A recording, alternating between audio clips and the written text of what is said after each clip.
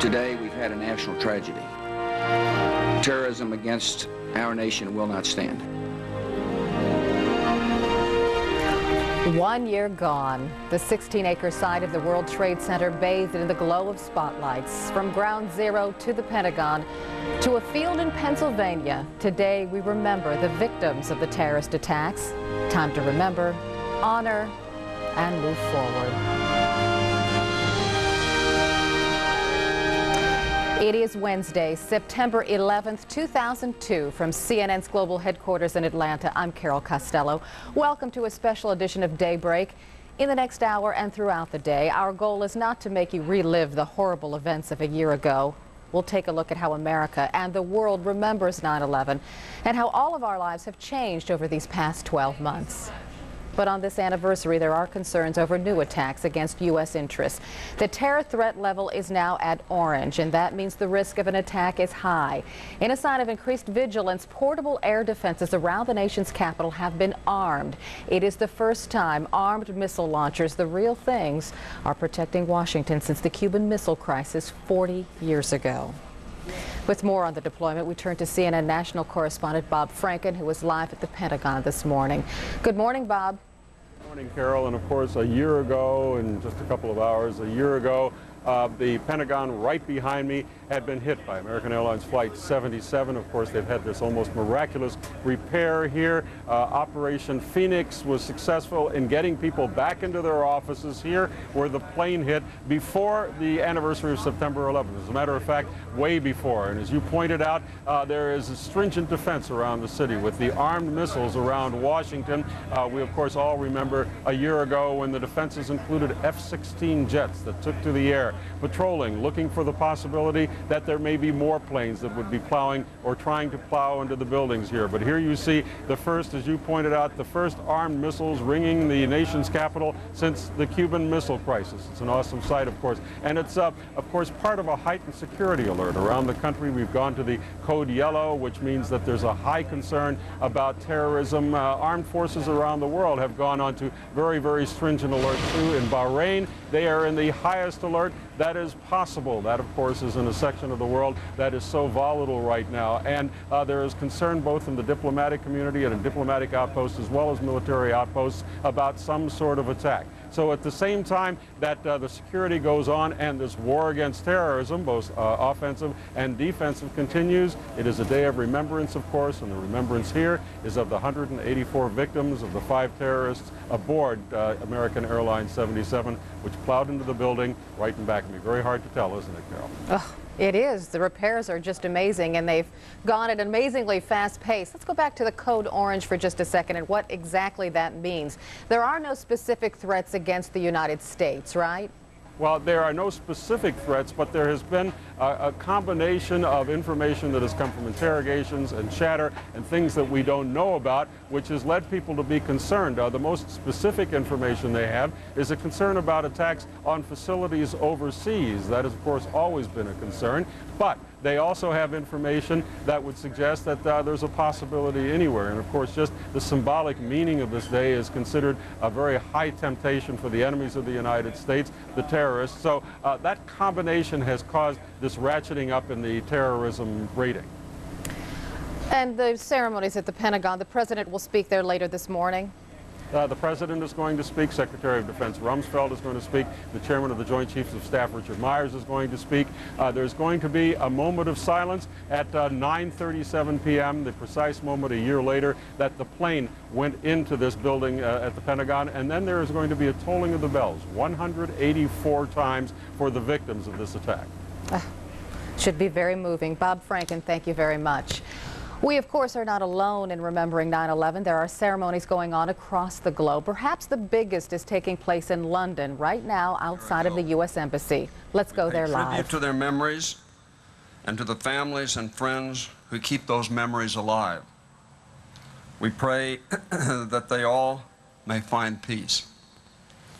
We gather today in solidarity, united in our determination to wipe terrorism from the face of the earth. This solidarity emerged from our shock at the horror and devastation at the World Trade Center, at the Pentagon, and in a Pennsylvania field. This solidarity endures because of our common belief that all human life is dear, and based on our common vision of a world in which people no longer live in fear. We gather here today to say thank you again to all those who rushed to our aid in America's darkest hour, and to all those who have stood firmly by our side ever since. Our thanks goes first and foremost to the government and people of the United Kingdom, America's truest friends. Britain lost so many lives on September 11th, more than any other country aside from the United States. And yet you and so many others came forward in tens of thousands to offer every possible kind of support. From beds for American travelers stranded, to counseling for survivors over there, from fire companies and congregations that held fundraisers, to a small boy who offered me his pocket money right here in the square, quote, to help American children. We grieved together here in Grosvenor Square, where the notes and flowers wrote a new chapter in this square's long history at the heart of the great Anglo-American friendship. My friends, I speak on behalf of Americans both here and at home. We will never forget your sympathy, your empathy, your moral, emotional, and practical support. We continue to draw from your constancy. It will take much more than a year for the wounds of September 11th, 2001 to heal. And it will be a long time as well before our struggle against terror is over. But as we face the long and difficult road still ahead, we are proud and grateful as ever to have you by our side. Thank you.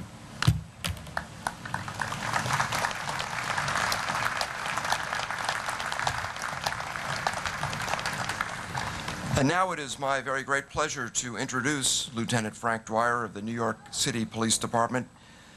Lieutenant Dwyer joins us today as an emissary of the city and people of New York.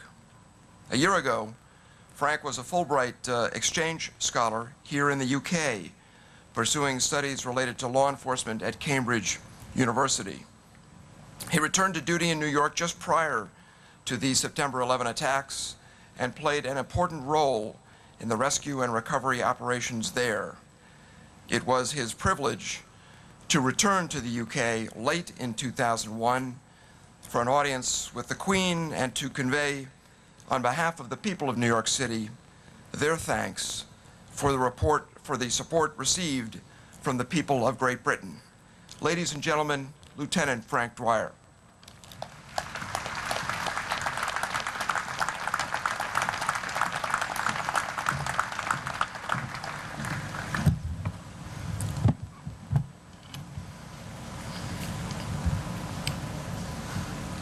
Ambassador, Home Secretary, distinguished guests, and to all who have come here on this most important day. This day, we, hundreds of citizens from two great democracies, and men and women of goodwill from nations across the planet, gather for a time to make this piece of earth sacred ground. Sacred because we come here not able to stand in a field in Pennsylvania, not able to stand at the Pentagon, and not able to be at the 16 acres of hallowed ground in New York City that was so wrought with destruction and death that we wish we had never known those memories. We come to remember the dead and to pray for them. We come to pray for their families, and we hope we can help their families somehow find healing. And we come for healing for ourselves. Some of us particularly remember the emergency workers, the police officers who died in there, the federal agents who died that day, the firefighters, paramedics, all those emergency workers, and the military people who have since died because of those events in those days.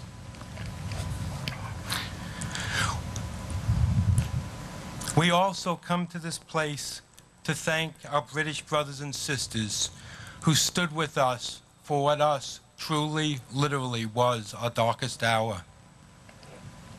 We thank them for their support. We thank them for their courage. We pray for their dead as we pray for our own dead. We wish to express our thanks to them in so many ways. In one way today, I come from New York to express that thanks by returning to Great Britain a flag, your flag, a flag found in the rubble of the World Trade Center, recovered by police officers who searched by hand for many months through the rubble at a site just removed over in the Staten Island landfills. This flag, though torn and tattered, still may be flown. It is a rich symbol, a symbol of endurance and of the strength of the British people, and of the pain and agony gone through that day, that consecrated day. This flag belongs back at this land. Mr. Home Secretary, on behalf of the Police Department and the people of New York, may I present this flag to you.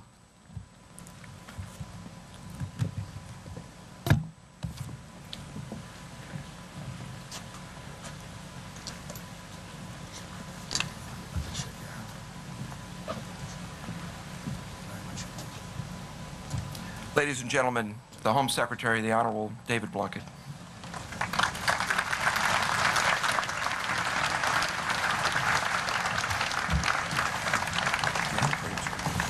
Mr. Ambassador,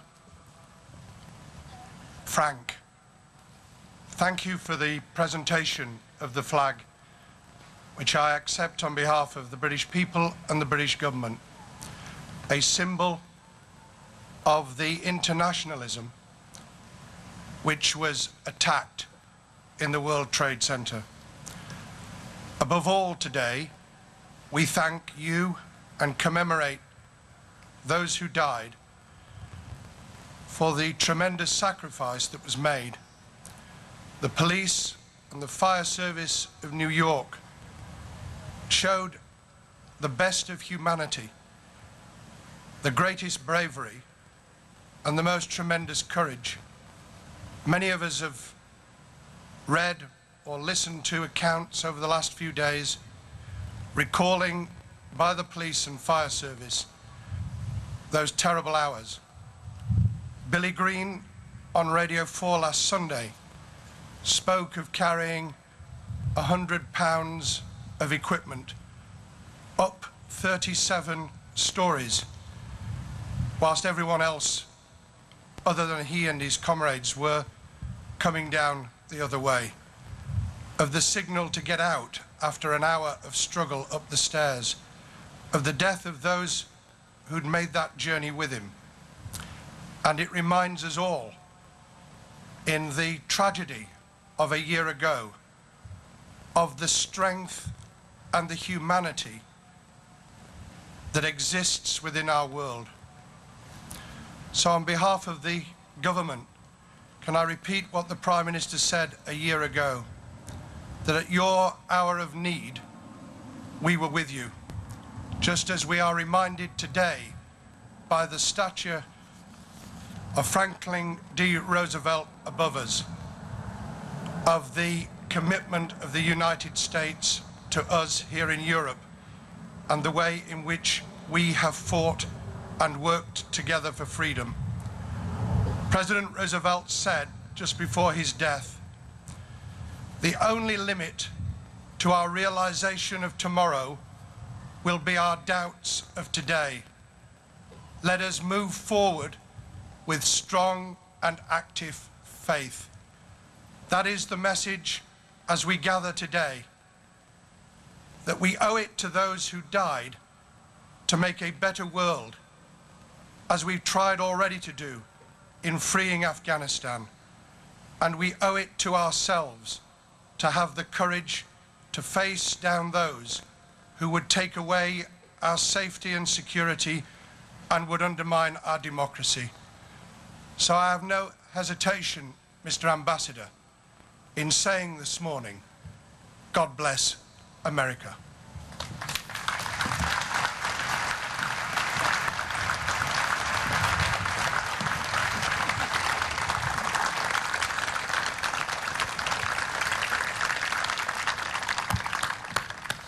Thank you very much, Mr. Home Secretary. And thank you, everyone, once again for having joined us here on this anniversary to remember with sadness those individuals of over 80 nations who lost their lives 1 year ago today, and to remember with warm pleasure and gratitude the numberless expressions of solidarity and support that the American nation and people have received from our truest friends, as President Bush has called you, the people of the very aptly named Great Britain.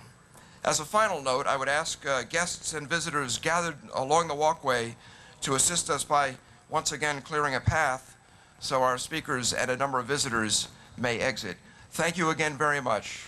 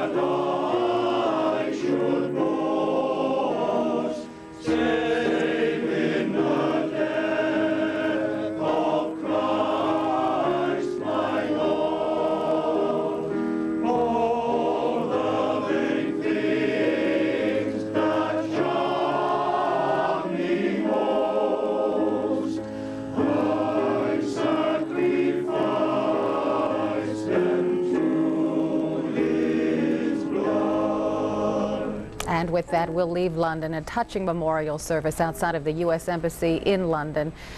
From the United States' great friends, Great Britain, as you could see, many in the audience watching as the U.S. Ambassador to Britain spoke, and also a New York City police lieutenant, many with tears in their eyes.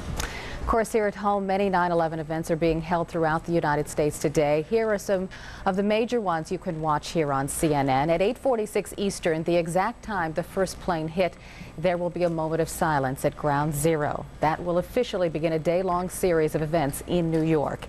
At 9:37 a.m. Eastern, when American Airlines Flight 77 hit the Pentagon, a flag that had flown on the side of the Pentagon will be unfurled. In Shanksville, Pennsylvania, a memorial will end at 10:06 a.m. Eastern, the moment United Flight 93 crashed into a field there. And on Wall Street, the New York Stock Exchange will delay its opening until around 11 a.m. Eastern, and there will be a 2-minute moment of silence before the opening bell. The NASDAQ is also opening later today. President Bush will mark what he's calling a hard day for Americans this way. He'll take part in a moment of silence on the south lawn of the White House at 8:46 a.m. and from there he goes to a ceremony at the Pentagon. Later on in the day, he'll be taking part in a wreath-laying ceremony in both Shanksville, Pennsylvania, and at Ground Zero in New York City. And just after 9 o'clock Eastern tonight, the president will address the nation from Ellis Island. And also, I want to pass this along to you. Vice President Dick Cheney will not be joining President Bush for today's anniversary events. Cheney is staying in a secure, undisclosed location. White House officials say the move to separate the president and the vice president was made out of a, quote, abundance of caution. With the exception of a brief visit to the White House yesterday, Cheney has been out of sight since Monday. Yesterday, he gave a previously scheduled speech to a think tank group by videotape, and he used the occasion to make a little joke. I appreciate this chance to speak to you on tape, even though my charisma won't really come through on the screen. I know I have many friends and former colleagues in the room this evening, people I've been able to keep in touch with through notes or phone calls or by reading your op-eds.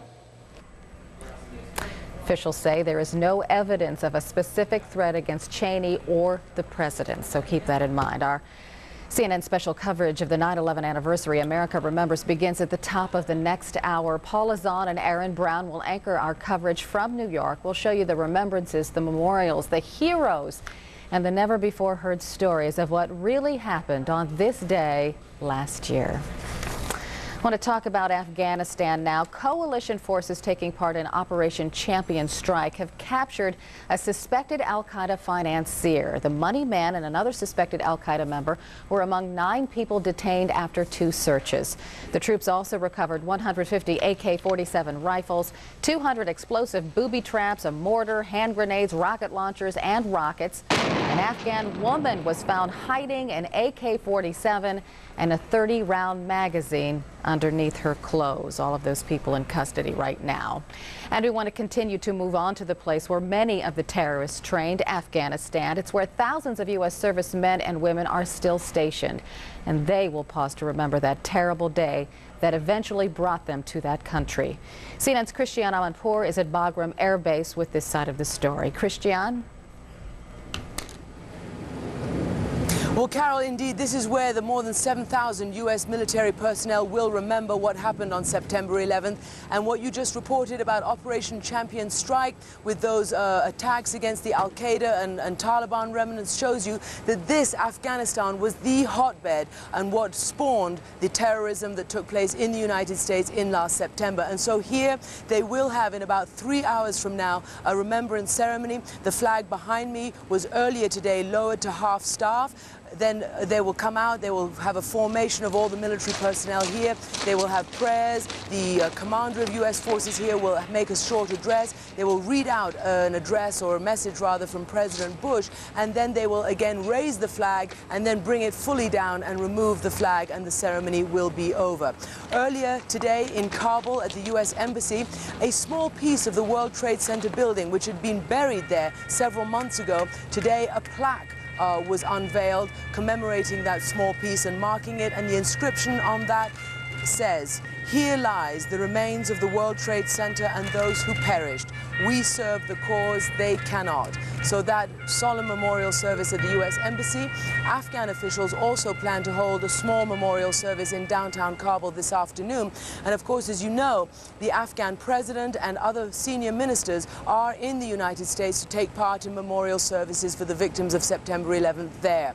We've been speaking to many of the U.S. personnel who are here at this base, and we've been talking to some of them who are New Yorkers, some of them who were in the region when September 11th happened, and many of them say that they believe that their mission here is right, it is just, it is in order to make sure that this kind of terrorism is not able to breed here in Afghanistan again, and they feel that they are doing their bit to make sure that never happens again. We talked to one senior officer here today who told us that of all the missions the U.S. has conducted in the last 20 years, in his opinion, if this one is a success, perhaps it will bear the greatest fruit for the United States and the rest of the world. So that's the feelings here. The missions still continue. The war isn't over. The objectives haven't been fully met, but the memorial services will take place, and we'll be here to cover them for you. Carol? You know, Christiane, I was just going to ask you about that. There must be some sense of frustration for the troops there that members of the Taliban and al-Qaeda still managed to regroup and set off massive explosions that we've seen in the last several weeks. Well, let's just keep it in perspective. There was one massive explosion in Kabul last week. It was big. It killed and wounded scores of people, but it was the biggest and deadliest since the Taliban was removed last year. There have been other small incidents like that in Kabul, and certainly there are these constant challenges, as the U.S. forces here puts it, to their authority and to the stability in various parts of the country. But for the most part, while they do tell us that it is still dangerous, there are still hostile forces, they do believe that obviously the big structure, the structure and the infrastructure of al-Qaeda and Taliban has basically been smashed, although some small elements are still here and others may be infiltrating back and regrouping. They're still continuing the mission. They hope they'll be able to smash it fully, but they know it's going to take a long time. And just one last question before you go. Did the troops there feel support from the American people still as strongly as they did when this thing began? Well, I think so, yes. From what we've talked to people, absolutely. They're getting a lot of support. You know, there's a lot of coverage of their activities, and they know that this is something that they have to do. And remember, this is not just some mission in a vacuum. This is a mission that is in direct response to a direct attack for the first time since World War II on the territory of the United States. So the morale is especially high in this mission. And when we talk to many of the servicemen and women here, they also say, having looked around and having seen Afghanistan, how they hope that it's not just a military mission, but this place will be rebuilt, the people will be able to have a decent life, to make really doubly and triply sure that once the military mission is over, this place is not allowed and not able to descend again into a chaotic hothouse, a breeding ground for terrorism. All right, Christiane Amanpour reporting live from the Bagram Air Base in Afghanistan. Thank you for that report. In remembrance of 9/11, flags will be lowered to half-staff around the nation today. Just after midnight, a Marine color guard took part in a flag lowering outside of the White House.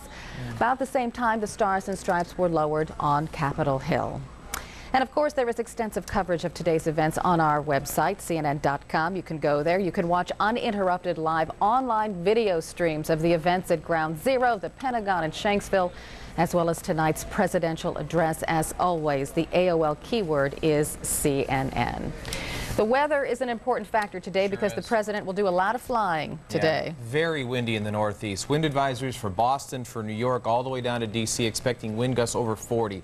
All because of Gustav. Not because there's going to be rain or stormy weather because of Gustav, but Gustav is just offshore, high pressure moving in. You have a low and you have a high, and so you're really going to get windy conditions. Oh, so that's what we have for you today. And, you know, just because I was a Boy Scout, they lowered the flag to half staff, and that's exactly what you said. If you're in charge of putting the flag up today, you put it all the way to the top, you pause, and then you bring it down halfway. You don't just raise it up halfway and leave it.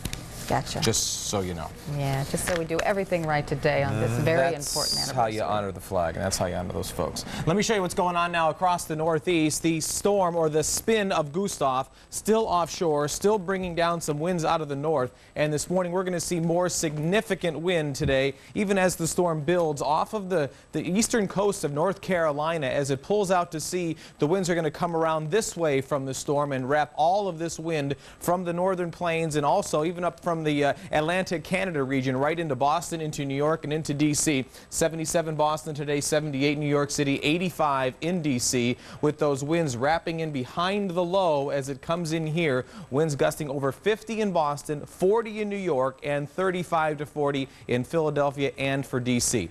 Rain showers, thunderstorms down across the Gulf Coast into parts of Florida. Thunderstorms all the way from the Four Corners on up to Salt Lake City, right on down to Santa Fe, and even for that matter, right on down into Phoenix. Even some rain showers this morning in Phoenix. Not much sunshine across the northern plains with all that cold air coming in, that cold front there. Still some cloud cover lingering around this morning from Gustav, but the bigger story really is not the rain, because the rain now has moved away. We did have wind gusts yesterday from Gustav to 70 miles per hour right along the eastern North Carolina coast, but now that storm has moved out to sea, and we just have the remnant wind, if you will, from that storm. More to come later.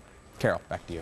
We want to go to Ground Zero right now, Chad, great. and show some pictures of the site there. And you have some good information for us. Actually, winds were gusting at 38 miles per hour just last hour at ground zero. These are the movies and the pictures that they took right after this happened. This is from NOAA. If they flew about 3,300 feet above the ground. Obviously, in the middle there would have been the towers. Those towers obviously gone. This is what the debris field looked like immediately after.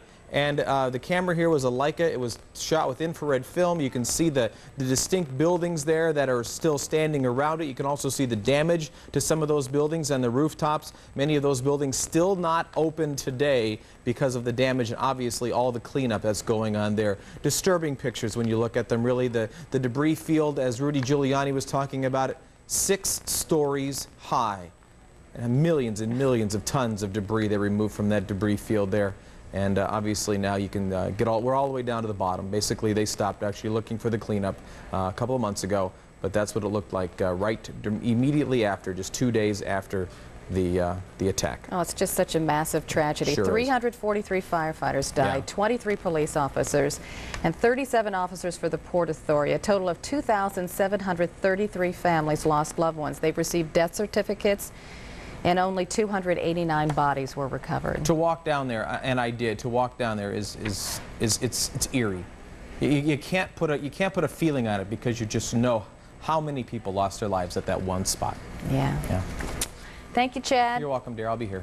All right. It was the day Rudy Giuliani became a national hero. All that we know right now is that 2 airplanes struck the 2 large towers of the World Trade Center. We spoke to the White House. There also apparently was an attack on the Pentagon. A walk with his honor on that day in September, coming up on this special edition of CNN Daybreak. Plus, we go live to Pennsylvania, where Flight 93 became a fiery grave for the heroic passengers who stopped a hijacked plane, apparently heading to Washington.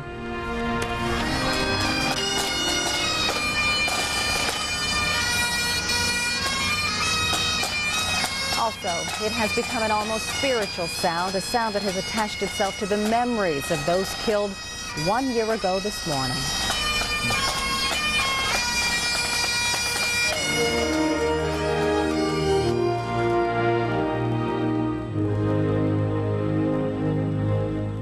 When you interview person after person who is missing someone who is so special to them, so important, fathers, mothers, sisters, wives, husbands, children, I don't know how you can help but cry. People in the background are yelling the names of their loved ones. I think that even though it's unusual for a reporter to cry, I think that in this case, it was what everybody else was doing. Everybody else was crying with me. So I think a reporter in some ways should be a reflection of the audience who they're working for. And I think that was the case here.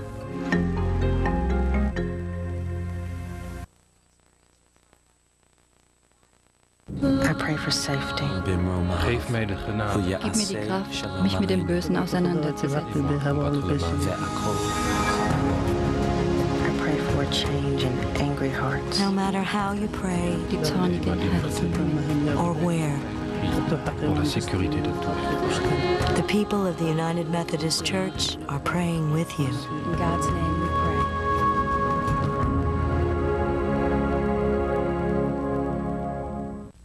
I am an American. I am an American. I am an American. I am an American. I am an American. I am an American. I am American. I am an American. I'm an American. I'm an American. I am American. I am an American. I'm an American. I am an American. I am an American.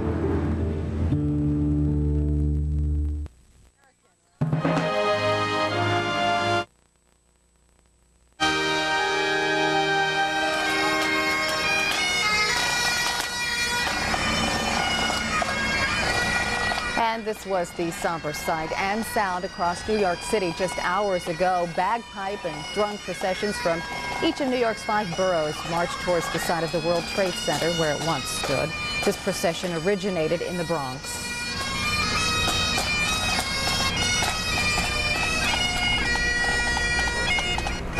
And here you're looking at the pre-dawn march from Staten Island. Many New Yorkers got up early to watch the processions and show support to the firefighters and police.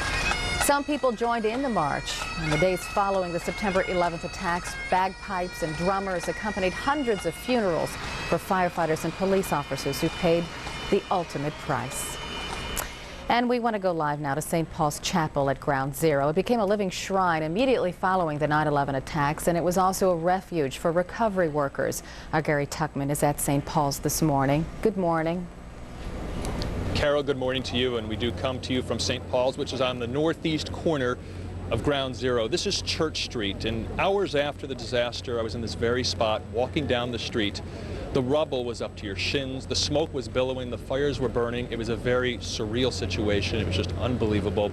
And what's amazing is a year later, the traffic's now moving on the streets. Most of the people have come back to work in the surrounding area around the World Trade Center, but it's still surreal being here. You expect to turn around and see these huge buildings towering over the neighborhood, and of course you don't.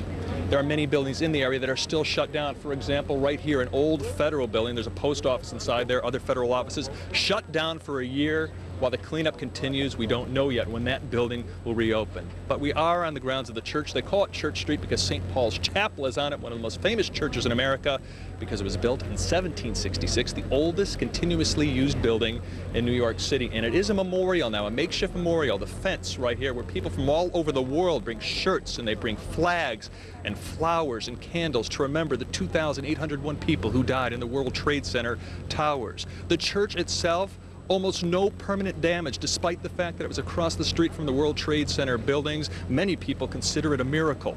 Thousands of rescue and recovery workers came here for food, for medical services, for other help in the 8 months following September 11th.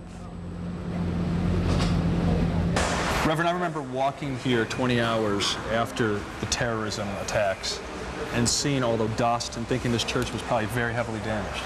Well, it structurally was not damaged. I remember myself walking past it early in the afternoon last September 11th and seeing it from up Fulton Street a ways, and being amazed that as close to the site as it is, right across the street, that the damage to the structure, that there was none, that none of the windows were broken. We found in the weeks and months after that the real damage here was in terms of the need for cleanup, how heavily the dust, the soot, the ash, the debris had infiltrated the building, and the choir, the organ up in the choir loft. So right up there, that organ doesn't work anymore. That organ's pipes are filled with dust and ash now, and with the goo from petroleum fumes, and may never function again. Let's go into one of the pews here. You see scuff marks on the benches here, right? Tell me what this is from. Well, when we cleaned up the chapel, when we repainted, we decided to leave the pews with the marks from the boots and the heavy equipment of the fire and police personnel, the military personnel, the construction workers who slept in these pews over those 8 months. And slept with their boots on. Slept with their boots on and the equipment belts around them. So we're really leaving that, what we refer to as sacramental marks of their presence with us. That is to say, the sort of outward and visible sign that they were here and that we ministered to them here for so long. By the way, this church is where George Washington used to pray. He actually came to this church after his inauguration, and there was a special pew set up where he used to sit when he came to the church to pray. Now, there will ultimately be a memorial on the World Trade Center site, but for now, this fence is the memorial. They did it also in Oklahoma City following the disaster there at the Alfred P. Murrah Federal Building, a fence with mementos. They've built a beautiful memorial in Oklahoma City, but the fence still remains there. Back to you, Carol. Gary, I wanted to ask you about all the people already assembled at Ground Zero. Carol, I'll tell you what's very interesting. People are just starting to show up here to be here for the festivities today, but this being New York City, a lot of the people who've been around with us for a couple of hours are people who have been up all night and are just kind of hanging out right now, to be honest with you. But as you see, police are now arriving on the scene to participate in the activities here at Ground Zero 1 year later. Yeah, you said festivities, and I think we have to point out to people that this won't be all in all a sad day. We'll also be celebrating things like the American spirit and coming back and fighting back. Well, that's why there's certainly obviously a different mood here today. I mean, I'm telling you, on the early morning hours of September 12th when I was here, it felt like the world was coming to an end. seeing the fires and seeing the smoke, and it was just the worst feeling. And yes, today it certainly is very sad here, but you do, as you just said, Carol, have that feeling that America has survived this, has gone to Afghanistan. And let me tell you one thing, this is a very important thing to point out. We've pointed this out many times, but I spent a month in Afghanistan in June, and it's very hard to find civilians in Afghanistan who are not grateful for what the United States has done for their country. And I think that's that's something a lot of Americans don't know, but it's very hard to find anyone who's not grateful for what's happened there. Sure, they feel bad and terrible about the civilians who have died, but they also are so relieved and happy, most of them, that the Taliban is out of power. Yeah. All right, Gary Tuckman, thank you very much. Ceremony will also be held this morning in Shanksville, Pennsylvania. Of course, that's where United Airlines Flight 93 went down. Passengers and crew are believed to have fought their hijackers and perhaps prevented their plane from reaching its intended target. There will be a memorial service held at that site at 9:30 this morning. The theme of the service is a time for honor and hope. Our Carol Lynn joins us live from the field in Pennsylvania where that plane crashed. Good morning. Good morning, Carol. Yes, it's promising to be a blustery day to match the mood here. It is promising to be a very solemn and dignified occasion, and Susie Hankinson, who's with me now, is one of the main organizers, in fact, the main organizer of the event. Susie, thanks for joining us this morning. I know it's very early. You're welcome. I'm glad to be here. Thanks. I was very touched by your description yesterday that you gave me about how involved the families have been in planning this ceremony. Yes, we've always felt that the families have a very strong say in everything that we do. We want to always do what's right and appropriate for them and try to balance their feelings as well as what the needs of the nation might be. And one of the things the families told you is that they don't want this to be a political occasion, and that has been the message to all the speakers, including the keynote speaker, Tom Ridge. Yes, absolutely. Again, the families, to them and to the community and the world, this is a memorial service. Many of the families have not even had the opportunity to be out at the site until the last few days. So we do, out of respect, want to maintain their dignity. All right, 20,000 to 30,000 people expected, and they're going to be hearing a very personal message from Sandy Dahl, the wife of Captain Jason Dahl from Flight 93. She was inspired by a trip that she took to the site just a few weeks ago. Yes, Sandy told me when she first was out here after the crash, of course, it was a site of devastation. And when she returned a couple of weeks ago, she had not written her speech at that time, but it was so peaceful and reclaimed. It was just wonderful for her. And she felt like this cloud was just lifted from her shoulders. And she went back on her flight and just wrote a most beautiful tribute. One that's about 2.5 minutes long, and everyone will just be absolutely moved to tears. It's beautiful. And the organizers got a call from the 11-year-old stepsister of one of the passengers, Diora Bodley, who died on the flight, but her 11-year-old stepsister actually called you with an idea. Yes, again, she wanted to take that idea of worldwide peace another step further. She had written a letter to me and asked if I would read it and see what I thought. And when I read it, it was just so insightful for an 11-year-old. What did she say? She wanted to ask just for 1 minute of silence for worldwide peace. And knowing that we were having the upcoming memorial, it was only appropriate that we ask her if she would read that for us. And being 11 years old, of course, she was a little anxious about it, but she is going to be reading that message, and with all of your help, we will attempt to get that message across the world, and hopefully we will experience 1 minute of silence for worldwide peace. And a great idea by an 11-year-old girl. Yes. Good for her. Susie Hankinson, thank you so much. Today's ceremony promises to be a lovely one, starting at 9:30 a.m. Eastern, lasting for about an hour. One of the highlights is the bell tolling, honoring the 40 victims, to be synchronized with the bell tolling at the Pentagon and at New York's Ground Zero. Carol? All right, Carol Lynn, thank you very much, reporting live this morning from Shanksville, Pennsylvania. We want to turn our attention to international news and overseas. Many U.S. embassies are closed down throughout the world because of terror alerts. Eli Flournoy, our international editor, joins us now to tell us more about that. And also some ceremonies in some, I guess, unlikely places like Tanzania, a ceremony commemorating 9/11. Right, it's remarkable. Across the world, there are commemoration ceremonies, even in places like Iran, traditionally one of Bush's axis of evil. There are There's statements. There's a ceremony in Iran? Yeah, and we just had some information crossing on the wire about statements that were coming up from the Iranian government in solidarity with the American people and victims of the 9/11 tragedies. And one place that that takes us back to the first when we were first hearing about Osama bin Laden is in Tanzania, in Dar es Salaam, as you mentioned. This was the site in 1998 of one of the embassy bombings, the other one being in Nairobi, Kenya. And they, earlier today, held a ceremony, 911, to commemorate the victims of 9/11 and also to commemorate the victims of that bombing attack. And I'd like to bring in Seema Mather, who is a journalist who has worked here with us on the international desk and at CNN, and she is in Tanzania and attended the ceremony earlier. Seema, are you there on the phone? Yes, I'm here, and actually I'm at the temporary embassy, and it's a temporary embassy because the new embassy after the bombing is still under construction, almost complete, but not yet. And when you mention the similarities, not only is this bombing also blamed on Al-Qaeda and being one of the first, but another similarity that I noticed this morning with some of the people is just the human suffering. I talked to one victim who was hurt terribly. She was 8 months pregnant at the time of the bombing. Fortunately, her baby was fine, but she said to me, you know, that she has learned to just really appreciate the moments in life after this. It's been 4 years now. And those are similar sentiments that we're hearing from New York as well, victims and families members, and really people all across America just learning to appreciate the moment. So we're starting to see a lot of similarities all around the world. And Seema, how is the feeling amongst people in Tanzania, mainly Muslim country, towards Americans and the American government? Is there a difference there?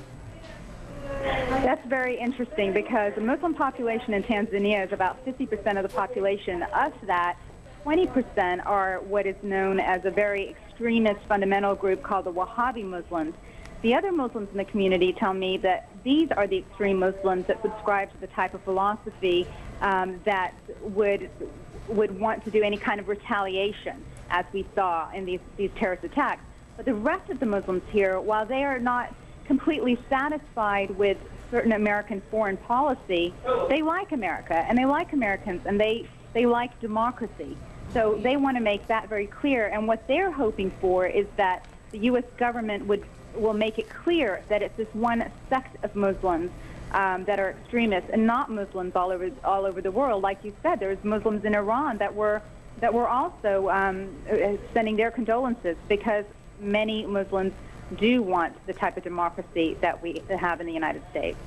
Great. Seema, thanks very much. Seema Mather reporting there from Dar es Salaam, Tanzania. Interesting stuff. Thank you, Eli. I know you have a lot to do this morning, so we'll let you get back to work. Okay. We want to keep our attention international right now. On this, the first anniversary of the worst attack on U.S. soil, the terror threat level is at orange. A reminder for you. Of course, that means the risk of another terrorist attack is high.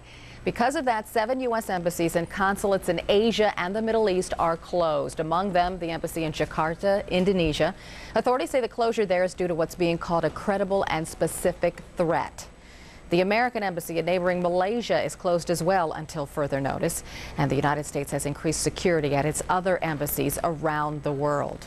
For more on the embassy closings in Asia, we turn to our senior Asia correspondent, Mike Chenoy. He joins us by video phone from the Pakistani capital of Islamabad. Good morning.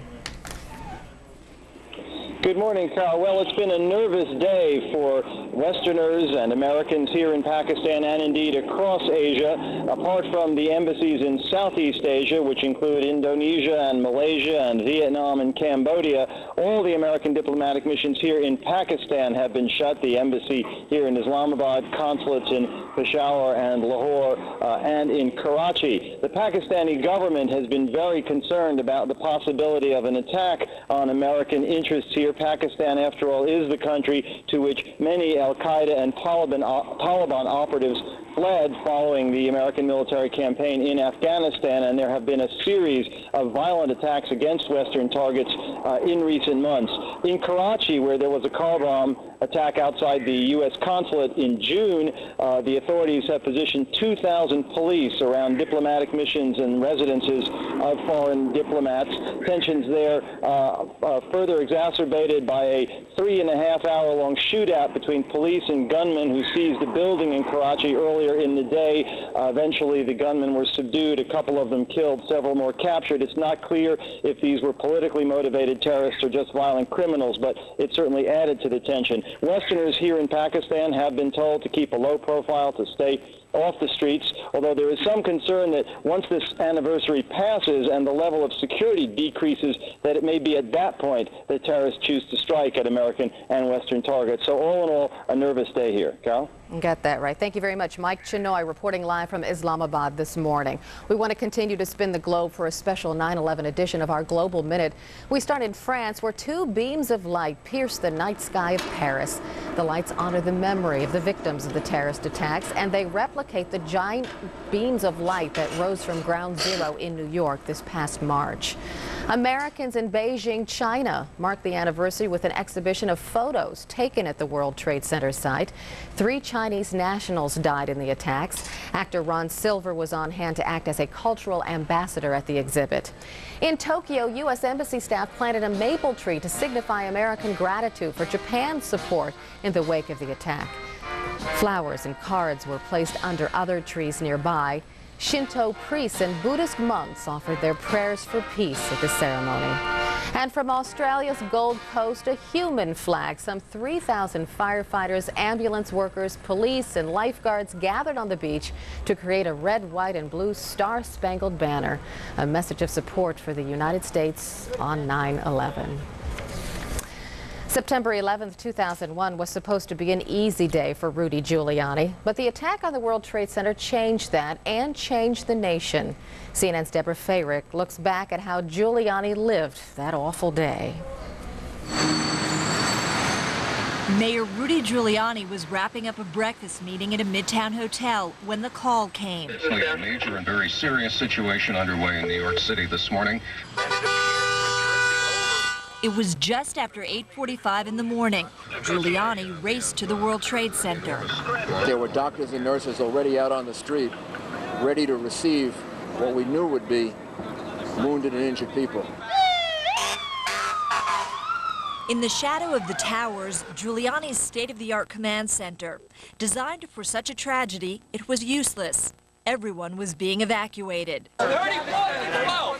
Police Commissioner Bernard Carrick was ordering other landmark skyscrapers evacuated as well. The mayor grabbed me by the arm, and I remember he said something to me like, you know, we're in uncharted territory. You know, this is something that, you know, we've never experienced before. We saw the World Trade Center in flames, big gaping hole all the way on the top of it.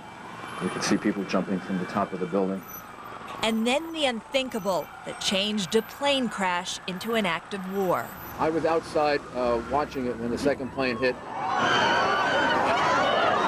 The mayor needed to talk to the White House. Cell phone signals were down, so the mayor and his team went into a nearby office building to find a hard line.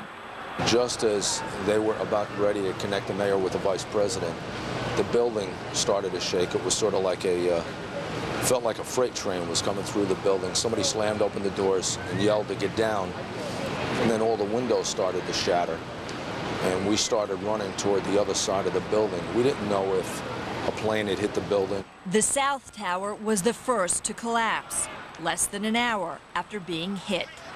We were trapped in the building for maybe 10 or 15 minutes, trying to get out different exits. And we finally went through a basement. The air was solid white, and there was no sound. There was no more sirens. There was no voices. There was no nothing. Covered in dust, the mayor's fire commissioner, Tom Von Essen, at the door when Giuliani emerged. He wanted to know how many people were how many of my guys were in the building. And I said, depending on how much of that building fell, it would have hundreds of people in that building at that point, because they had no warning at all. That was, it fell so quickly. Together, the mayor and his top advisors walked north, passing City Hall. Put your mask on. Put your mask on. Unsure where they'd be safe. You should not go to sleep. All right, well then let's go north then. Did he turn to you and ever say, are we going to live through this? I was obligated as the police commissioner to make sure that the mayor was safe.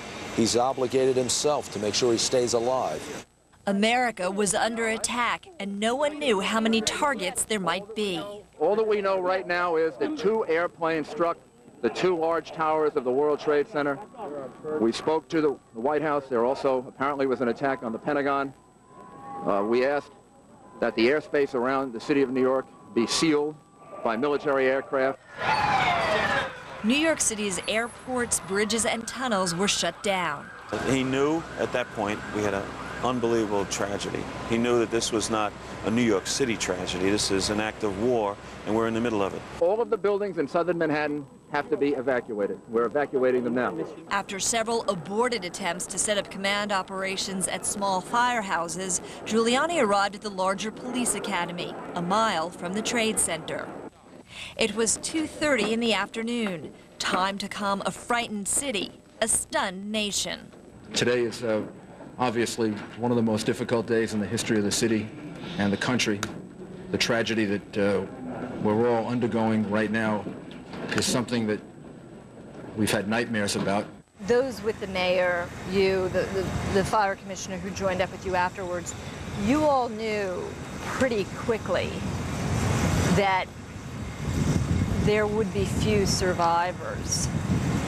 But at the first press conference, that wasn't necessarily the message that you gave people. We didn't want to fade their hopes. We didn't want to fade the hopes of the families.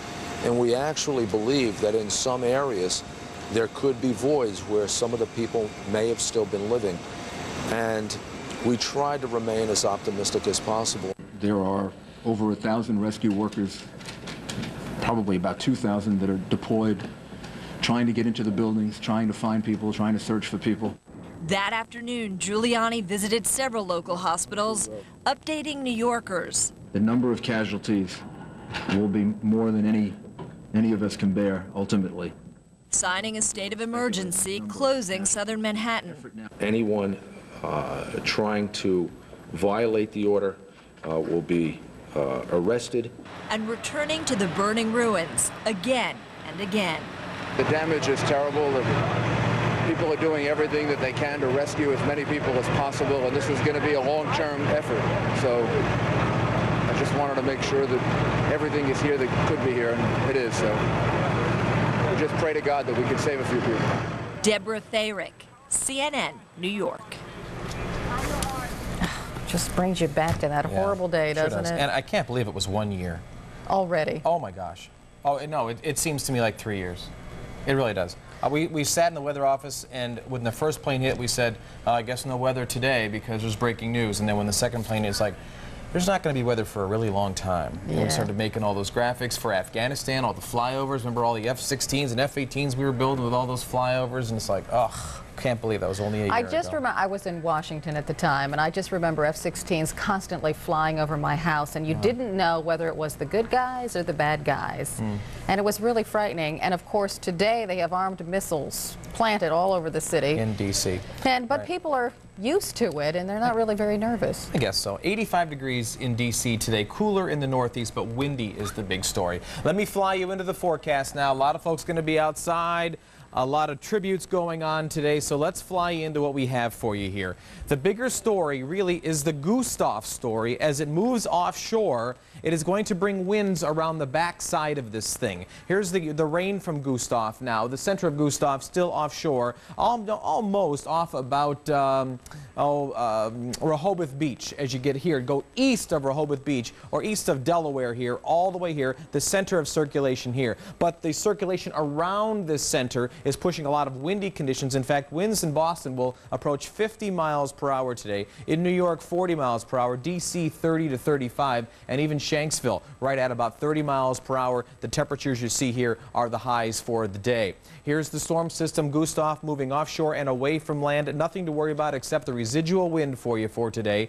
No hurricane force winds, no tropical storm force winds, but certainly windy enough. You really want to batten down the hatches today. 77 the high in Boston, 76 in Minneapolis. Still a hot one in Atlanta today, 95, and 99 in Phoenix. Most of the rain shower activity in the west here, thunder and lightning through the west in the afternoon. Also, of course, the windy conditions as I talked about, and more thunderstorms, some much needed rainfall across parts of central and southern Florida for late this afternoon. Carol, back to you. A lot of emails this morning, Chad. Just want to thank our viewers for the nice messages you sent. That's right. God bless all of you, too. A reminder, our special coverage of the 9/11 anniversary America Remembers continues at the top of the hour. Paula Zahn and Aaron Brown will anchor our coverage from New York. We'll take you live to the Pentagon, to Shanksville, Pennsylvania, across America and around the world. And we leave you this hour with a look at New York City on the one-year anniversary of September 11th.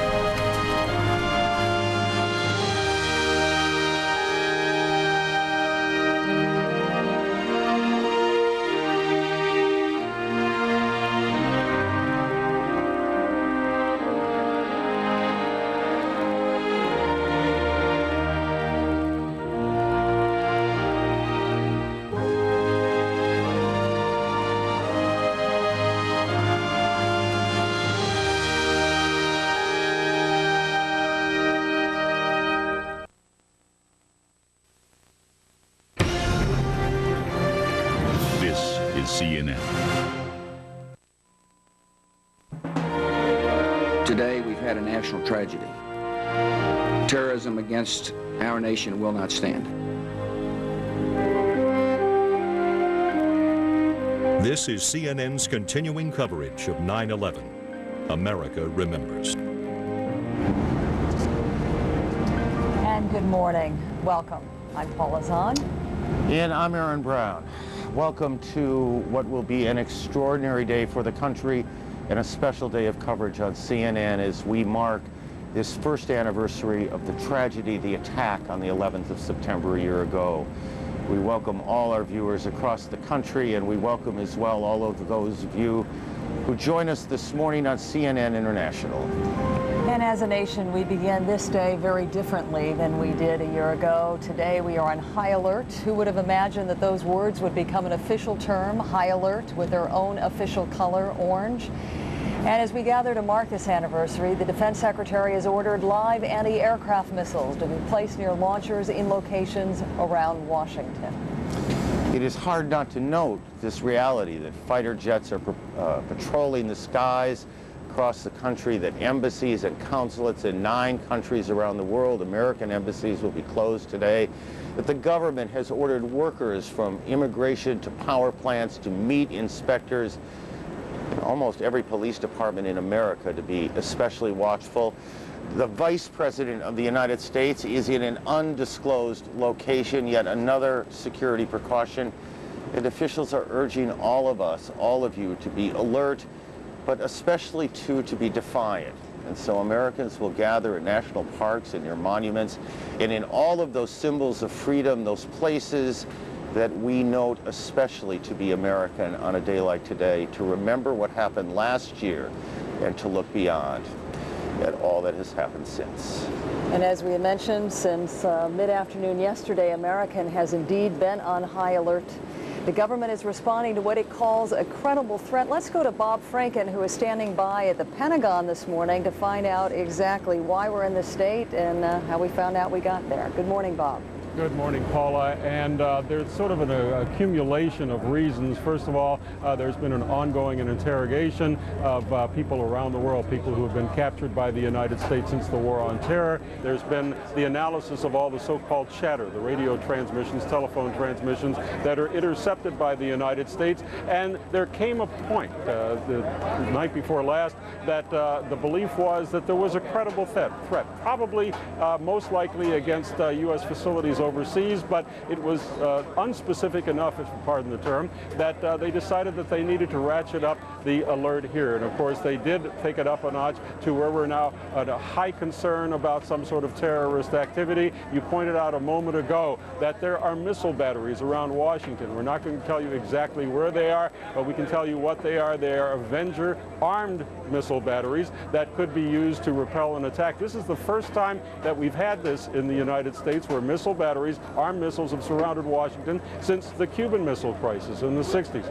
So, of course, that gives us pause. What also gives us pause is what is going on behind us and what has gone on. A year ago, almost exactly a year ago now, the building was aflame. There was a 50-foot fireball, some people say, when American Airlines 77 crashed into the building. 184 victims, 189 died, including the terrorists who were on board. The building, of course, has been completely rebuilt. It was an an act of defiance, considered a miracle. But it was also quite miraculous, people said, that the Pentagon so quickly rebounded and almost immediately continued its normal operation, an operation that has continued over the year, and we've seen the result of it, the war on terror. But this is a day to pause and remember. At 9:37, there's going to be a moment of silence at just about the time that the plane hit a year ago. Then there's going to be a tolling of the bells. That's going to be preceded actually by the unfurling of the giant flag that quickly went up on this side of the Pentagon when the rebuilding began almost immediately after the plane had hit.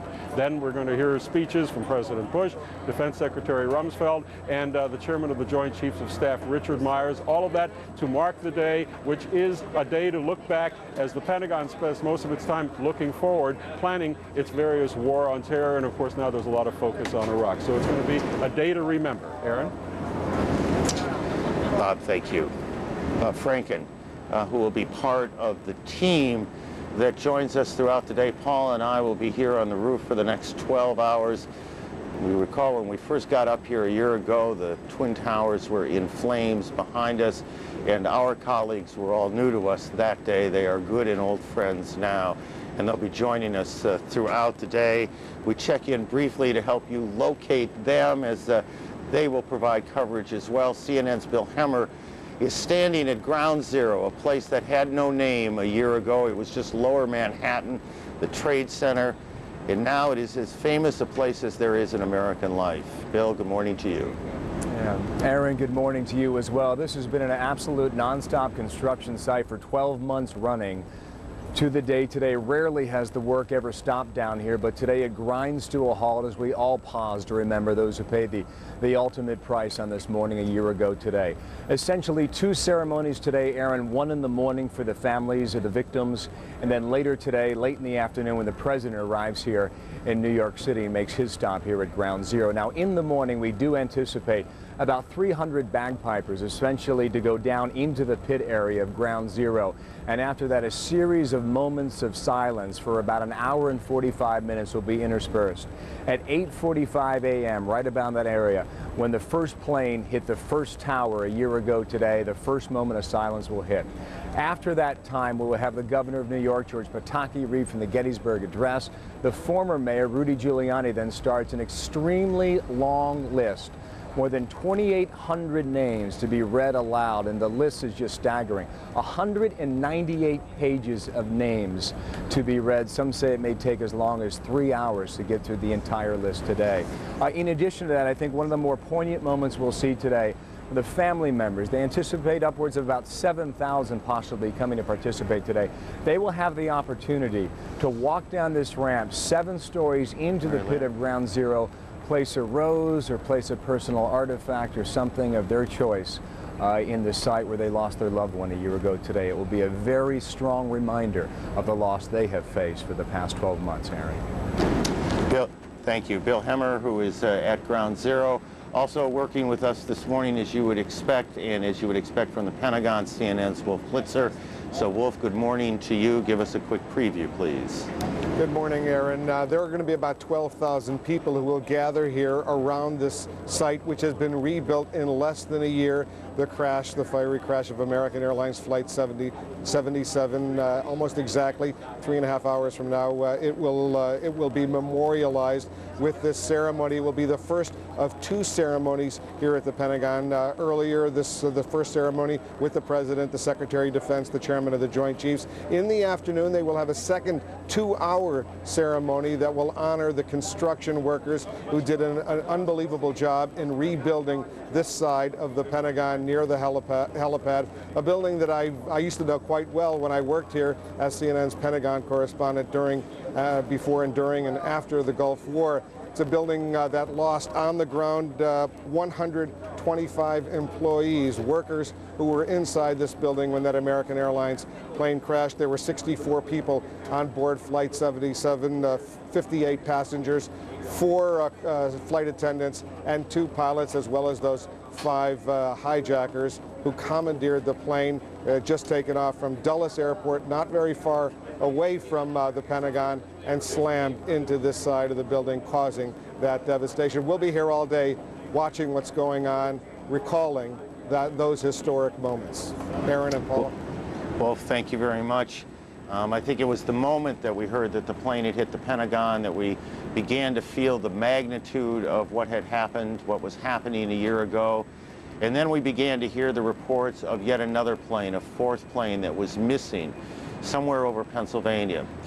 It ended up in a field in Shanksville, Pennsylvania, one of those places that became an accidental piece of history, of American history. Carol Lynn is there for us this morning and will be there throughout the day. Carol, good morning to you. Good morning, Aaron. Yes, this is the crash site behind me of Flight 93, and today there will be a somber and a dignified ceremony at 9:30 a.m. Eastern at this location to honor the deaths and the heroic actions of 40 passengers and crew members on that flight, believed to have fought off the hijackers on a day that America felt defenseless. Now, today's ceremony, again, somber and dignified. That is specifically what the family requested. Some 20,000 to 30,000 people will be attending today, but more than 500 family members will be here as well, and they took a direct part in planning this ceremony. The message from them: no politics. Therefore, you will be hearing a very personal message from Homeland Security Director Tom Ridge, who will be the keynote speaker, and a very personal message from Sandy Dahl, the wife of Captain Jason Dahl of Flight 93, who was here just a few weeks ago and was inspired by her experience, so much so that she wrote her remarks on the plane going back, as well as hearing from the sister of one of the victims as well, culminating the day at 12:30 when the President of the United States will be meeting with the families. Aaron? Carol, thank you very much. Governor Ridge, Tom Ridge, was the governor of the state of Pennsylvania on September 11, 2001, now, of course, the Director of Homeland Security. It is yet another one of those markers, I guess, of how much has changed. The day, today, it seems to me, is a day in part, of course, to remember those who perished a year ago, but it also, I think, needs to be a day where we, I use the word carefully, celebrate the incredible strength and resolve of Americans to get up, to walk uncertain steps and uncertain roads, but to move forward, as we always have moved forward as a country. As you look at the skyline, this changed skyline of New York, at this scene that is so familiar to now everyone, not just in America, but everyone around the world. We look at Manhattan, a different place, but not a weaker place a year later. Well, there clearly is a sense of defiance here that is almost palpable. You talk to anybody who has been awakened this morning by the sound of bagpipes. You have a group of 5 squads of bagpipers leaving 5 different bureaus representing the different forces that converged on Ground Zero when this terrible tragedy struck, and they will tell you, in spite of the fact that we are living in this orange alert, they will go to work. They're going to try to prove to the rest of the world that life goes on here. It may not be normal, it may be painful, we may be surrounded by sadness, but at our very core, we are very strong people. It's also interesting to note when we talk about this orange alert we're dealing with right now that in one of the papers an administration official was quoted to saying they may be planning an anniversary party. So the weight of that hangs over all of us as well. Our reports from New York continue with Michael Oku, who will join us from the New York City firehouse. From a memorial wall at St. Paul's Chapel near Ground Zero, Gary Tuckman, and in Washington, Judy Woodruff. Let's first start off with Michael Oku this morning. Michael, good morning. Hey, Michael's not available yet. Let's see if Gary Tuckman can join us now. Gary, good morning. Paula, good morning to you. Paula, good morning. When we stood here exactly a year ago, the first thing I thought of was this is just totally incomprehensible. Behind us, we saw the searchers frantically looking for victims. The smoke was billowing, the fire was burning. Now it's obviously a different scene. It's much quieter, the cleanup is done, but there's still immense sadness here. We're right across the street from the St. Paul's Chapel, built in 1766, the oldest continuously used building in New York City, a church that had almost no damage despite the fact that it was across the street from the World Trade Center. Now it has become the memorial of this tragedy. You look at the fence surrounding the chapel, you see posters, you see signs, flowers, hats and candles. People all over the world come here to bring these symbols of mourning for the 2,801 people who died here. And already this morning, even before the sun has come up, thousands of people have been out here. Paula, back to you. Get in there.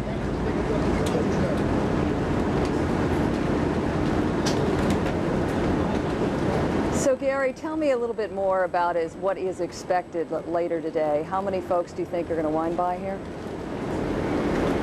Paula, we expect a very crowded and frantic day here today. Frankly, because this is New York City, many of the people who have been out here so far this morning have been people who have been up all night.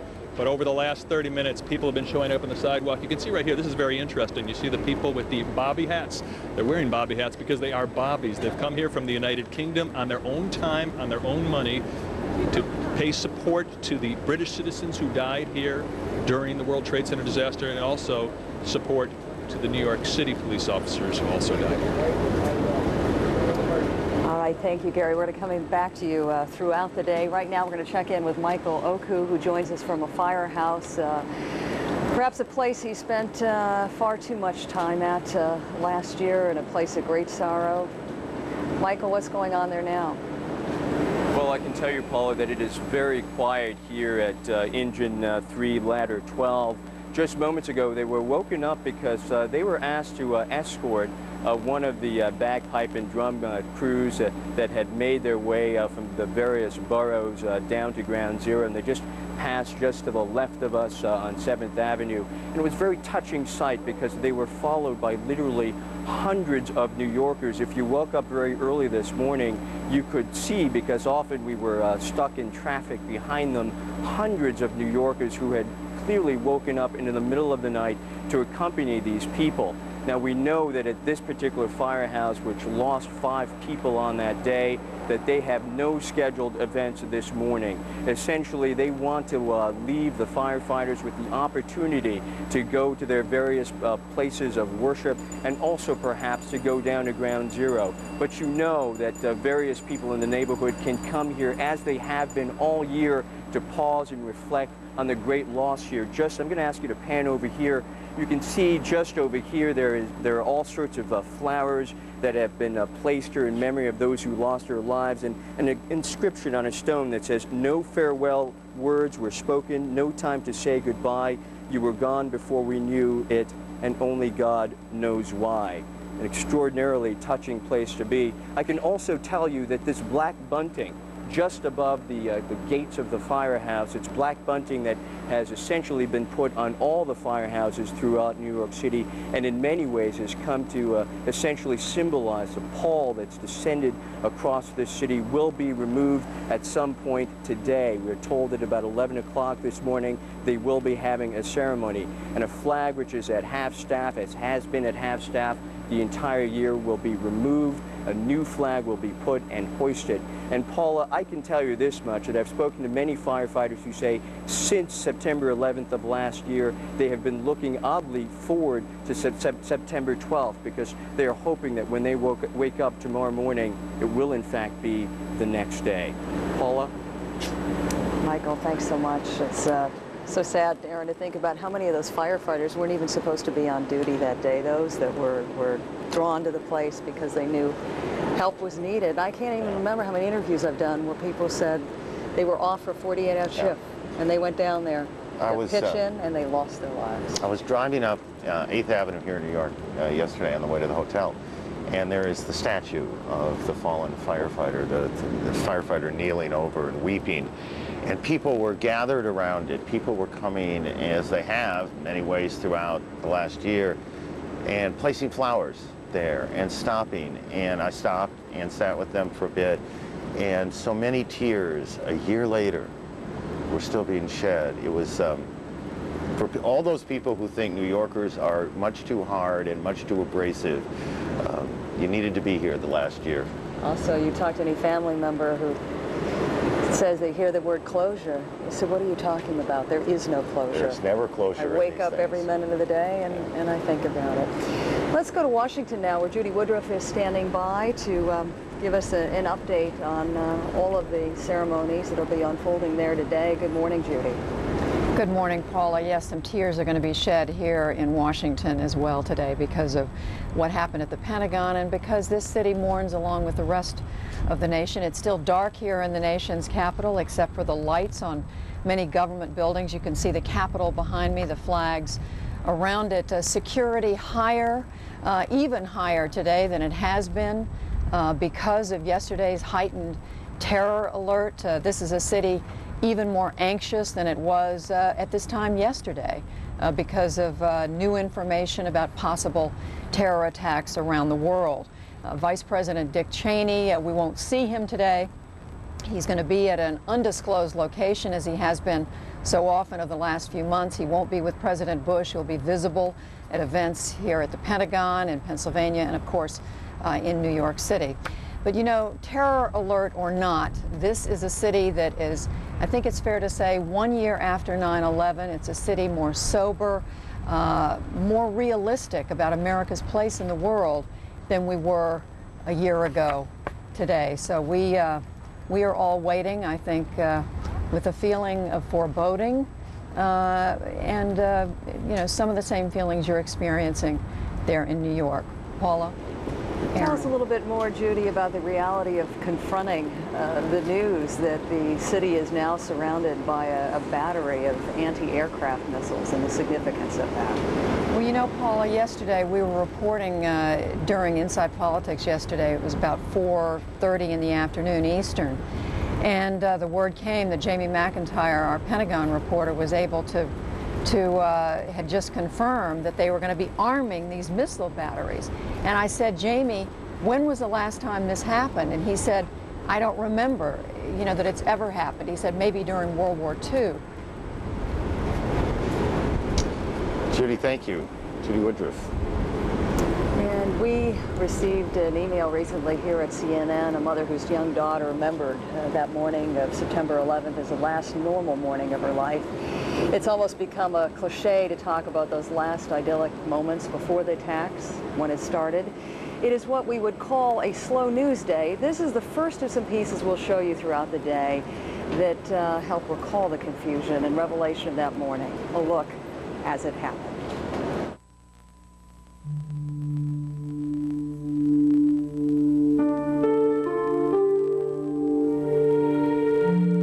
The morning of September 11th was a particularly fabulous day. There was this brilliant sunshine, and it was also the first day of school in my neighborhood, so people were happy. They were taking their kids to school. Well, it's primary election day in some cities and states. In New York City, it was election day in New York, actually primary day, and so we had people out getting the candidates voting. I guess you know the procedure. I do. No prediction other than it's going to be a great day, and I'm going to enjoy it, and I'd suggest all of you enjoy it. That may have been the last shot. But Air Jordan is one step closer to taking the court again. It is the talk of the nation. On this day, Michael Jordan had let it be known that he was going to return to the NBA, and we were discussing fairly extensive coverage. It was the most routine day.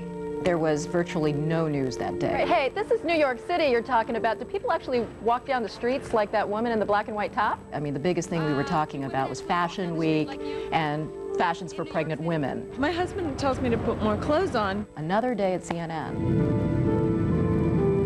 This was like no other day.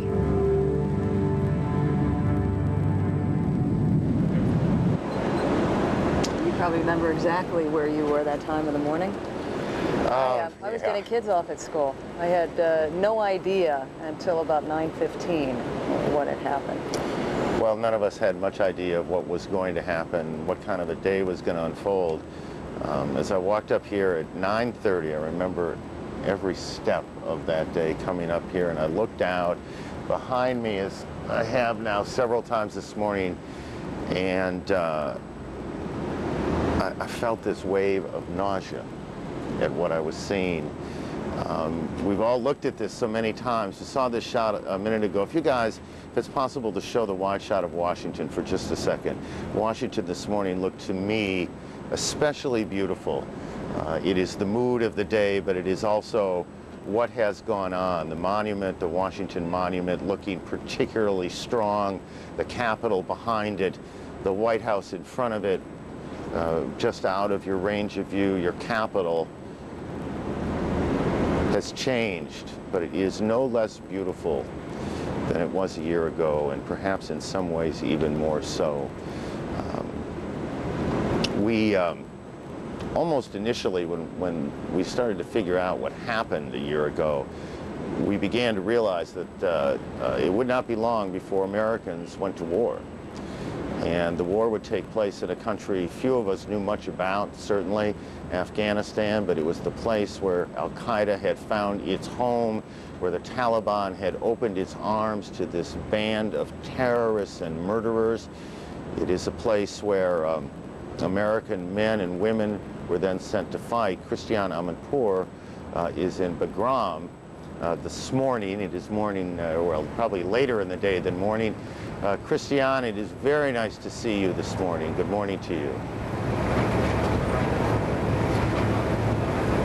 Aaron, this was the heart of darkness under the Taliban that spawned those terrorist attacks on the United States. Now, because of the United States, 1 year later, Afghanistan is free, but the war here continues. There are more than 7,000 U.S. military men and women here who continue the fight against the remnants of the Taliban and Al-Qaeda.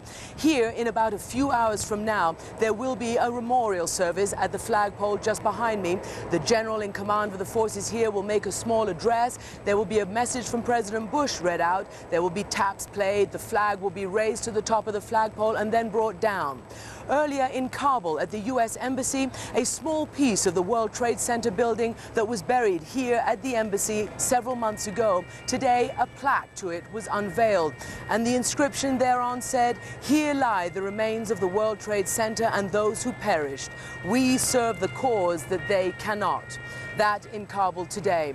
Here we've been talking to military men and women whose morale is extremely high. They continue the fight against Al-Qaeda. An operation called Champion Strike has just wound down, and officials here confirmed to us that what they call a senior Al-Qaeda financier has been captured. We talked to men and women here today who say that they believe that this is the right cause and the just mission. A senior officer told me today that of all the missions the United States has conducted over the last 20 years, perhaps this one, if it's done successfully, will bear the most fruit for the United States and the rest of the world. A real sense of mission, a sense of purpose, a sense of history here, as people know that there's a lot of work to be done to make sure that Afghanistan never again becomes a breeding ground for the kind of fanaticism that showed itself last year in America. Aaron?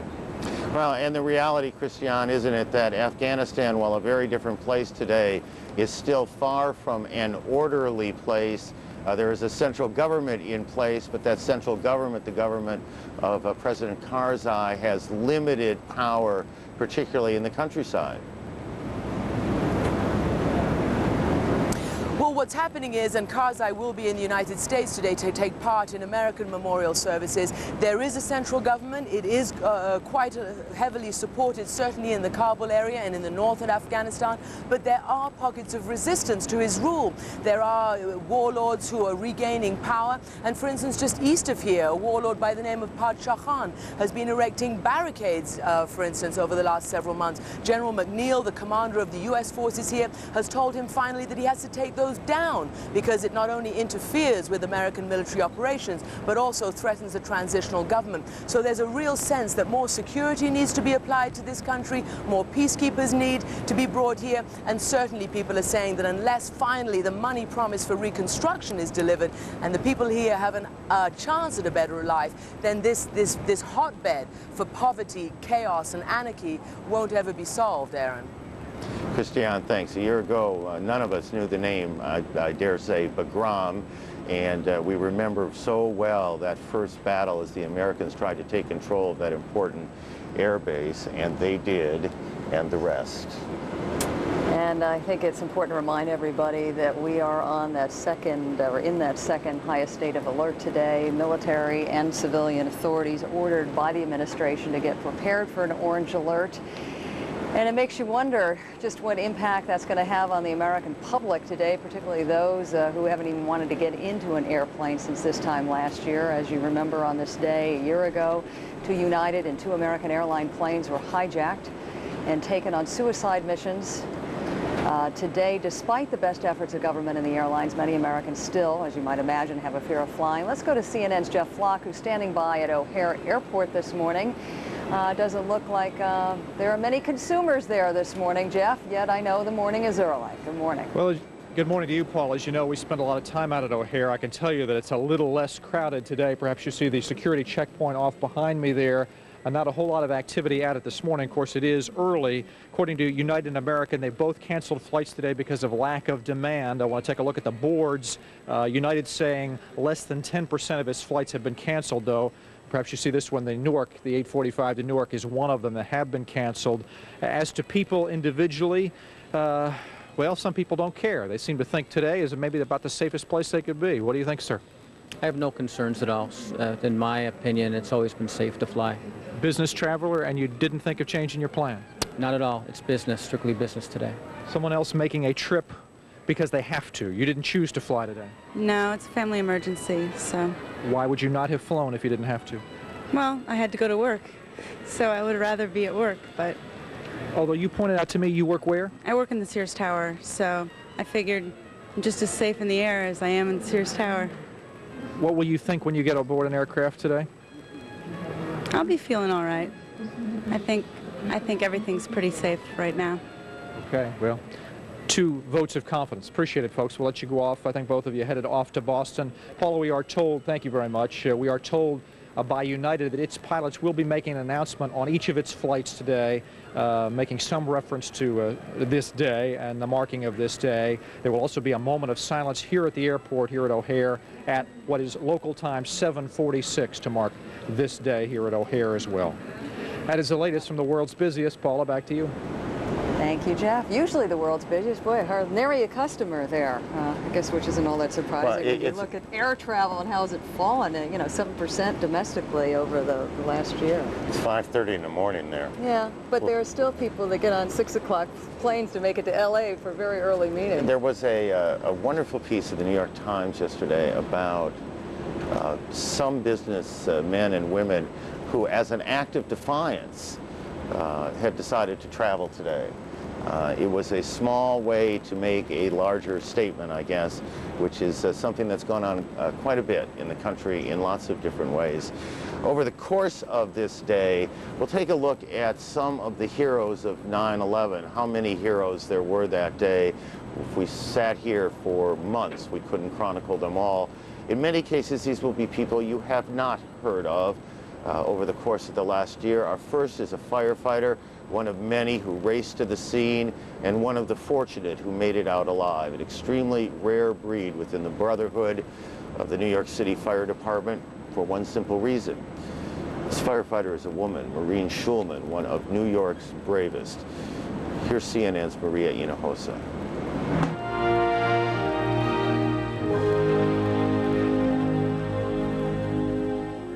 What a mistake they made when they told Maureen Schulman that she couldn't do something just because she was a girl. Come on, she grew up a tomboy with 5 brothers, the first girl on the Little League team. Her father, an uncle, and 2 brothers were all firefighters. She wanted to become one. She fought for the right, and 20 years ago was among the first women. Her fellow firefighters taunted her. I have a little bumper sticker on my lacquer, and it says Irish temper and German stubbornness. And my thing the whole 20 years is they're not going to win. They're not going to win. I'm going to win, because nobody's as stubborn and pig-headed as I am. Stubborn, too, about not wanting to be seen as someone special, just because she's one of only 25 female firefighters in a force of over 11,000. Stubborn about not wanting to be interviewed. After September 11th, that changed. This is very uncomfortable for me. The only reason I'm doing it is because women, pretty much as far as the media is concerned, were totally not recognized at Ground Zero as doing anything. Last year on September 11th, Maureen raced down to the World Trade Center as part of her Harlem Ladder Company.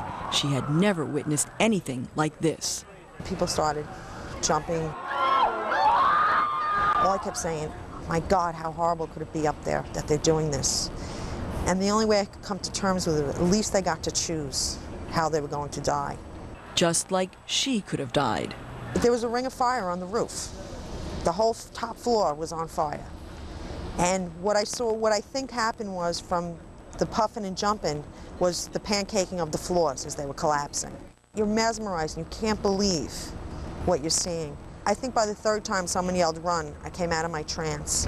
Just by seconds, she survived the first tower collapsing and ran to her rig with another firefighter where she thought she was safe, when suddenly... I said to him, that's exactly what the other tower looked like before it came down. So he ran and dove under a rig across the street, and I went to the back step of the rig and got in like the fetal position, hoping the hose, behind the hose bed, so the hose bed would protect me. And the second tower came down. It was just, it was horrible. Twice she'd escaped death. Twice she went back, like the hundreds of firefighters that day, men and women.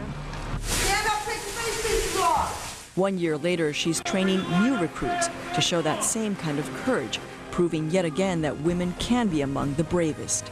Hopefully if they see me here, that when they go out in the field and they see another woman, it won't be devastating for them or shocking. Never wanting to be called a hero, but seen as one, especially by the women in her life, like one of her daughters. I definitely think she's a hero, and she would never say that, ever. And it's just, she tries her hardest. She worked through a lot of adversity to get to where she is, and you know, she really worked hard.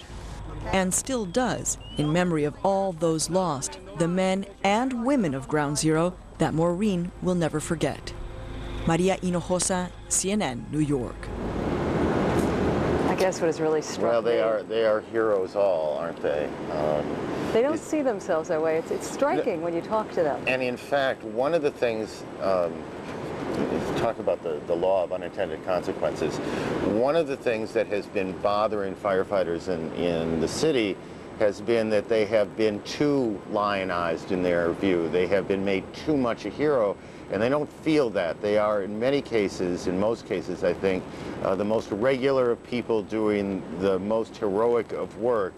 And people have been coming down for a year and making them feel special beyond description. And I think that they are weary in an odd way of having to be more than they feel they are. As you look at this stunning picture of the island of Manhattan from the harbor as the sun comes up on September 11, 2002. What a morning.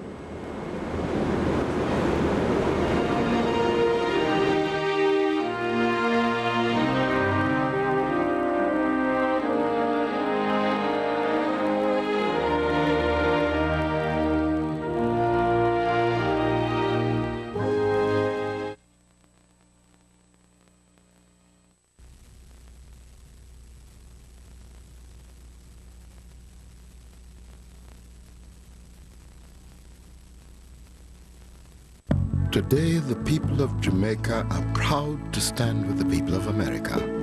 In this, the 40th year of our nation's independence, we salute your defense of freedom. And we pray for the day when people everywhere come together. One love, one heart. Let's get together and feel alright.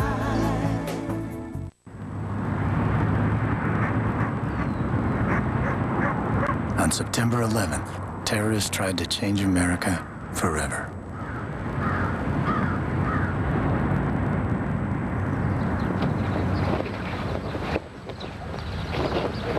Well, they succeeded.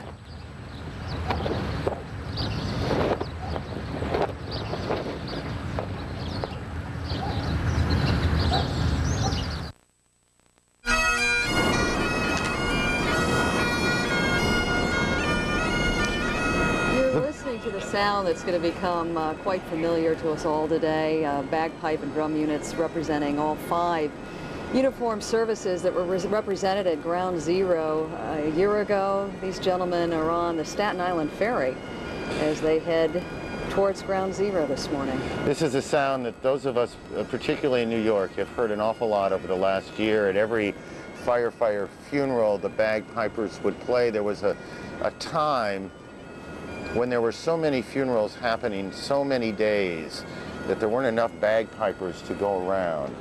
But it is an instrument that has particular power in moments like this as you look across from Staten Island back towards the southern tip of lower Manhattan, the harbor. You can see the Statue of Liberty there just briefly in the background, and she too looks especially good to us today. Welcome back here in the United States to all of you just joining us, and of course to our viewers around the country as well. This is CNN's special continuing coverage of September 11th, 2002, a year later. You know, it's interesting to remember how many people were awakened by the sound of these bagpipe corps in their neighborhoods, because you have actually 5 groups of them that are coming from 5 different boroughs that will later converge at Ground Zero.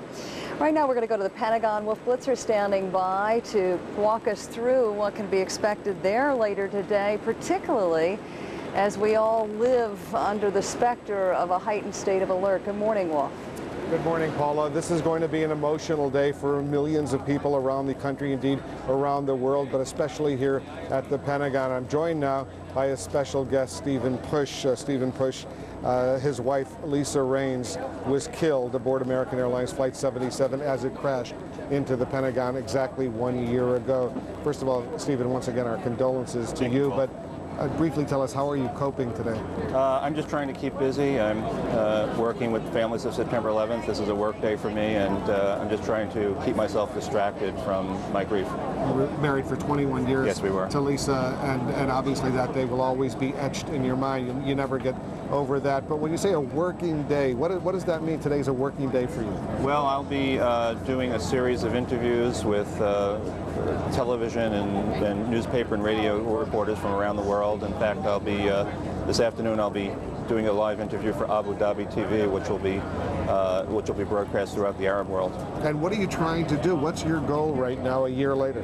My goal is to see that other families don't have to go through what we're going through, to do whatever I can to change public policies so that we are more secure and less likely to suffer from terrorist attacks in the future. So how do you do that as a single individual, even though you put together a lot of the victims' families as part of this group that you're involved with? Yeah, we have support from thousands of family members of the victims, and what we're trying to do, the most important priority right now is to get the federal government to form an independent commission to do a thorough study of everything that went wrong that led up to the September 11th attacks, so that we can correct the problems in intelligence, border control, and aviation security to try to prevent this from happening again. And you don't think the federal government's looking back and trying to do that? No, unfortunately, the Bush administration has been resistant to the idea of doing an independent investigation. But we do have support in Congress. We got an amendment passed in the House last month, and now we're working with the Senate, and we're hoping the Senate will pass something soon. And the federal government's September 11th compensation, victim compensation fund, they've begun handing out checks, sometimes very, very large checks. That's obviously something that you welcome. Yes, the checks have been as predicted in the about $1.3 million on average, although it varies widely from family to family. And even though we have some problems with the regulations that were instituted for the fund, it seems that the special master is being fair in how he's applying those regulations. Kenneth Feinberg, the special master. Stephen Push, once again, our deepest condolences to you and to your entire family on this very, very sad, emotional day. You're moving forward. Thank you very much. Thanks for joining us. And we'll be here all day, Paula and Aaron, in about 3 hours or so. They'll be having the first of 2 ceremonies here at the Pentagon. The president will be delivering a major address, his aides say, here at the Pentagon. He'll be delivering one, of course, later this evening in New York City as well. We'll hear from the Secretary of Defense. We'll hear from the Chairman of the Joint Chiefs. We'll also hear from the people who were most directly involved when American Airlines Flight 77 smashed into this wall right behind me. It has been dramatically rebuilt, the cost of hundreds of millions of dollars over the past nearly 1 year. Paula, Aaron?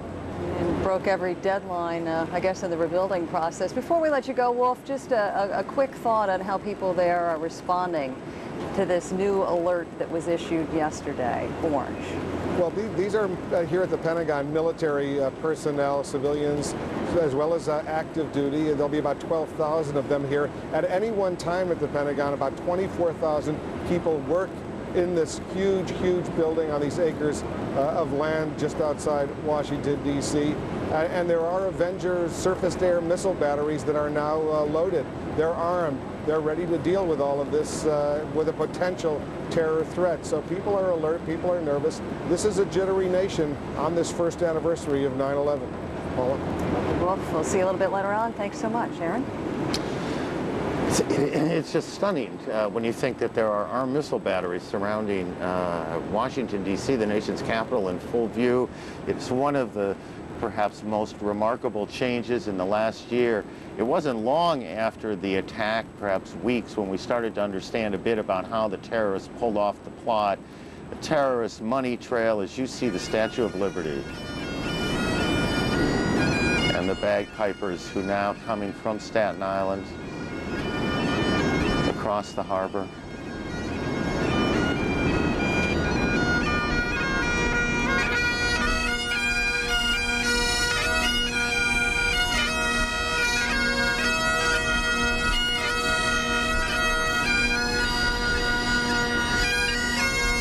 Lower Manhattan.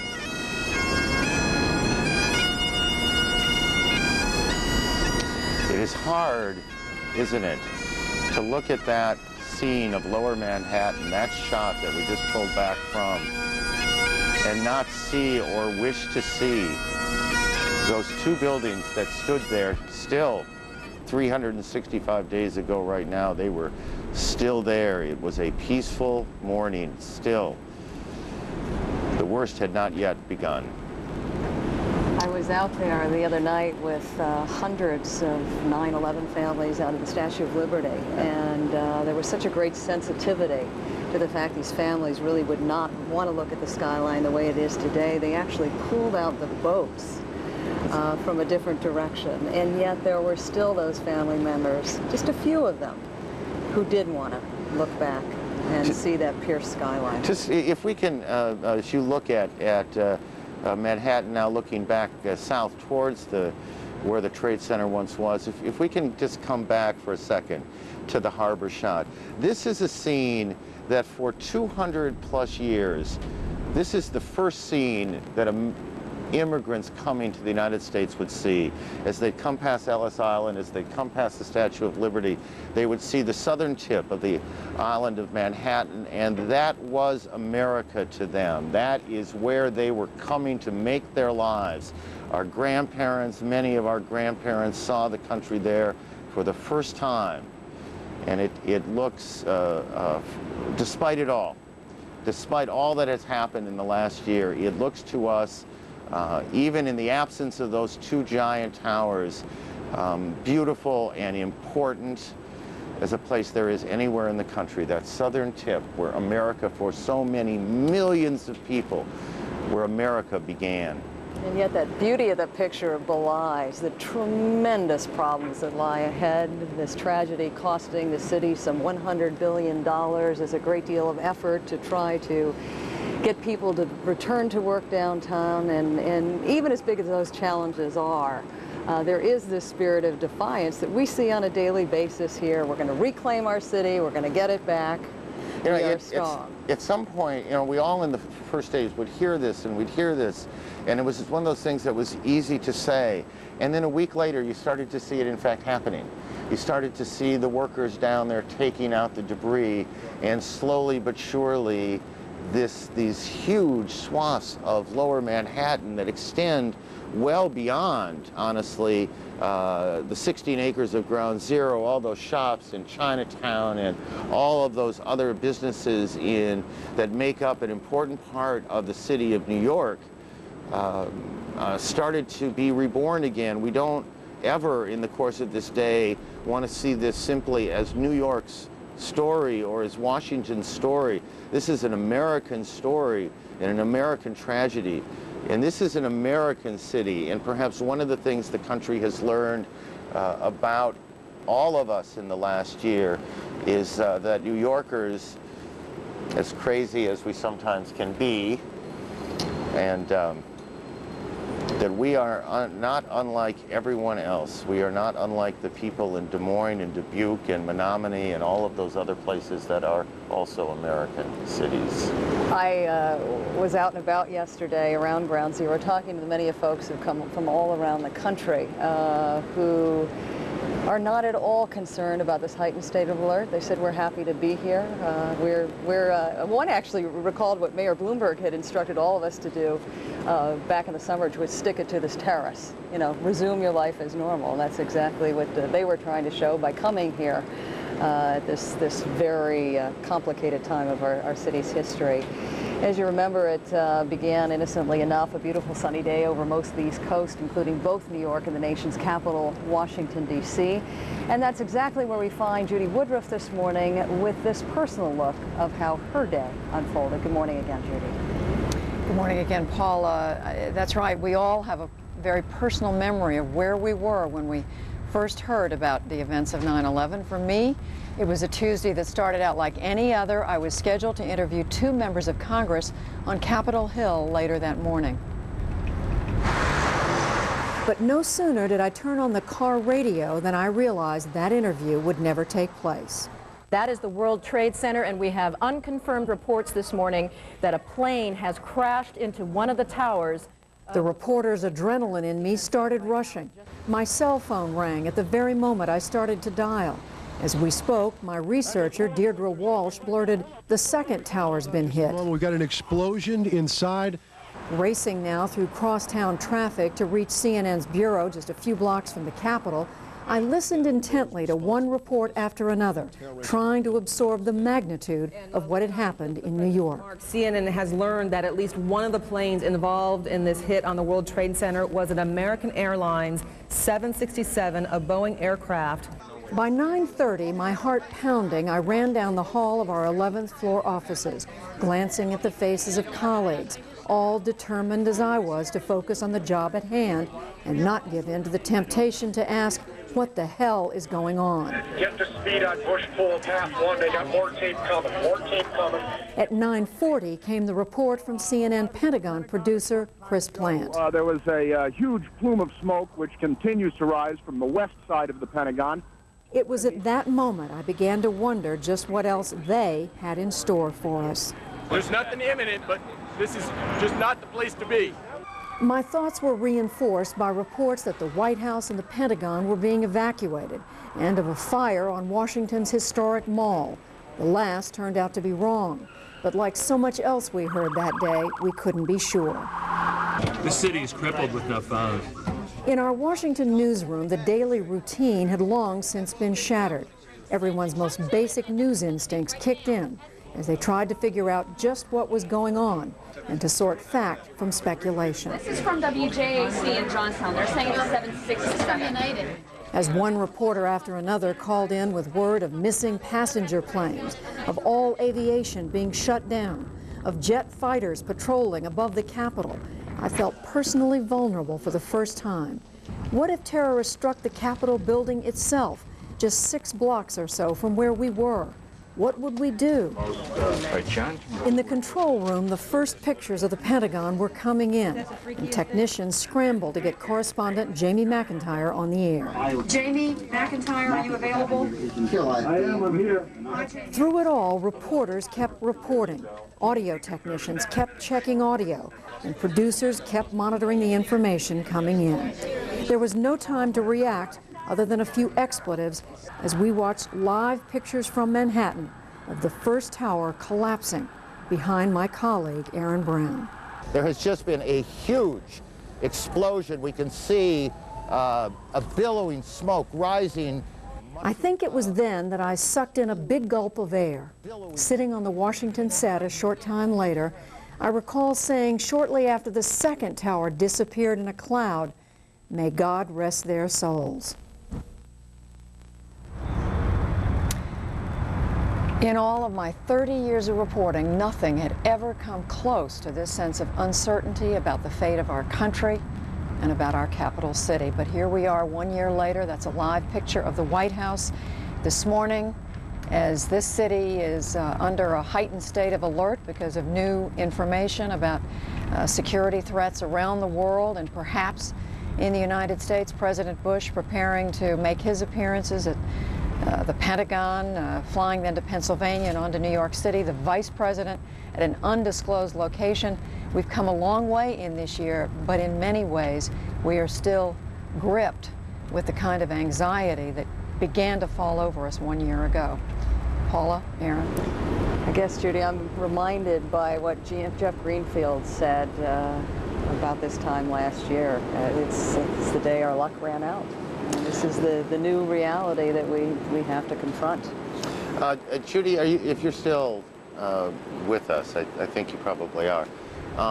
As you sat down to write the piece, this reflections piece, could you again, because I went through this the other day, could you again feel the same thing sort of rising up in you, the same shortness of breath, the same anxiety, the same, I got to get to work?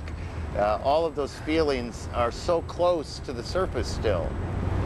Well, it was a blur, Aaron. As I mentioned, I first heard it on the radio, and we're all, as journalists, we're trained to be ready whenever something happens, but none of us had ever, I guess short of covering Vietnam, which I didn't do, or we can't even think of anything to compare this with. World War II, we certainly weren't around for that. There was really nothing to prepare us for this. I happened to be there the day of the assassination attempt on President Reagan, and as horrific an event as that was, this was something that touched us as a nation. And as I said, I remember racing through crosstown traffic, getting up to the 11th floor, finding everybody running around. We're all forever changed by it. I remember saying, Judy, thank you. I remember saying not long ago that the hardest sentence I've ever uttered in my life said that day that the United States of America is under attack. There is nothing in any of our lives as reporters and as citizens that prepares us to say those words. It is a very hard sentence to speak still. I know you've often talked about how surrealistic it was for you to stand here and report what was going on behind you 50 blocks away. When you see those shots this morning, what are you replaying in your head? Okay. I have you want me to get out, or never actually looked at the tape of the day until about 2 weeks ago. I saw it as part of a screening doing. And I get the same sense of revulsion that I had then. They are hard to watch, and we are going to be very careful in how we show those pictures throughout the course of the day. We need to take a short break. CNN's continuing coverage of the one-year anniversary of an attack on the United States of America continues in just a moment.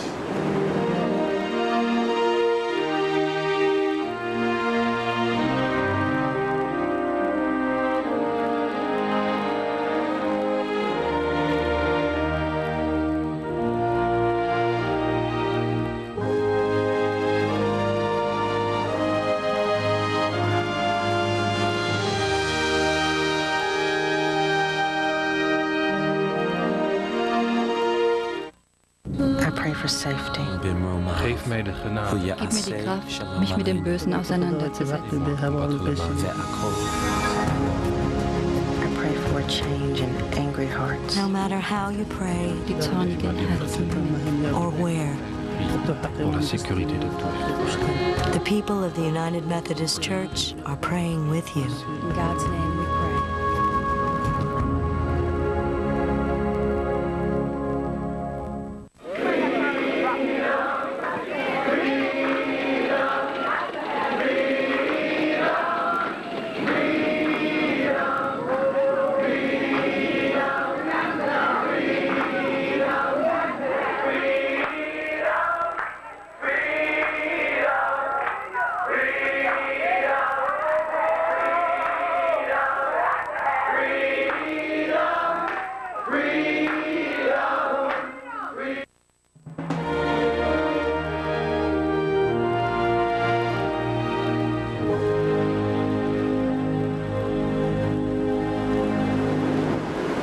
Welcome back to CNN's Day of Remembrance as we look at what used to be called the Pile, Ground Zero, where a very moving ceremony will be held just about an hour and a half from now. And that's exactly where we find our own Bill Hemmer and Wolf Blitzer at the Pentagon. Bill, if you would, tell us what's going on there right now and what we can expect to happen between now and the time the actual ceremony gets underway. Yeah, Paula, good morning again. With the sun up right now, we can already start to get a very good picture of what's developing here in Lower Manhattan. Behind me, where I sit here, is Ground Zero, the area that is referred to as the pit right now. But on the other side of that, Church Street that runs north and south here in Lower Manhattan, already we're seeing hundreds of people come down here and stand on the edge of Ground Zero. You know, a lot of New Yorkers had talked all week about how possibly they take the day off from school or from work and come down here and pay their respects. It is early, Paula, but we're already seeing hundreds again ring the outside perimeter here at Ground Zero. In addition to that, we also anticipate upwards of possibly 7,000 family members of the victims who will converge on the streets below us here. I'm not sure if we can get a shot of it right now or not, but there is a podium established and set up where the main ceremony will take place.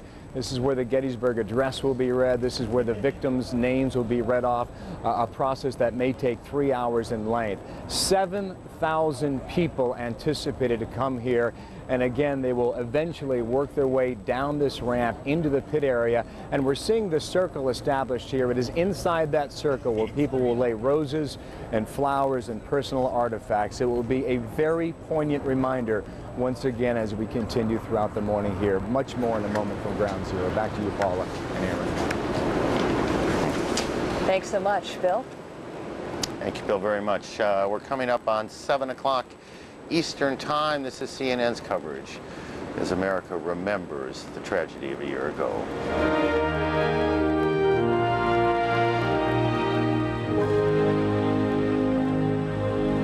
This is CNN's continuing coverage of 9/11. America remembers.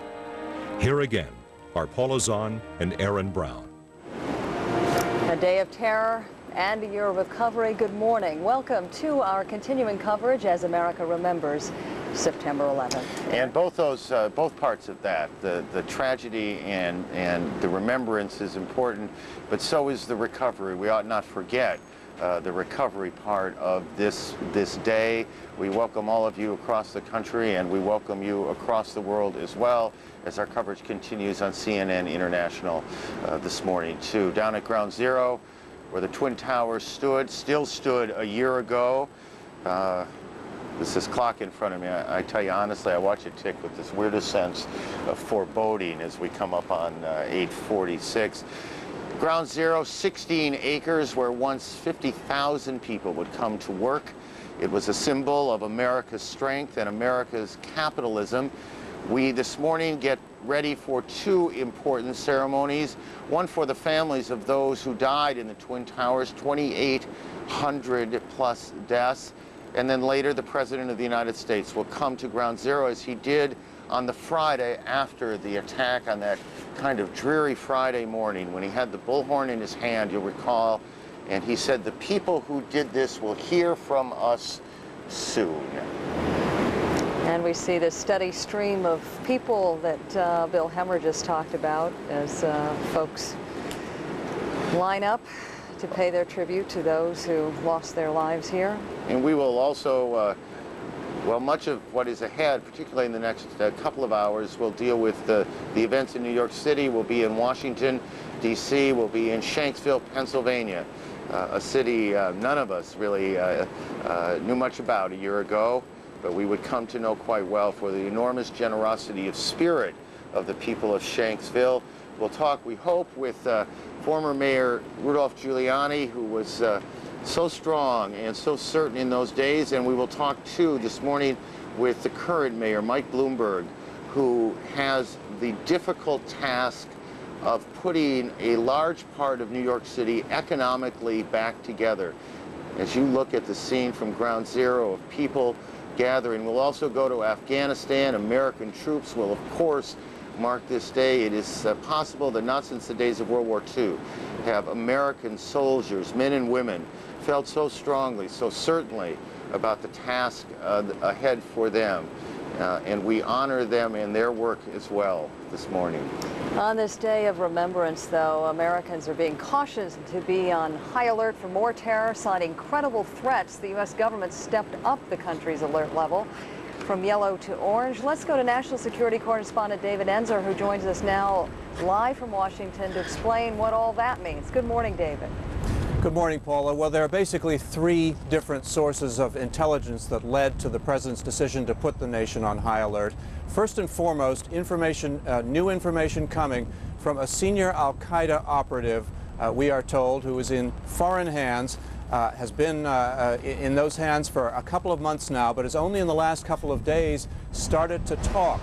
Now, the New York Times is calling this man Omar al-Farouk. We haven't been able to confirm his name. They're saying he's a Kuwaiti. In any case, he is the head of Southeastern Asia operations for al-Qaeda, and he is telling a story to his interrogators of plans to attack a number of American facilities in that part of the world, embassies, military installations, possibly with suicide attacks. In any case, quite specific information which has been corroborated with other sources, which has been the primary reason that the president has made this move. There's also intelligence information leading to the suspicion that there might be suicide attacks or bombing attacks in the Middle East region, some sources on that. And then there's a general sense, Paula, intelligence coming from all sorts of different sources, that low-level al-Qaeda operatives would like to mark this day with some sort of an attack, perhaps something not very organized, perhaps nothing major, but perhaps more than one of them. That also has led to the sense that it was necessary to put the country on high alert. It certainly begs the question, though, how reliable these reports are, and if there's any fear that these guys are saying this just to put Americans in a state of panic or paranoia. Well, that's right. And in the case of the one senior al-Qaeda operative who I first mentioned, who's the news source of information, officials say they're quite confident that what he has told them is correct. They've corroborated his information about attacks to American facilities in Southeast Asia with other intelligence information. They're convinced he is telling them the truth. On the Middle East matter, less sure. And on the possibility of attacks in the United States, they have no specific evidence that any such attack is contemplated. They just hear a lot of chatter, a lot of discussion about the possibility of attacks anywhere in the world that might mark this day. So abundance of caution on the part of the U.S. government going on high alert. Paula.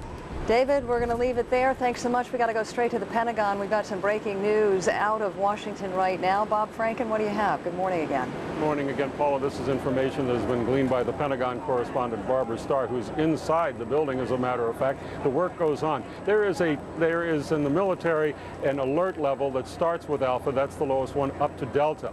And the news is that all Central Command forces in the United States, they're based at Tampa, but more importantly in the region, which includes Afghanistan and the Middle East. All of the facilities are now on Force Protection Delta. That is the very highest alert status. That includes all Central Command units in more than 20 countries and their headquarters in Tampa, Florida. Now, the military bases in the United States, most of them have gone up from Force Protection Alpha to Force Protection Bravo. So that is a step up comparable to what's going on in the civilian sector. There are also right now around the United States 10 combat air patrol sites. That means that there are 10 locations where planes are in the air, combat planes, 24 hours a day, 7 days a week, always patrolling the skies. In addition to which, there are 15 locations which have what they call strip alerts, which means that the pilots could scramble and they could be in the air in just a few minutes. And of course, we've already seen the video.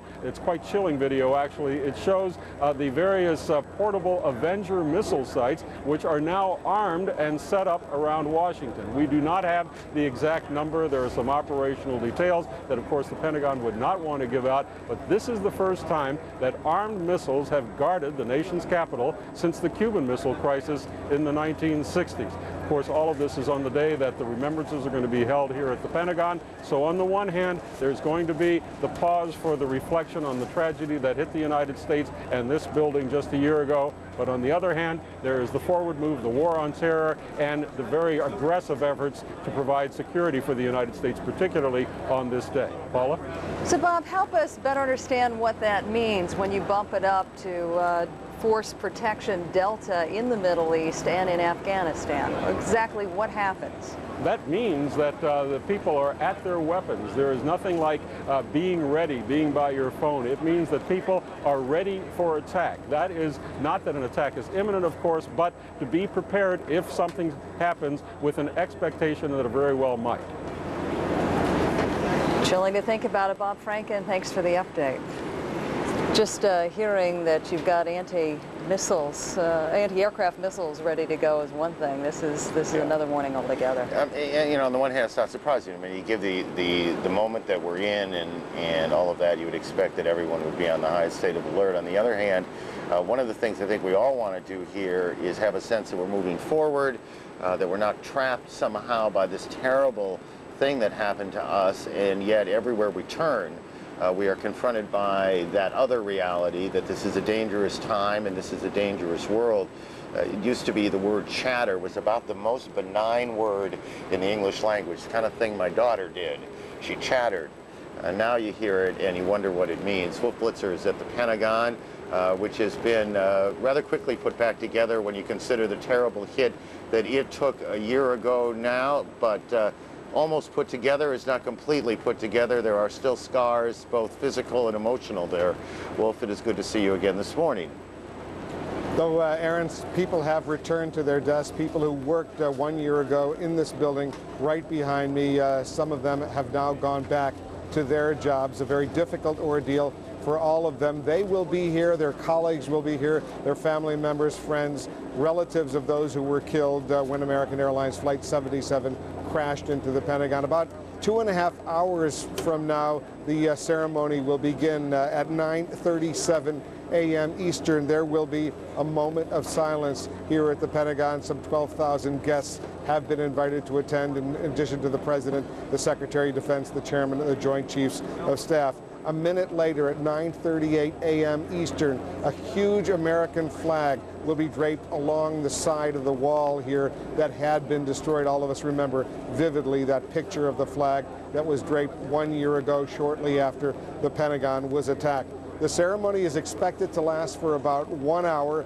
Later in the afternoon at around 1 o'clock Eastern Time, there will be a separate 2-hour ceremony, a ceremony that will honor the construction workers who worked around the clock 7 days a week to get this building back in shape at a cost of, some estimate, $800 million. A very, very difficult ordeal, but one that people were directly involved in say they were passionately committed to getting the job done, to prove to the terrorists that the work of the United States government, especially the U.S. military, which is headquartered here at the Pentagon, will continue. The President will deliver what his aides say will be a major address here, setting the tone for this 1-year anniversary. Tomorrow, as you know, he will be in New York at the United Nations General Assembly, a very different kind of speech. He'll be making the case potentially for a U.S. war with Iraq. We'll be following all of this as well. Aaron, back to you. Well, thank you. I remember hearing Secretary Rumsfeld saying, and the Secretary was on the other side, the opposite side of this giant building that is the Pentagon, the opposite side from where the plane hit, and he could feel the impact of that plane when it hit. I know that many of you have been with us for the last hour and 10-15 minutes or so. Others of you, particularly in the Midwest and in mountain states and across the West, are just waking up. We're trying to get everybody on the same page as we go as to how this day is going to play out. So our apologies for being repetitive for those of you who are in the East, but for the rest of you, I think it's helpful here. Let's go to Carol Lynn. Carol is in Shanksville, Pennsylvania. Carol, why don't you give us a quick rundown of what you expect to play out there this morning? Good morning, Aaron. Yes, I'm going to give you a quick visual rundown. Actually, behind me, you can see where the ceremony is going to be taking place. It is early. The ceremony itself will be taking place at 9:30 in the morning, but already some of the 20 to 30,000 people who will be attending this ceremony are beginning to arrive. Also, we want to switch you to a location that overlooks the ceremony site. This is the memorial wall you're about to see that overlooks the site itself. It's a very touching site indeed, if we can take that picture. It's filled with mementos of people who have come here to leave something personal, a message to the families who will be coming today, and some of the families themselves leaving messages as well. Some 500 family members will be attending to hear personal messages from Homeland Security Director Tom Ridge, who was then governor of Pennsylvania when Flight 93 crashed at this site.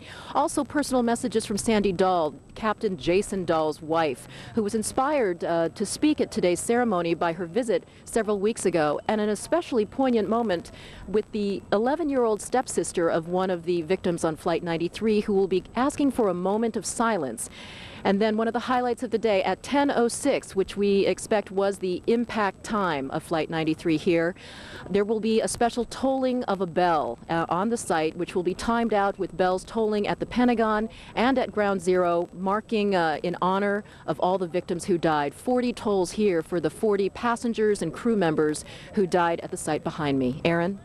Carol, thank you. One of the great mysteries still of 9/11 is what exactly happened on that plane. Jerry Longman of the New York Times has written actually an extraordinary book trying to put the pieces together of how the passengers took control, how they used a food cart, we now believe, to break down the door of the cabin, to take control or at least to wrestle control from the hijackers and to save that plane from whatever it was that was to be its specific and deadly destination. They gave their lives, and they are American heroes.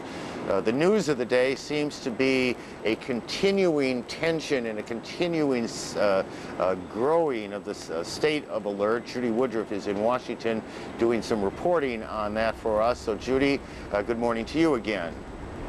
Good morning again, Aaron. That's right. This city is waking up. It's a little after 7 o'clock in the east. Flags flying at half-staff. You can see the flag near the United States Capitol behind me. Most people who work for the federal government will be at work today. They've been given loose instructions that if they choose to stay away, that is understandable. Most of them, we expect, will be at their desks and at their posts. Security is higher today because of this orange alert status that we now find ourselves in as a result of the new intelligence that David Ensor was reporting on just a few moments ago.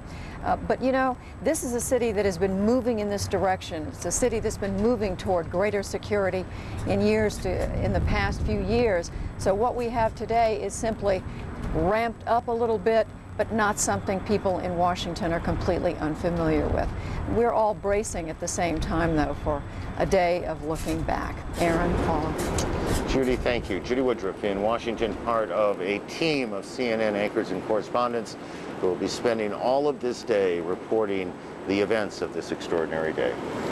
And you were talking a little bit earlier this morning, for those folks who actually were with us at 6 o'clock, about being down at, yeah, we hope so, at Ground Zero, as I was earlier this week. And it was really a very strange calm that descended over the place yesterday. And as you see tourists come by to pay allegiance to those that lost their lives, it reminds you of how little things have changed in some ways from this time last year. We're going to go back to Bill Hemmer, who's standing by down there to bring us up to date on what's happening at this hour. Good morning, Bill.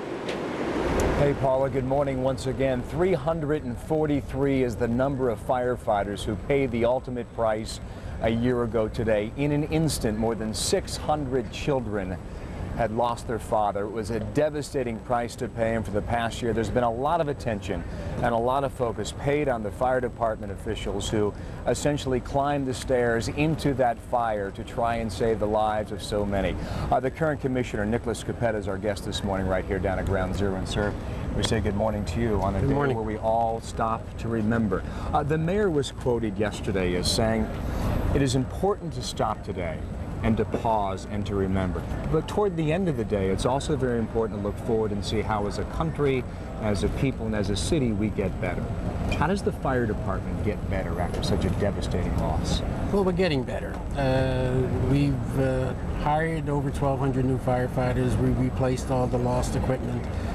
We've developed new technologies, new strategies, new partnerships. The partnership with the police department is stronger than it's ever been before. But ultimately, my main concern is about people. It's about our firefighters, our EMS people. They've been through a terrible time. It's still a department very much in mourning. We had 2 memorial services this week. But they're coming back from it. We've lost a lot of experienced people, and we hate to see that happen. On the other hand, we've made a lot of promotions that have almost kept pace, and so we're going to be okay. We're going to be stronger than ever. You mentioned people. Give me a personal note here. Was there a time this week, maybe it was Monday on September 9th, maybe it was Tuesday on September 10th, maybe it's today, where you stopped and thought, you know what, the scab's coming off the wound yet again? Well, I think that, there are a lot of raw feelings surfacing again. Every day this past year, 9/11 presents itself in conversations and recollections, but now that it's actually here, it's stronger than ever. It's a very emotional time, but still it is a time, as the mayor said, to move on, to rebuild, and that's actually happening. Yeah, do you talk in your conversations with firefighters? How are they approaching this day? Do they want to work? Do they want to stay home? Do you have a sense of that? I think they're looking forward to September 12th. Wow. They want this behind them. Almost everyone I talk to wants this behind them. And that goes for the families, too, of those who were lost at the World Trade Center. I know some people in my own office who lost loved ones who simply have gotten out of town for today. So, as some have said, we each are going to mark this day in our own way. I think what we're doing today, a memorial service, I'm going to be visiting firehouses this afternoon, the mayor and I, and we'll do a memorial service tonight. We'll be in church. I'm comfortable with all of that. Let's talk about what changes within the department itself. The McKinsey report came out about a month ago, very critical on many aspects of how communication is carried out, not only with the fire department, but also how the fire department communicates with the police department. What assurance can you offer not only the people of New York City, but also the people that you employ to make sure that things are improved? Well, those are the people that I really try to speak to directly. I give them an assurance that we're doing everything we possibly can to give them the proper tools, the best communication system, and the best training and support that we can possibly put together. We've done a lot about communications, new radios, they're all being field tested now in Staten Island. Most important thing that's going on in communications, though, because it's not about radios, it's about a communication system, is that we are exploring with the police department using their vast infrastructure, receivers, transmitters that they have based all over the city, over 300 base stations. We don't have any of that. We go point to point with a portable radio. I think that's going to make a big difference. Commissioner, thank you for stopping by. Best of luck Thanks today for in having your business throughout the day. Nicholas Scarpetta. Let's get back to Paula and Aaron once again. Thanks so much, Phil. A year ago, Rudy Giuliani was the mayor of New York, not America, but the events of September 11th thrust him into the kind of leadership role no one ever could have imagined. In the days and weeks that followed, the focus was on him, and he certainly shined in the spotlight. Well, that shot of the mayor walking down the street that first morning is one of the most unforgettable images. At this morning's Ground Zero ceremony, Mr. Giuliani will begin the reading of the names of those who died in the tragedy of the Trade Center. 196 readers will follow the former mayor, who joins us now. It's always a pleasure to talk to the former mayor of New York City, Rudolph Giuliani. Mr. Mayor, good morning to you. At the risk of asking the most ordinary of questions, your first relevant thought when you woke up this morning? That day is here. I'm thankful that it's here because I want to get it over with and you know, get through this a day of what is going to be enormously painful memories for me, personal memories, the people I was informed of that died that I knew, the large numbers that I started to realize that we had lost. And then it's going to be one of those really contradictory days where I have this tremendous feeling of pride in the bravery of the response of the uniformed people and the others who saved more people in a short period of time than ever before in American history. So it's both. I mean, it's going to be the saddest day, and it's going to be a day of pride and a day of, in a very solemn way, celebration about their bravery. Mr. Mayor, along the way, you have talked about the overwhelming sense of anger you've had on every return visit to Ground Zero. In some cases, you went there 12 times a day. As you individually read the names of folks who lost their lives down there, what is going to be going through your mind? Well, there's no question that part of the emotion today, it already happened when I came down here early this morning, you know, just sort of passed by the periphery of it. We have to commit ourselves to ending global terrorism. This shouldn't happen. I mean, and we have to make sure that we eliminate the possibility of people killing innocent people for some insane cause, or for some cause that has to become insane once the method you use is the slaughter of innocent people. And maybe we have to learn this. We can't accommodate terrorism. When someone uses the slaughter of innocent people to advance a so-called political cause, at that point, the political cause becomes immoral and unjust. And they should be eliminated from any serious discussion, any serious debate. And I think if we stood for that, then this terrorism that really began plaguing us in the 70s, maybe we'd see a real end to it if we could get all of these countries to come together. I brought a lot of world leaders down to Ground Zero, and I would often make the point to them, and many of them would make it spontaneously on their own. This could happen to us. Well, it could happen to them. In some cases it has. And we should use this day to unite in the cause of ending global terrorism, however that has to be done. Mr. Mayor, we should have said when we introduced you, our condolences to you on the passing of your mother the other day, which only makes this day that much more difficult. Certainly the country's view of New York has been changed by what happened a year ago. I wonder if you think the city of New York has been changed, or if it is simply that better self that has always been in New York that has that people have seen. It is exactly that. It's a city that's become stronger because it's, you know, cities are like people, if you think about it, right? A person withstands the worst attack they could possibly imagine, maybe even worse than they could ever imagine. They wake up the next morning, they're fighting back. You become stronger when you do that. And I think it's also brought out something that's always been there that's maybe a little bit hidden by the fact that we're so crowded and we have to move so fast. Tremendously big-hearted people that represent the entire country and the entire world. I mean, we have representatives from every place in the country, every place in the world here. And there's a generosity of spirit that comes out when we're really tested. And then maybe that's hidden when, you know, times are good and everybody's taking everything for granted. So I think you're right. I think it has brought out a generosity and spirit that's there. Sometimes it's a little hidden. We thank you for trying to bring attention to that generosity of spirit here this morning. Mr. Mayor, final question for you. The reality, though, is that New York has some challenging problems that lie ahead. The cost of these terrorist attacks coming to some $100 billion. What is your chief concern as the city tries to rebuild its downtown infrastructure?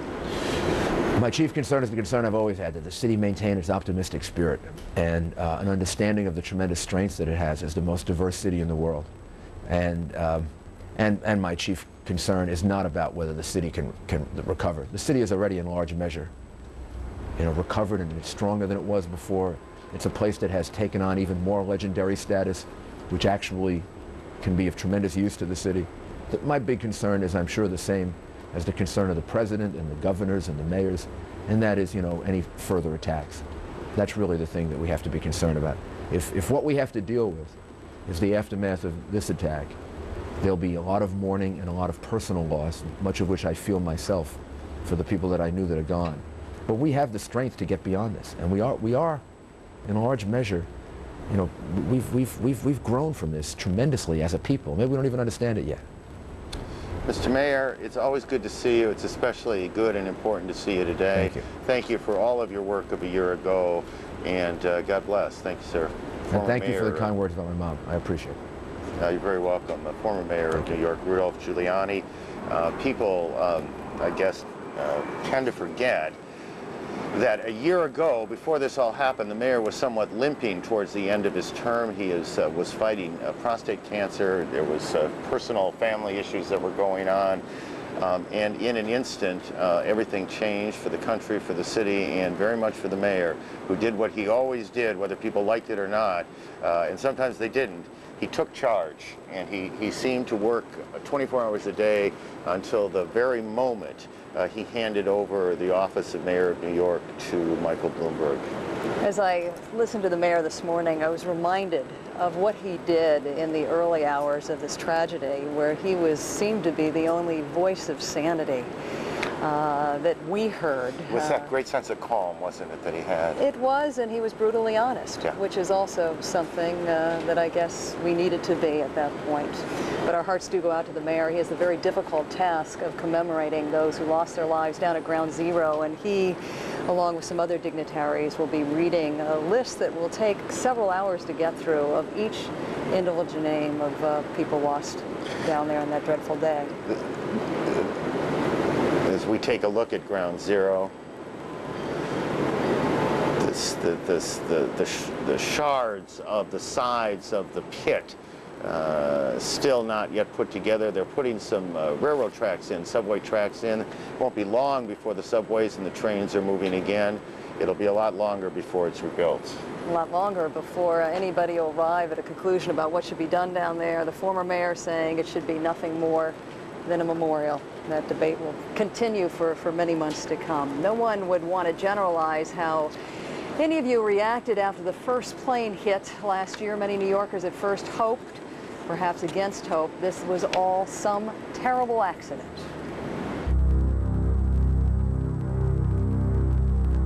There are certain days that will always etch in your memory. The building's exploding right now. You got people running up the street.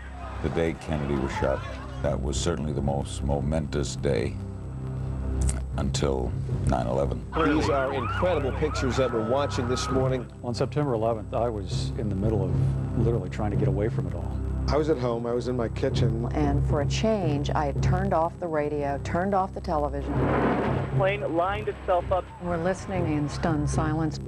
I was driving down the West Side Highway. As you can see, the smoke billowing out of the Trade Center. I was still getting ready for work. I was on my way to the Pentagon. I was just pulling into the Pentagon parking lot. It was a scene of utter destruction. I had just walked into my apartment after having dropped my 3 kids off at school. Our luck ran out. That is about as frightening a scene as you will ever see. It'll be etched forever. This day changed all of us. This just in, you were looking at obviously a very disturbing live shot there. That is the World Trade Center, and we have unconfirmed reports this morning that a plane has crashed into one of the towers of the World Trade Center. My office faces south towards where the Trade Center used to be. This is Sean Murtaugh, Vice President of Finance for CNN. And started with a meeting with the head of our properties group.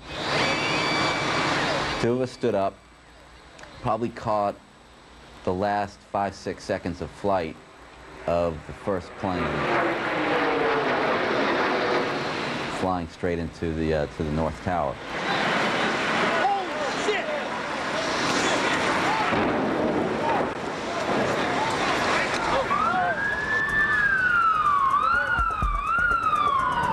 Sean, you're talking about a large passenger commercial jet. A large passenger commercial jet. I thought it could have been an accident. I thought the plane was much smaller. Our shot was from a good distance off. It was when we confirmed that it was in fact a 767 that I realized what we were in for. We are only now beginning to put together the pieces. There's a ton of smoke coming out right now. It is a remarkable scene. Looks like 6, 7 floors were taken out. I remember that moment in the newsroom when we were looking at the hole caused by the first plane. And people were saying, wow, that's weird. What was that, an accident, a small plane? And somebody said, no, no, no, that's no accident.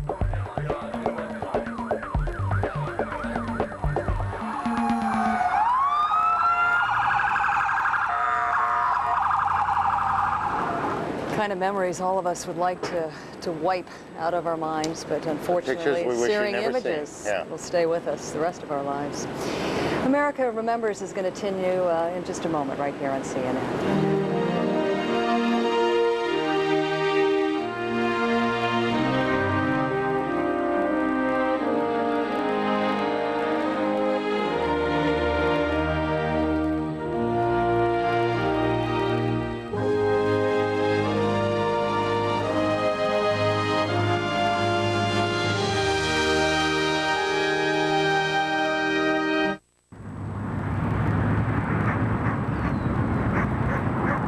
On September 11th, terrorists tried to change America forever.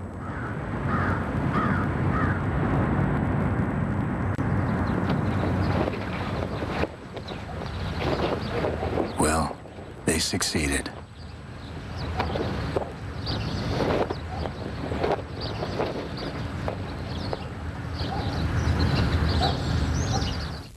Today, the people of Jamaica are proud to stand with the people of America. In this, the 40th year of our nation's independence, we salute your defense of freedom.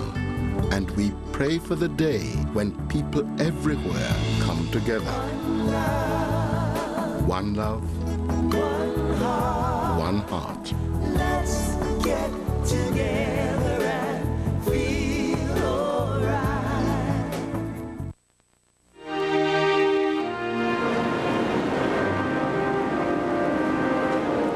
Coming up on 7:35 Eastern Daylight Time. Welcome back to CNN's continuing coverage of America Remembers Ground Zero in New York. In a little more than an hour, the ceremonies will begin there, and then at the Pentagon, and then in Shanksville. And then we move forward to today. 3,044 people died in the terror attacks. Each of them an individual, not one large number, but each an individual. It's hard to honor them all, but we try today by running their names and their ages and a little bit about them, their occupations, how they died along the bottom of your screen all day long on what we call the ticker and the crawl and all those other things. To give you an idea of what it means to get all these names in, it will take us 8 hours of our coverage to show you each and every one, and we shall. And this, of course, unfolds at a time when the war on terror still blazes on. Christiane Amanpour joins us from a U.S. air base in Bagram, Afghanistan, where some other commemorations will be held in honor of Americans who have lost their lives over there during the course of this war. Christiane, good morning. Good morning, Paula. Of course, Afghanistan, as it's now been coined, was Terror University for those who struck America a year ago. Afghanistan 1 year later is now free. United States-led forces chased the Taliban and are still pursuing remnants of Al-Qaeda and Taliban who are in pockets around this country. There are more than 7,000 U.S. military personnel here, and in about an hour from now there will be a commemoration service here. General Dan McNeil, the commander of U.S. forces, will address them, and he joins me here right now. So thank you for joining us. I don't want to steal your thunder, but what is your message today to your men and women on this day? We certainly will remember the solemnity of the occasion, and we appreciate the fact that many ceremonials will go on not only in the United States but around the world, and we will keep that in mind. We'll also be mindful of the families and the friends who suffered the losses, not only on the 11th of September, but those who suffered losses since the 11th of September.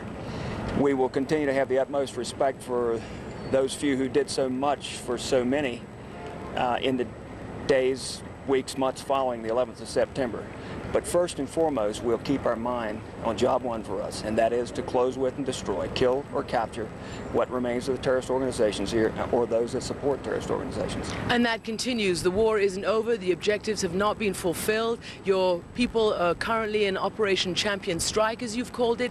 What has been achieved under that operation? Well, what you say is true, and I do not dispute it, but I'm one of those types that looks at my glass as half full, and the truth is we're winning. It's not one, but we're winning. As long as we have the support of people around the world who seek freedom, who seek justice, and who want to live in peace, we'll win this thing. It'll take some time, but we will win it.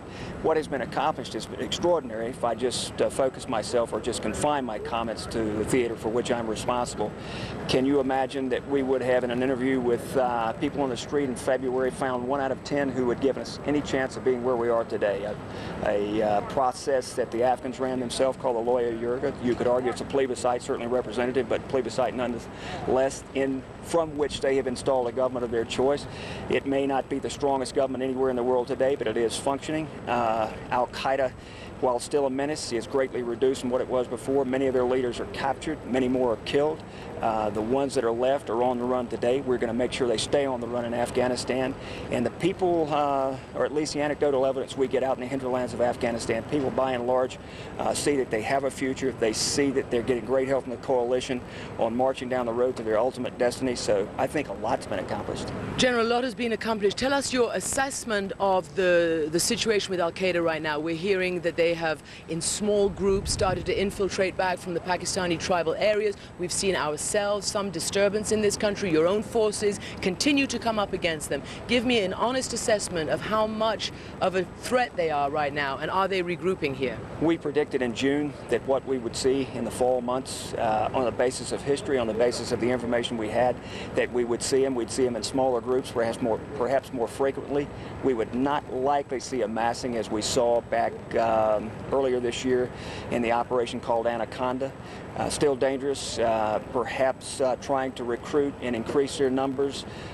So we're taking the steps, we're doing the actions to stay just a little bit in front of all that, and we'll continue to do so. Now, you just talked about the transitional government, the legitimate government of Afghanistan for this transitional period. As you know, there are challenges to the authority of that government not far from Kabul. A warlord, Padshah Khan Zadran, has got checkpoints up. Why haven't you ordered him to take them down? That's the job of the Afghan government to tell him to do that. Now, I do concede that I did meet for the first time with Padshah Khan Zadran recently, and I did take him a message as the coalition commander that we had problems with his checkpoints, we had problems with some of his crew-served weapons, and that he must take them down. He must not use his crew-served weapons to train on our aircraft or soldiers, or else we would take the actions we needed to take to ensure that we have freedom of maneuver in this country to do our job. Now, you say it's not your job, and I understand it's the job of other people, but nonetheless it also hinders your job, your military operations, these threats to your presence and to the central government. And the United States policy here depends to a large extent on the survival of this pro-US government here. Do you think there needs to be more international security around this country to try to pacify the remnants of challenges here? I don't know if pacify is the term I would use, but you're perhaps asking about the debate that seems to rage in the media today on an extension, or an expansion, I should say, of the International Security and Assistance Force. I simply repeat what has been said by the leaders of the U.S. government, and I think other leaders of the members of the coalition, that we're not opposed to such an expansion. We simply ask 3 questions. Who's going to lead it? Who's going to provide the soldiers, and who's going to write the checks? I will also point out that if we made a decision today to expand ISAF, in my view, it would take some time before you saw the results of such an action. In other words, it will not produce instant gratification. Over time, yes, I believe it could produce some useful things, but it will not be, if we decide today, it will not occur tomorrow. It will take time. But as you say, over time it will be successful. And one last question, what is the risk to this entire operation, this entire investment that United States and other forces have made, of not bringing more security to this country? Well, I think that what's here now in terms of the coalition is doing a fairly good job. I think that you'd have to argue that some of the regional leaders who are acting more responsibly today than they did 4 months ago, with the remnants of the forces they've had, are providing a certain degree of security well away from Kabul. As I see it, the biggest risk is not one that has a military basis, but it is the international community failing to follow through on the generous donations of $4.5 billion U.S. and seeing these turned into projects that the common Afghan man, as Mr. Karzai calls them, can see some results of the efforts here. General McNeil, thank you very much indeed for joining us. Back to you in New York. Thanks so much, Christiane, and we're going to set our focus now on what's going on at Ground Zero and what's going to unfold there a little bit later on today. Thank you. A year ago today was a primary day, primary election day here in New York, and on that day, Mike Bloomberg, who was running as a Republican, wasn't given much of a chance in this overwhelmingly Democratic city. As you look at, well, you know what you're looking at. You know you're looking at Ground Zero. We needn't tell you that anymore. That election was canceled. The events unfolded as they unfolded, and Michael Bloomberg became the mayor of New York. As you see, the president from Washington, the president's first stop today, without getting into all the detail of his day, will be the Pentagon and the speech there, and he will, through the course of the day, travel to all of those other places that we note today. He's off to church now with the First Lady. He will go to the Pentagon later for a major speech. He will come here to New York. He will go to Shanksville as well. And tomorrow morning he'll address the General Assembly of the United Nations, where we expect tough talk and straight talk about the situation in Iraq. President Bush's day. As we said, Mayor Bloomberg, Michael Bloomberg, became mayor in an odd sort of way that the election took place, and the mayor joins us now. Mayor, it's nice to see you. We'll get to the difficult questions of money and the situation. Just tell me what your first relevant thought was this morning when you got out of bed. Well, I thought about the 4 people that I knew personally that died. In the end, I think grieving is something that's internal, and you want to personalize things. There's nothing I can do to bring those 4 back, but I do remember all 4 of them, and my thoughts are with their families today, and maybe a little bit with my own family. You sort of hug your kids one extra time when something like this comes into your mind. The city is confronting a number of serious and complicated economic issues that have arisen out of September 11th a year ago. Tell me where the city's finances are. Can the city, without significantly more help than was first imagined, can the city get through this without more federal money? Well, we would obviously like as much help as we can get from the federal government and from the state government. But in the end, the federal government and the state government here have both been very generous so far. I think we have to make sure that we spend their monies wisely and give them a good accounting and say thank you if we're ever going to get any more.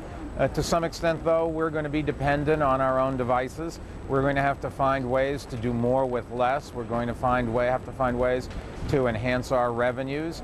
It's a balancing act, but New York is still the world's greatest city as far as I'm concerned. There's a reason why people come here, live here, raise their families here, and those things have not gone away. If anything, maybe they're strengthened by the terrible tragedy of a year ago. When we talk about the economic issues that face the city, what is it specifically we're talking about? Where is the help needed? Where does the money need to be spent? What needs to be done?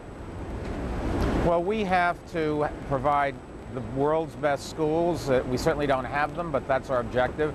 We have to make the streets totally safe. We are the safest large city in America, but any crime rate is too high. We have a lot of great housing, but we certainly don't have enough. We have lots of jobs, but not enough for everybody that wants to have a good-paying, satisfying job. So we have to focus on those things, and that means getting tax revenues in and providing services where the public feels that they're getting what they want, and we're doing it as efficiently as we can. At the moment, we're facing a $5 billion budget gap for next year, but we had a $5 billion budget gap for this year, and we, I think, have worked our ways through it. and planning for the future. We're taking the appropriate steps now to face those fiscal issues. Today's a day, however, for remembrance of the 2,800 souls we lost, and a chance to explain to the world why those lives were taken, what it was about our society and our freedoms that some other people found so threatening they had to do this dastardly act. And we've got to make sure that we tell the terrorists, look at us, you have not won, you will not win by terrorism.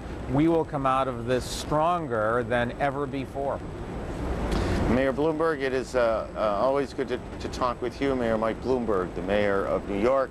Behind him, Ground Zero, and one of the issues the mayor will face is what will go on those 16 acres. It is not the easiest of issues. It is a complicated question. As you see, some of the, these are police officers, EMT workers. We see a soldier or two making their way down to Ground Zero for the ceremonies there. Many carrying pictures, posters of loved ones. A year ago, when we would see those posters around the city, they were unavoidable around the city, there was this enormous sense of sorrow in each and every face that we saw on those days. We've lived with all of this for a year. We have come to accept the great loss that we suffered, and we have come to understand that through that loss, we hopefully have come to stronger and better, and we are moving ahead. When you think back to the family members waving pictures of their loved ones, it's also important to remember that besides the sadness that you saw on their faces, there was also great hope. And despite the fact that I guess rationally people knew that no one else would be found there alive, those families never gave up hope. And we're going to meet some more of those folks today who even weeks after 9/11 were praying and hoping that someone somehow had just missed identifying their loved ones. We're going to move on to another one of our 9/11 heroes now. It's impossible to catalog all the ways people from all walks of life tried to make an unbearable situation bearable. As you know, Americans donated money, food, clothes, blood, you name it. Rescue workers gave up their time, their sweat. And our next hero's contribution came in those few minutes on September 11th itself. And what a contribution it was, offering some kind words, a calm voice for people trapped in a nightmare. The story of a 911 operator from Maria Hinojosa.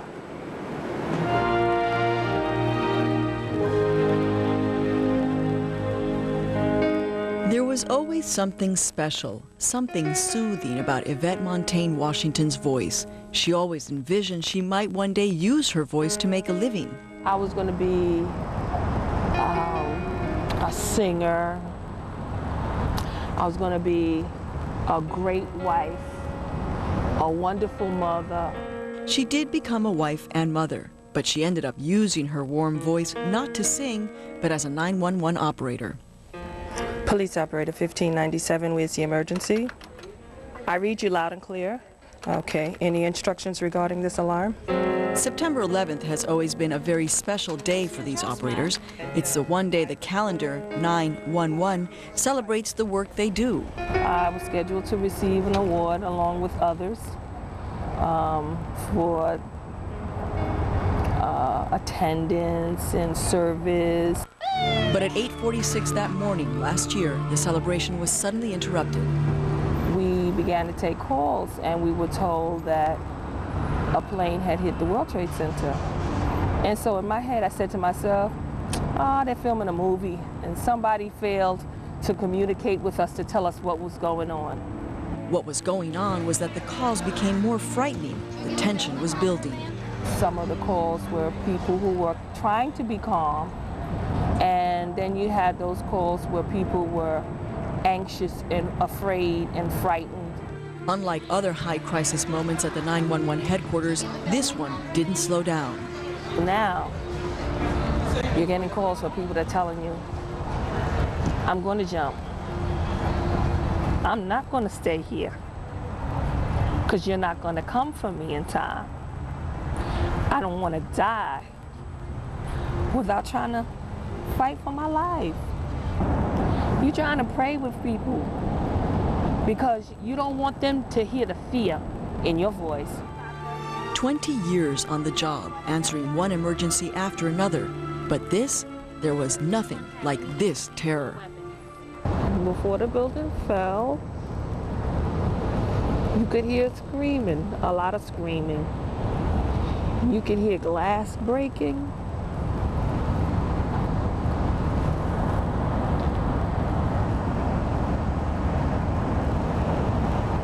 And then you could hear like wind. And then you heard like calm. And then I think the reality hit that people weren't going to make it. The anguished people on the other end of the line just needed love, compassion, and assurance. They needed that common voice. They needed someone to reassure them that everything was going to be all right, even though maybe deep inside they felt that they weren't. And all Yvette could do for 16 hours nonstop that day was to offer the only thing that she had, her voice.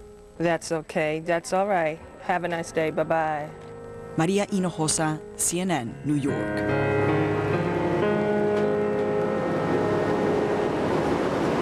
Voice of compassion. Yeah, it was a story about a voice, but did you see that face and the warmth and the lovingness of that face? Goodness. Some of those images we'll never forget. America Remembers continues in just a moment. We leave you with a picture of the Prime Minister of Great Britain and his wife Cherie as they leave a memorial service in London, as he remembers the some 67 Great Britain residents who lost their lives on September 11th, the single largest loss of British life to a terrorist attack. We'll return in a moment.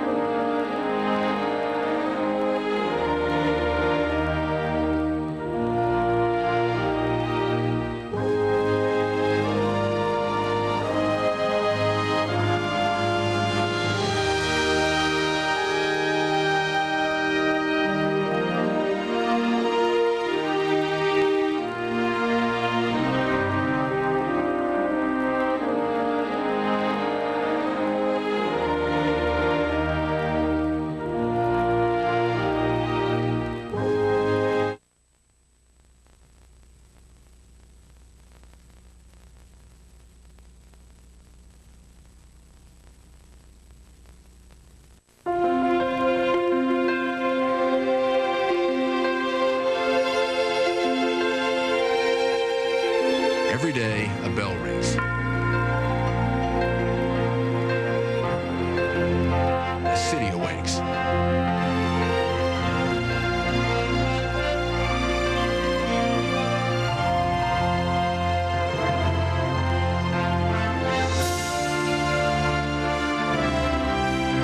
A workday begins. The market opens. Gets down to business, all because every day a bell rings.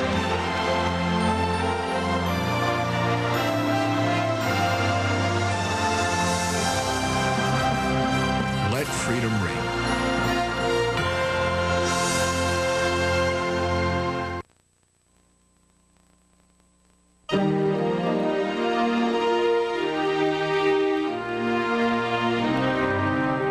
We approach 8 o'clock Eastern Time, 1 year later, a year after our lives changed. The president in Washington has gone to a church service today. We saw him just a few minutes ago, perhaps 5 minutes ago, making his way into the church. It's a busy day for the president, who will be on the road in Shanksville in New York, at the Pentagon. He'll overnight here and then speak to the UN General Assembly tomorrow. In this morning's New York Times, the president has written a piece about the year and the challenges that face the country. One of our White House correspondents, who has been working the president's beat for now a while, Kelly Wallace, joins us from the White House. Kelly, good morning to you. Good morning to you, Aaron. Well, President Bush said yesterday that today was going to be a hard day for many Americans. He said it would be a day of prayer, a day of tears, and a day of national resolve. And just as you said, he is really beginning a day-long tribute to the more than 3,000 people killed last year. He and the First Lady left the White House shortly before 8 a.m., making just a block-long drive across the White House to St. John's Episcopal Church. That is where they are now, attending a service of prayer and remembrance, again, starting the day remembering all those people killed last year. The first couple will then come back here to the White House for a moment of silence at 8:46 a.m. Eastern, the exact moment when the first hijacked plane crashed into the North Tower of the World Trade Center. Then, as you said, Aaron, he heads to the Pentagon, to Pennsylvania, to New York City. He gave us a bit of a preview of what he is likely to say to the nation tonight when he speaks from New York's Ellis Island. He said he's going to talk about what was lost last year, what the country has discovered about itself over the past year, and what lies ahead. In that opinion piece, the president writes, quote, "The terrible illumination of these events has also brought new clarity to America's role in the world. In great tragedy, we have also seen great opportunities. We must have the wisdom and courage to seize these opportunities." He goes on to say America's greatest opportunity is to create a balance of world power that favors human freedom. The president talking about the importance of the United States working with its allies to seek peace around the world. Obviously, a reassuring message to some skeptical U.S. allies who worry the president could go it alone when it comes to dealing with Iraq. No message of Iraq today, Aaron. The message will be remembering the victims and rallying the nation for the war on terror. Aaron, back to you. Kelly, thank you. I think it's interesting when the president talks about how we have all changed, how the country has all changed in many ways. I think the one thing that many of us would like to really know is how the president himself thinks he has changed, not in the kinds of soundbite answers that people like the president are really obligated to give. They can't really show their absolute selves. But you'd like to read the diaries, you'd like to read his mind to know how that one day which changed the country and changed the presidency also changed him. You know, it's interesting, if you're reading the accounts of his chief of staff talking about what it was like to spend time with the president September 11th, 12th, and 13th, they talk about his humor all but disappearing. Yeah. They say his temper, which I guess is well known to some of those who work around him, all but disappeared. And then they saw within a week this very sharp sense of defiant tone return to his vocabulary. We were talking the other night on the program with Joe Albaugh, who's not just the director of FEMA, but also a longtime friend of the president. And I said, give me one word, give me one word. He said, I have never seen the man with such resolve and focus as he had in those days. We understand the political nature of those answers, but we also expect that they are true. We're going to move along now to Reagan National Airport to get a sense of how many out there of you will even head out to travel today. Patty, I'm going to check in with you now. Patty Davis joins us. We talked with a number of travelers yesterday who said they were going to fly today simply out of defiance. What are you finding there this morning? Well, two passengers that I talked to today say that this is probably the safest day to fly, and indeed airport security across the country is heightened, being that the alerts, the terror alert system has been increased from yellow to orange. Now, federal air marshals are out in force. They are all called up to go on the job. They're on domestic and international flights. Also, airports are in close contact with law enforcement, both state and local, and TSA personnel that would be passenger screeners on heightened alert status as well. They are looking ever more closely at passengers and at their baggage. Airports around the country, though, Paula, are pretty empty today. In fact, many airlines cut flights, and that is because fewer passengers booked this week and today. Now, overall, according to OAG Worldwide, airlines cut domestic flights today 13% compared to last Wednesday. And next week, just as a comparison, those flights bounce back again. Now, just to look at some of those particular airports, Washington, Reagan, we've seen an 18% drop in flights today over last Wednesday. Chicago O'Hare, 16% fewer scheduled flights. Newark, 32% fewer flights scheduled by airlines. Boston Logan, 25% fewer flights as opposed to last Wednesday. Now, observances for September 11th set at many airports across the country. This airport, for instance, is having chapel services. Many airports across the country taking a moment of silence at 8:46 to remember what happened last September 11th. Now, here at Washington's Reagan National Airport, airport employees are wearing red, white, and blue ribbons. I've seen lots of airport employees, airline employees hugging.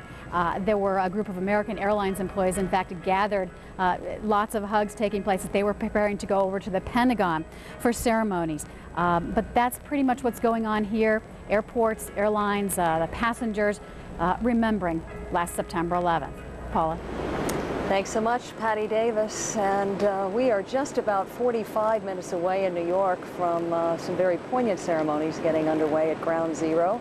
We will be taking you there. We will be heading to the Pentagon today. We'll be heading to Bagram Air Base to find out how their commemorations will unfold. But right now, we're going to take a very short pause, and our coverage, America Remembers, continues right after that.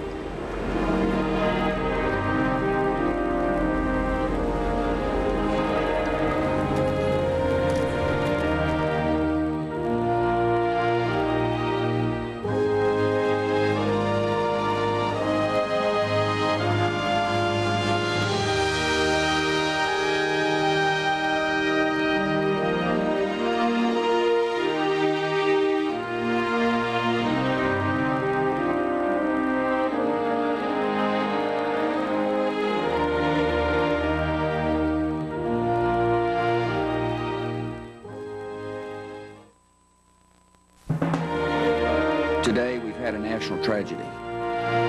Terrorism against our nation will not stand. This is CNN's continuing coverage of 9/11. America Remembers. Here again are Aaron Brown and Paula Zahn.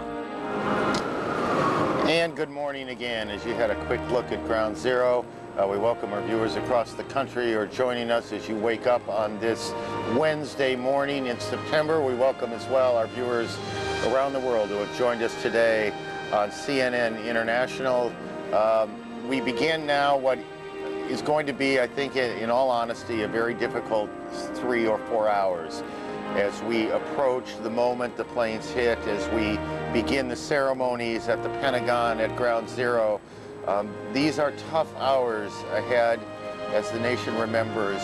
And we remember this all on a day when we are, as a country, on high alert because, as they say, of all the chatter of the possibility, only that, the possibility that something will happen.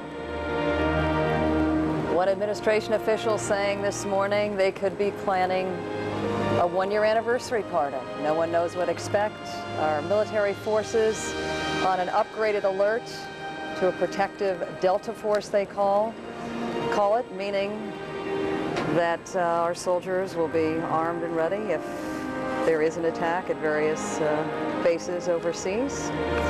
But our focus in this hour will be on Ground Zero. 1 year ago it was at 8:46.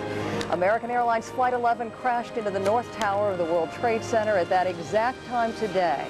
There will be a moment of silence, not just here in New York, also at the White House, also in London, at Bagram Air Base in Afghanistan, and many other places as well.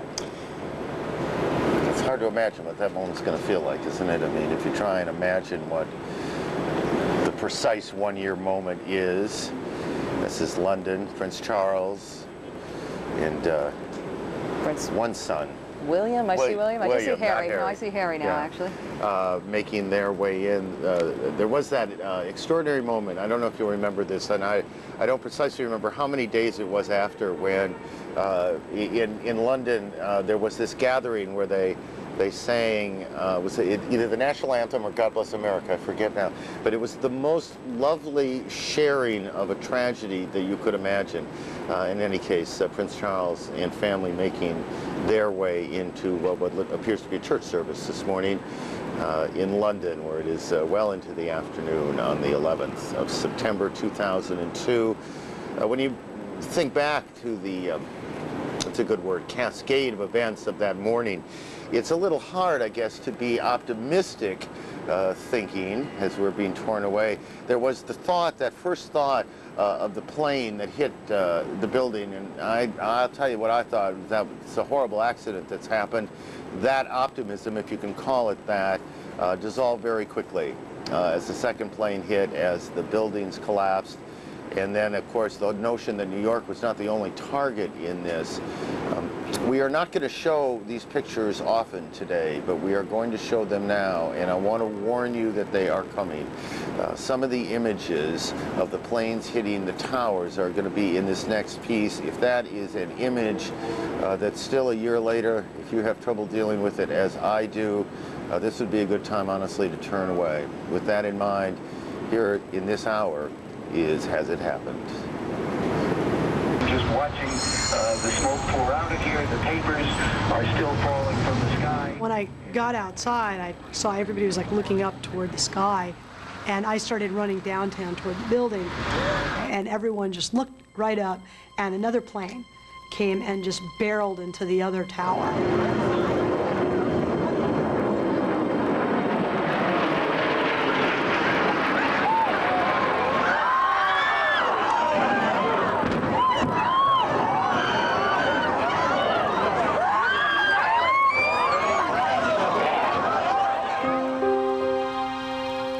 Up, and the first thing I thought was, my God, that plane is flying so low. In a big city with these tall buildings, what's it doing so low? Well, it is a grotesque sight to look at. 2 airplanes have crashed into the World Trade Center in an apparent terrorist attack on our country. And we realized that this wasn't some mistake, some accident. It wasn't even some tragedy. It was an enormous act of evil. This is my generation's Kennedy assassination. This is the day where you say, where were you when? There was a huge plume of smoke which continues to rise from the west side of the Pentagon. We have structural collapse next to the heliport. There was a voice in the hallway full of running people yelling, "Get out, get out, get out. We've been hit."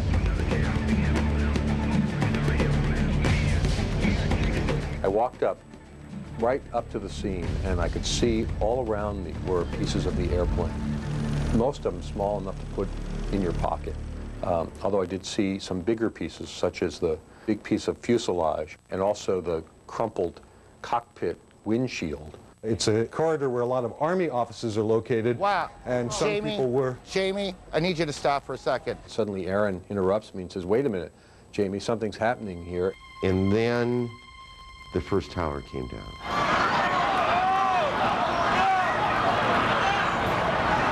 There has just been a huge explosion, a cascade of sparks and fire. And now it looks almost like a mushroom cloud explosion. There was this huge plume of smoke that came up. And so you really couldn't see how much of the building had come down. And I cannot see behind that smoke, obviously, as you can either, but just look at that. I was thinking, this can't be. The Capitol building itself was evacuated. It was a little bit chaotic. The Senate and the House were both in session that morning. And people started pouring out. And I turned to a guard, and I said, "What's going on?" And he said, "There's a plane, and it's headed this way." And at that point, we started running. Stay away from the Capitol, James! And I remember thinking to myself, how far away do I have to be from the Capitol to not die? Senior White House staffers who were evacuated, all they can tell us is that they were told that there was a credible threat on the White House as well. It was very clear. All of a sudden, there were Secret Service guys, uniformed, ringing the building. Women's stage, this is what you like, go! And then you started seeing everybody come out. Then they came back saying, "Run." And there's, you can see, perhaps the second tower, the front tower, the top portion of which is collapsing. Good Lord. I remember saying, "Oh my God," and went silent for a bit and let people watch it. I've been a reporter most of my life. I'd never seen anything like this, certainly not in my country.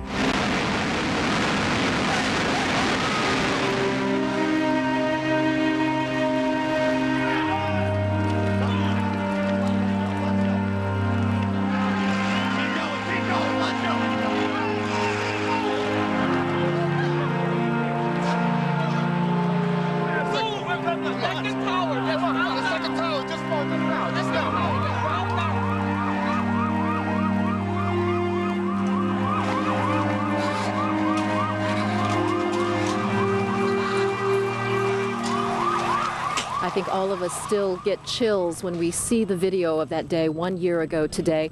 I'm Carol Lynn reporting live today from Shanksville, Pennsylvania. There was no video of Flight 93 which crashed in the field behind me. It was the saving act of 40 passengers and the crew members of Flight 93 that may have saved hundreds if not thousands of lives somewhere in the nation's capital as those passengers took over and did what the nation's defense systems could not do at that very moment, and that was to overcome the hijackers that day.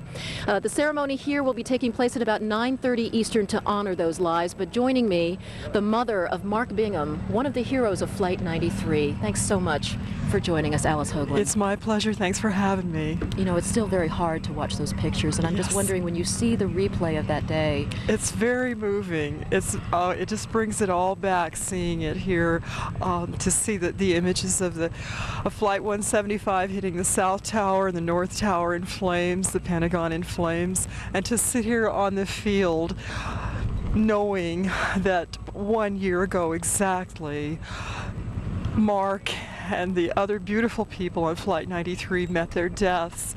Such an ugly thing to happen in such a beautiful place. Mark, an extraordinary young man who made a life as a career as a public relations executive, and spent that summer running with the bulls in Pamplona and living life large. What's it like for you to be back here? I know you've been here before, silent moments with the other families. It's very moving. It has been a beautiful experience. The people of Somerset County and Shanksville have been beautiful to us, and the local charitable organizations, Pennsylvania September 11th and Nova. Susan Hankinson deserves a lot of credit for putting together such a lovely event that she has helped us to experience. Last night at Seven Springs, a local resort, Susan put together a beautiful, beautiful program.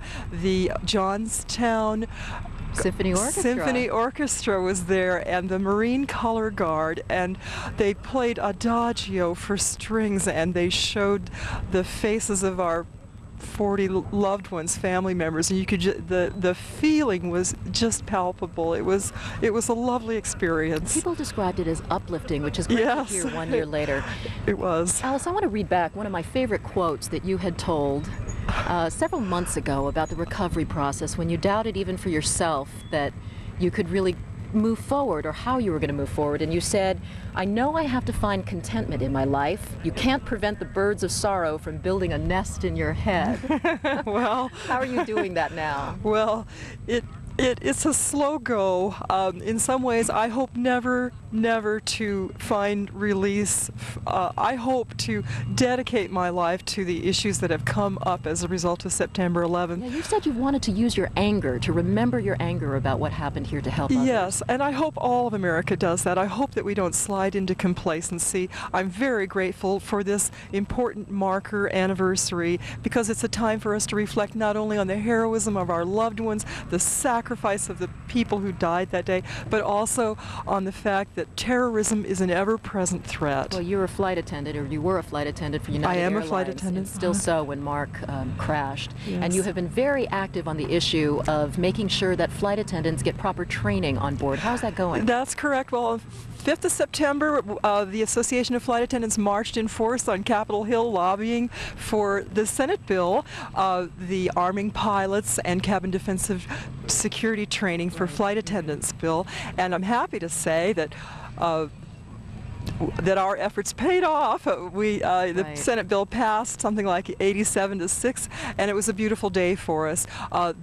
We support the bill because it provides for a uniform standard for training for flight attendants. We need cabin defense security training. We'll never forget the story of Sandy Bradshaw, one of the flight attendants on board Flight 93, who boiled water in preparation to attack the hijackers. Yes, and Cece Lyles and the other flight attendants, Lorraine Bay and Wanda Anita Green. All today at the ceremony Deborah at 9:30 Eastern. Yes. Alice Hoagland, thank you very much for joining us. You're welcome. Just one of many stories, Paula, of so many of the survivor families who have taken their own lives now and have dedicated them to new causes. I'm Carol Lynn reporting live in Shanksville. Back to you, Paula. Thanks so much, Carol. And for those of you just joining us, we wanted to quickly bring you up to date on some of the things that might have happened while you were asleep. For the first time since the 1962 Cuban Missile Crisis, armed missile launchers will protect the nation's capital as their level of alert has now reached the level orange, the second highest level. The decision made yesterday by Defense Secretary Donald Rumsfeld to arm those portable Stinger missile launchers. At the same time, we know that every federal air marshal will be working today. We know that the Coast Guard will be bolstering its patrol. And we also know here today, as the president comes to New York City, that the level of alert, which is high, has existed here in this city for many, many months. This is nothing new to those of us who live here. But I suspect that as in your city, wherever your city happens to be, extra attention is being paid to the water systems, to transportation systems, as this threat elevation moved up a notch yesterday. Everybody, all the local police agencies in all parts of the country, seaports, immigration checkpoints at the borders, everything tightened down just one more notch. In some cases because it is simply the anniversary of something horrible and who knows, and because of all of this chatter that is going on. And that's not just true here in the United States, it is also true at American military installations overseas, and particularly true in Afghanistan. And that's exactly where we're going right now. Christiane Amanpour is standing by in Bagram to give us a better sense of what's going to happen there as commemorations are just about ready to get underway. Christiane, good morning.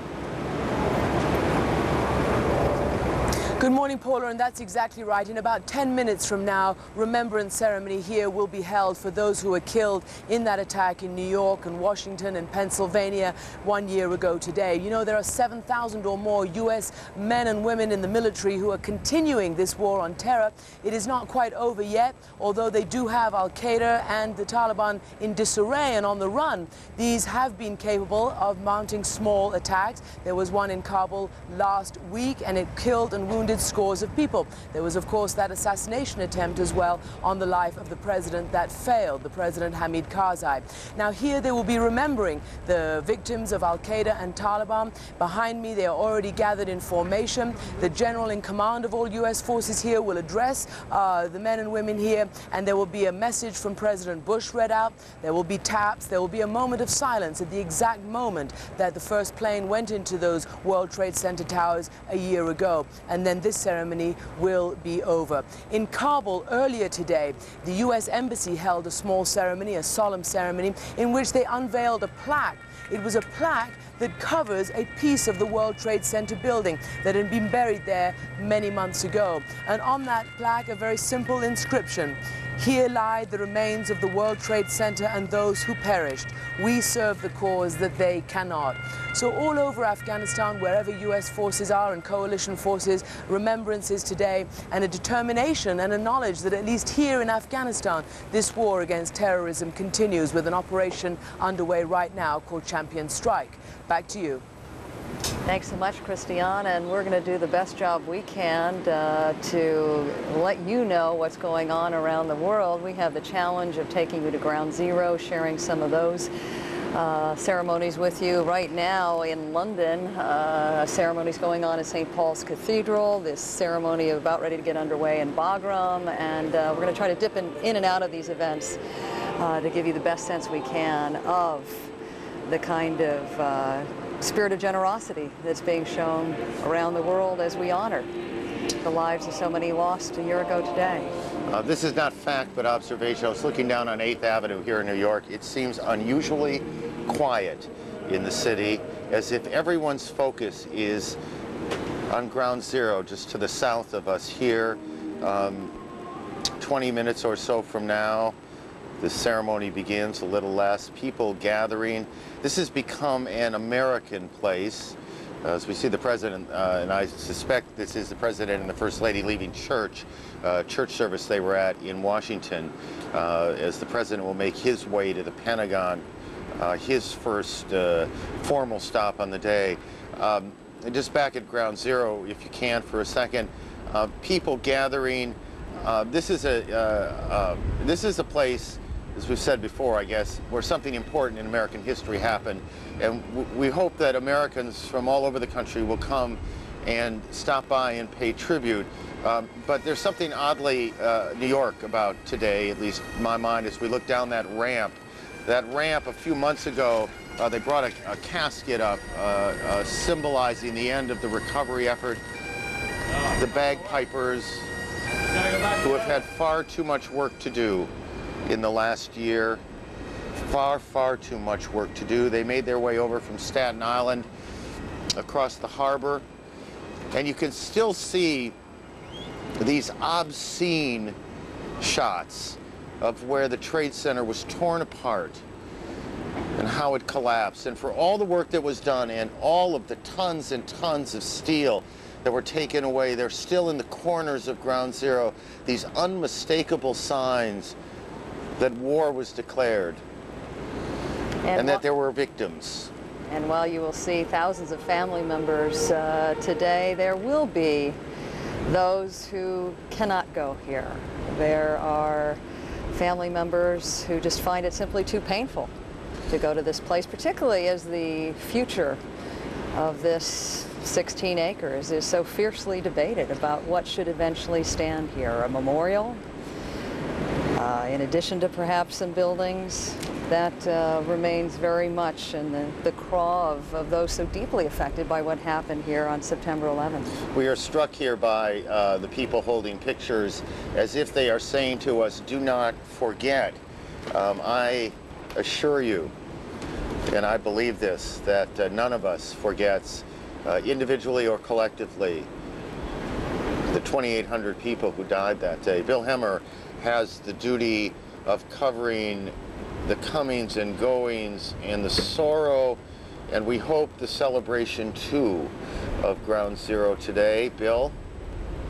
Yeah, Aaron, listen, it is literally impossible to sit here about 10 stories above the street level and not be moved by some of the images and the sounds we're hearing on the street level behind us. When the bagpipers came down about 30 minutes ago, literally everyone stopped to hear those melodious sounds that really tug at the heart of so many people here in Lower Manhattan. A few images I want to point out. I want to go across Ground Zero to the east side here. There's an amazing image, Aaron and Paula, that we're picking up on now.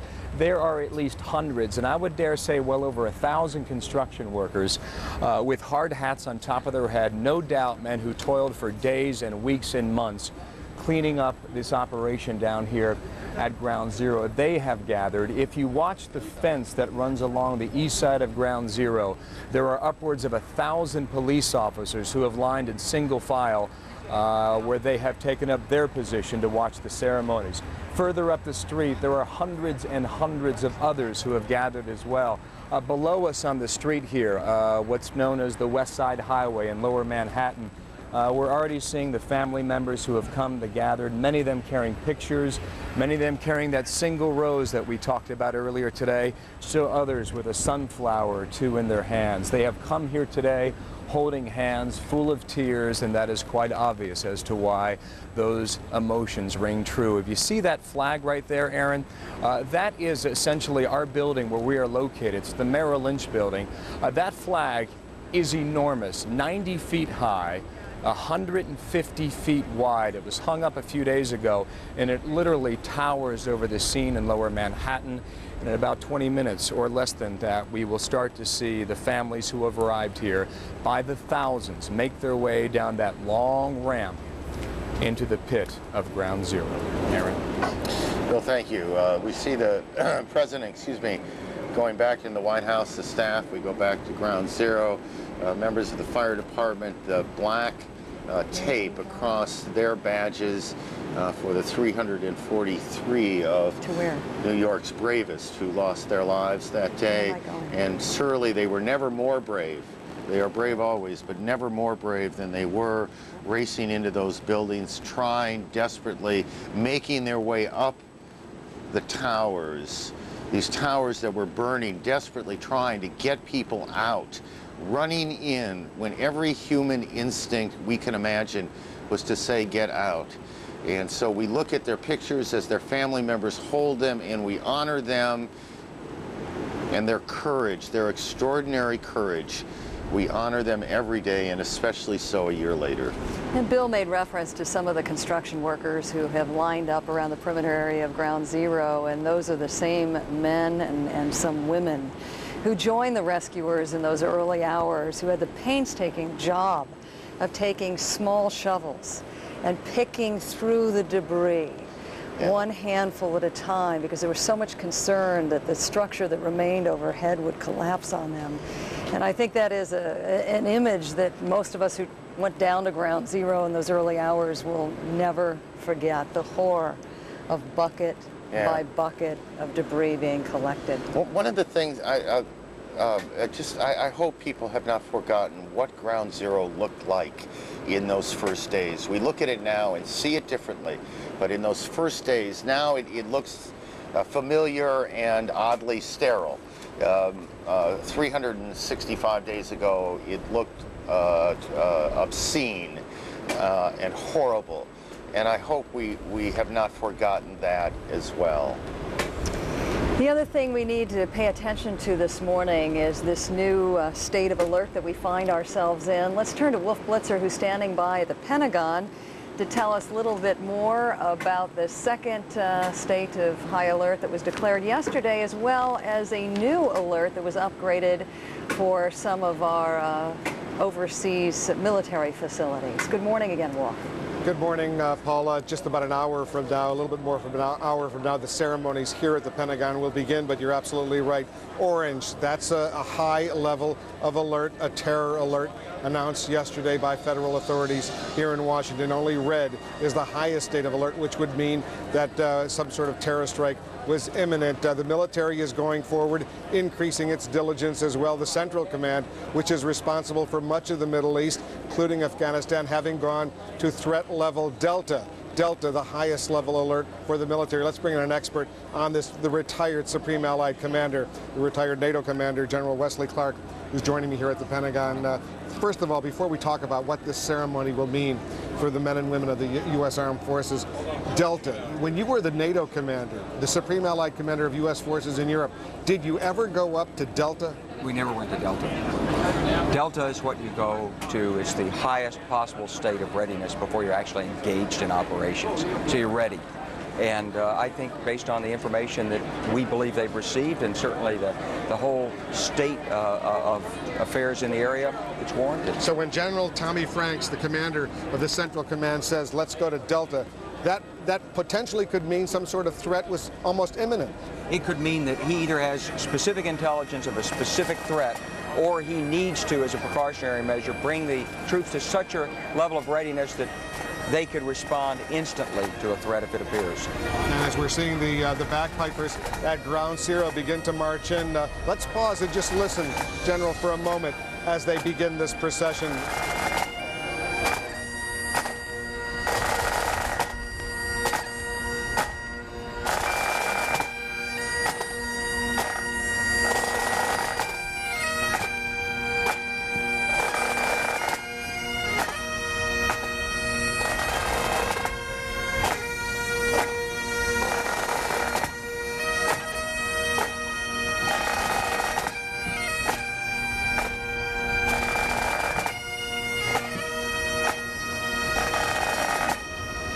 The bagpipers moving at Ground Zero as the clock continues to tick.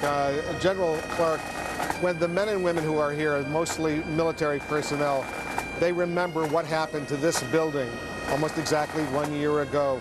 What will they be thinking? Because you were, as a young captain, you once worked in the exact spot where American Airlines Flight 77 impacted on the Pentagon. I think it hits people in a very personal way, Wolf. Not only the fact that they could have been there, it could have been them who are being memorialized today, but it's the respect they have for those who died, their families, the sense of brotherhood that they feel, their determination to show resolve and finish this job.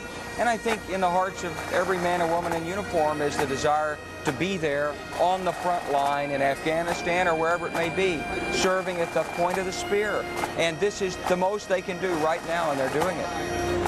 As we continue to see these bagpipers move in on Ground Zero, General Clark, the fact that in Washington, in this area right now, there is a high level of alert, and there are Stinger missiles, shoulder-fired anti-aircraft missiles, and Avenger anti-aircraft systems deployed the first time since the Cuban Missile Crisis. What does that say to the men and women of the military?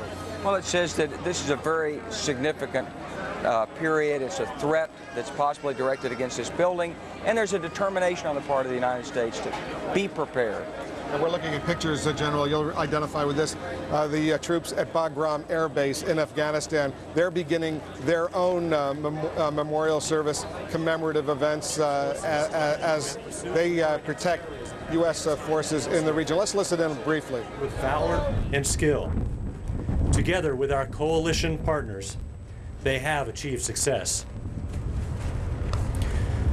Americans have also fought back against terror by choosing to overcome evil with good. By loving their neighbors as they would like to be loved, countless citizens have answered the call to help others. They have contributed to the relief efforts, improved homeland security in their communities, and volunteered their time to aid those in need. The spirit of service continues to grow as thousands have joined the newly established USA Freedom Corps, committing themselves to changing America one heart at a time through the momentum of millions of acts of decency and kindness. Those whom we lost last September 11 will forever hold a cherished place in our hearts and in the history of our nation. As we mark the first anniversary of that tragic day, we remember their sacrifice, and we commit ourselves to honoring their memory by pursuing peace and justice in the world and security at home. By a joint resolution approved December 18, 2001, the Congress has authorized and requested the President to designate September 11 of each year as Patriot Day.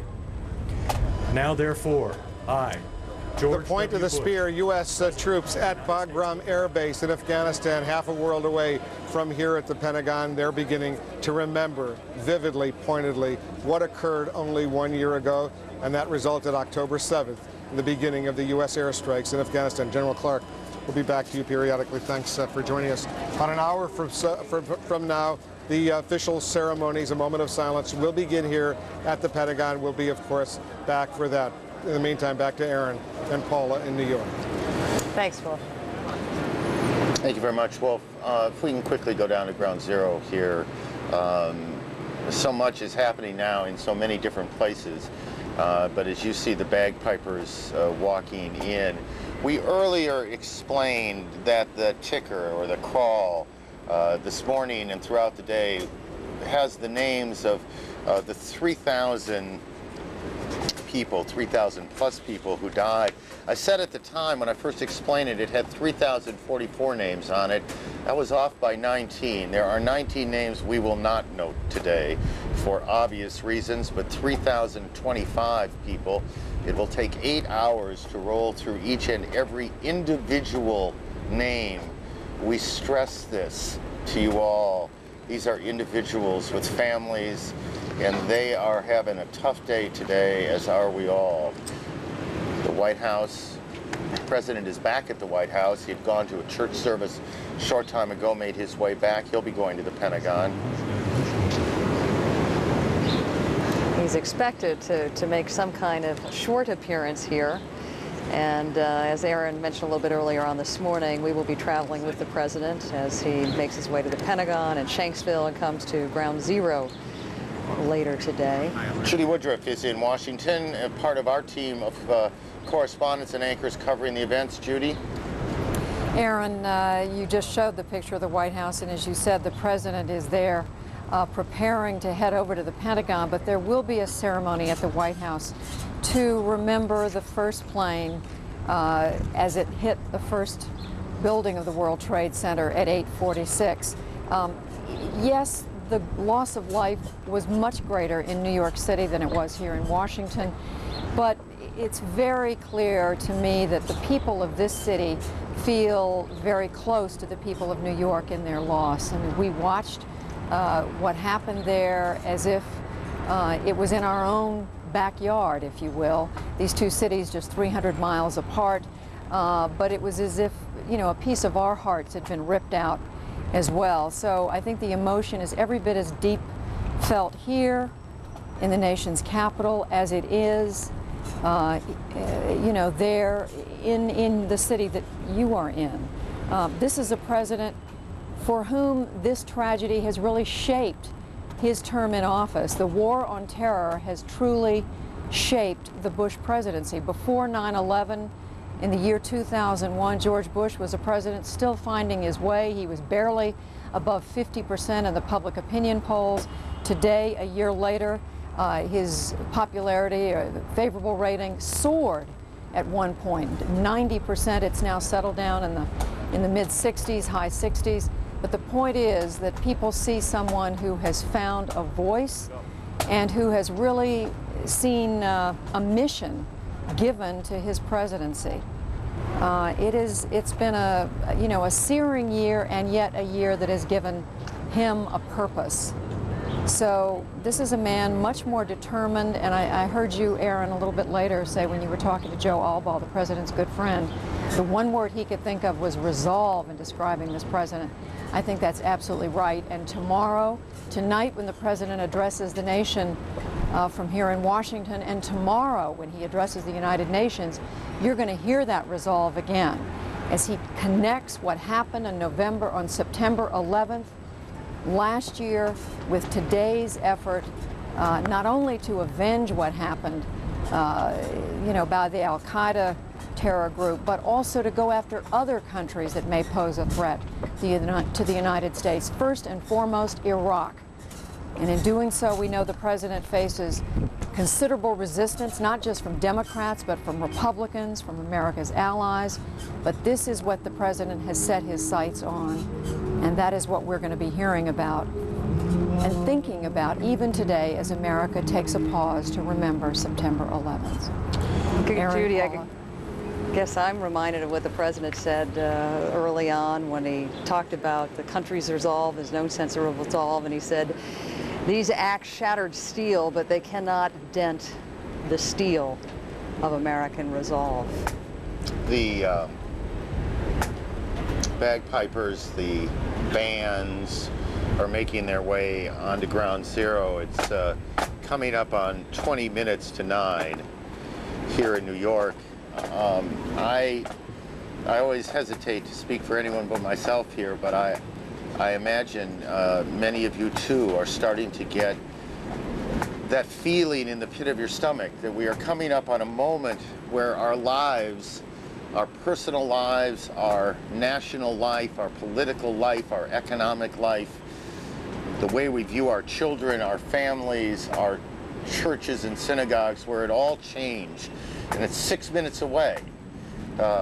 It's hard to imagine that so much change could be wrought in such a single moment, but we all know that that's what happened, and in 6 minutes that moment will be upon us again a year later. Ground Zero will be the place where it begins, because it is the place where it did begin at 8:46 on a sunny September morning, what we used to call in the Midwest Indian summer. An Indian summer morning. It is a moment that is remembered around the world. Desmond Tutu of South Africa. September the 11th, 2001, that unforgettable day forever etched into the consciousness and memory of all of us, when an outrage of unspeakable horror and evil happened, an outrage that was universally, roundly condemned, and rightly so, and stands condemned as evil forever. On that day, the hearts of the world reached out in deep sympathy and condolence to you all who had lost loved ones, to all who were injured in New York, here in Washington and in Pennsylvania, to you all in this nation so traumatized.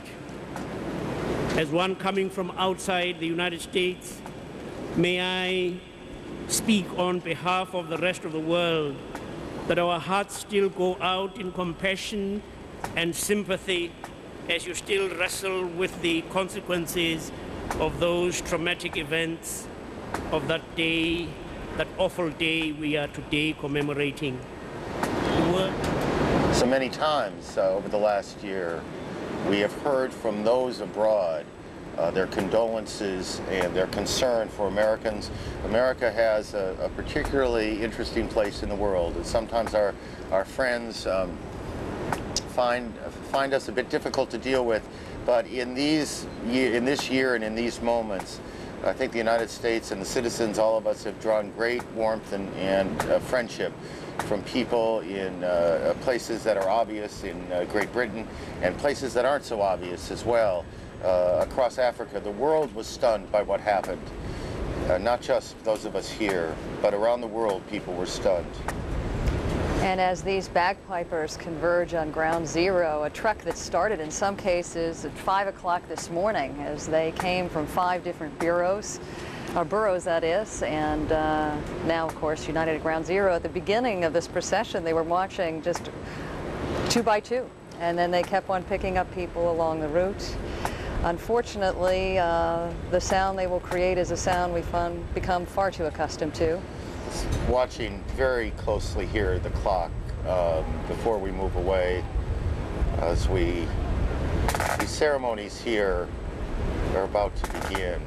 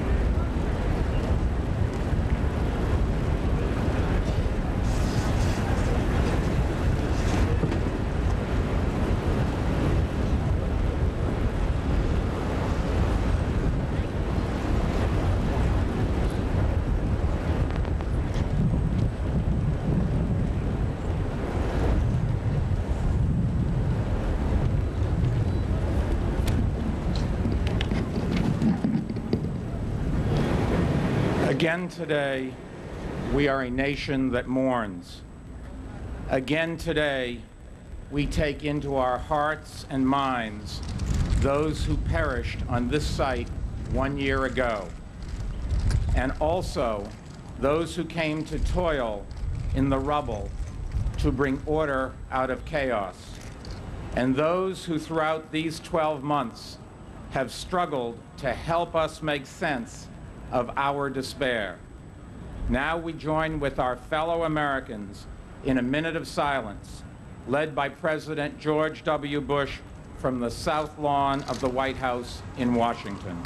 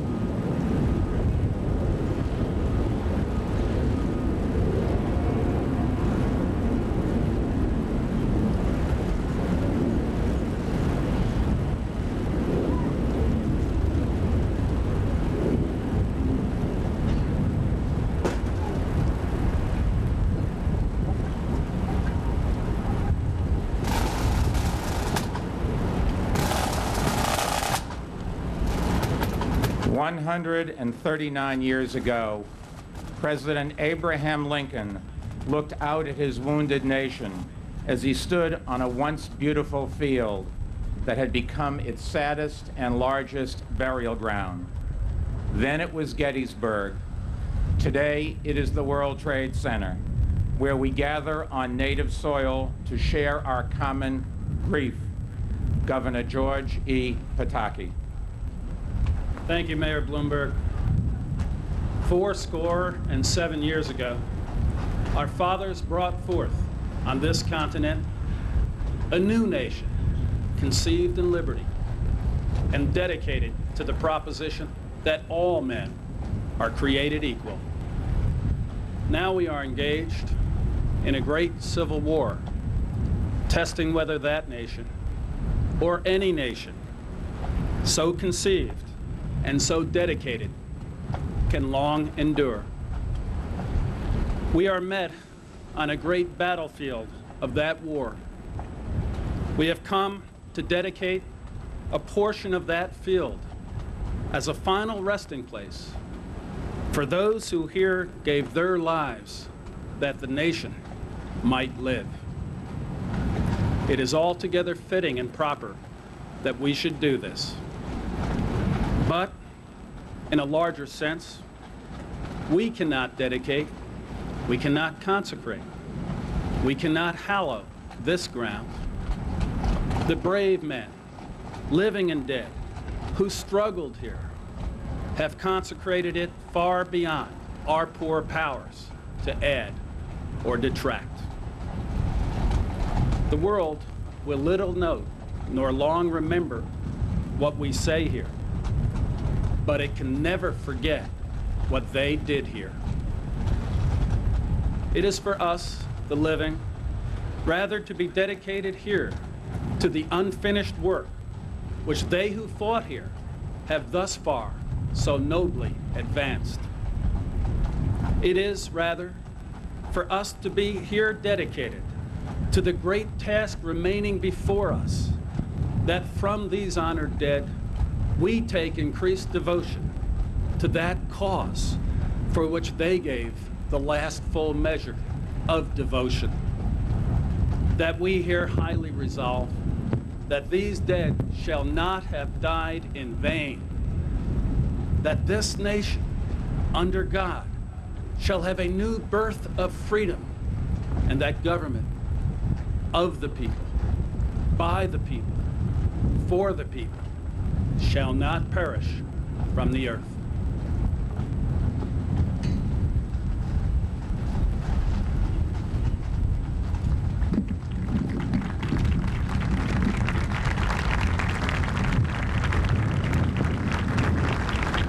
They were our neighbors, our husbands, our children, our sisters, our brothers, and our wives.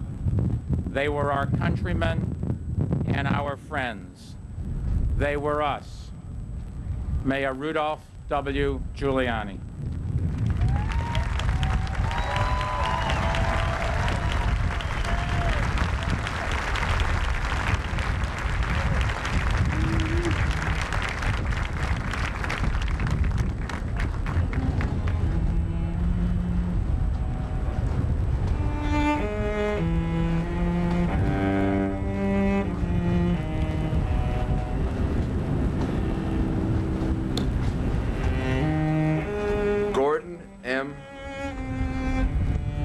Jr.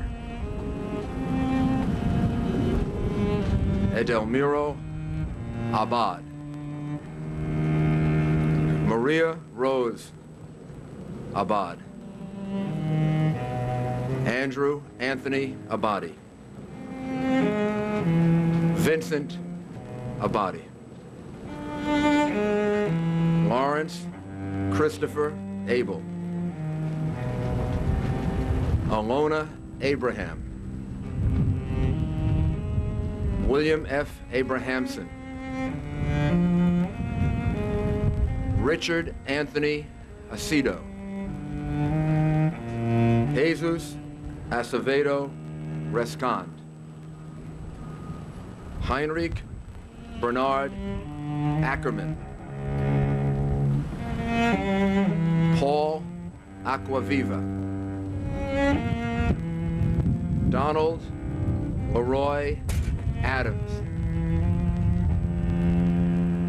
Patrick Adams. Shannon Lewis Adams.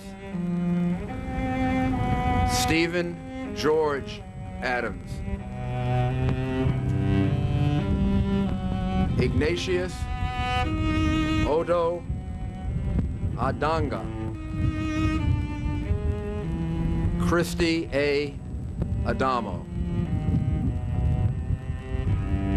Terrence E. Adderley, Jr. Sophia Boruwad Addo. Lee Allen Adler. Daniel Thomas Afflito. Emmanuel Akwazi Afuakwa. Alak Agarwal. Mokul Kumar Agarwala.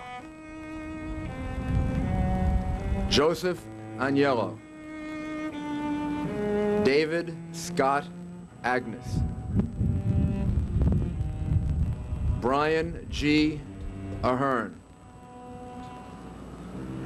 Jeremiah Joseph Ahern. Joanne Maria Alayados. Shabir Ahmed.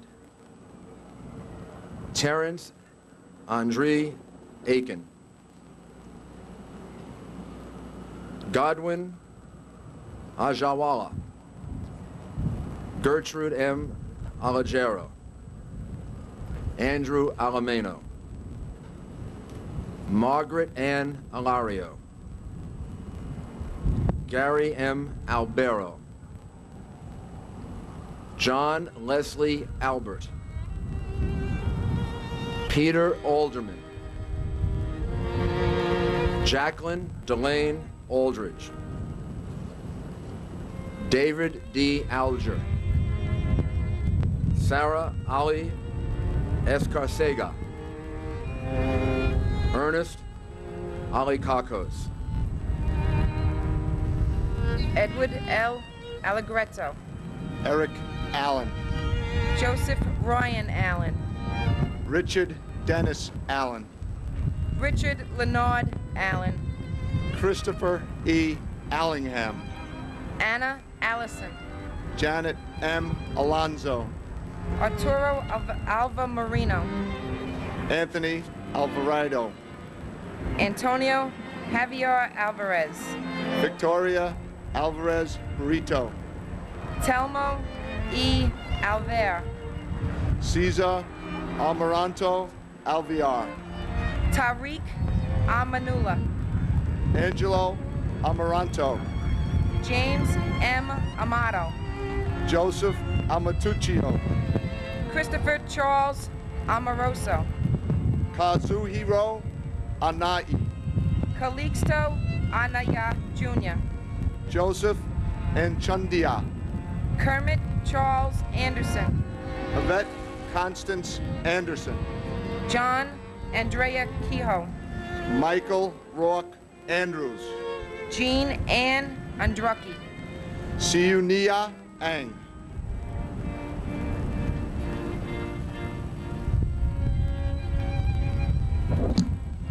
Joseph Angelini Jr. Joseph Angelini Sr.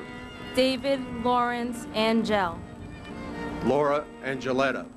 Doreen J. Angrasani. Peter Paul Apollo.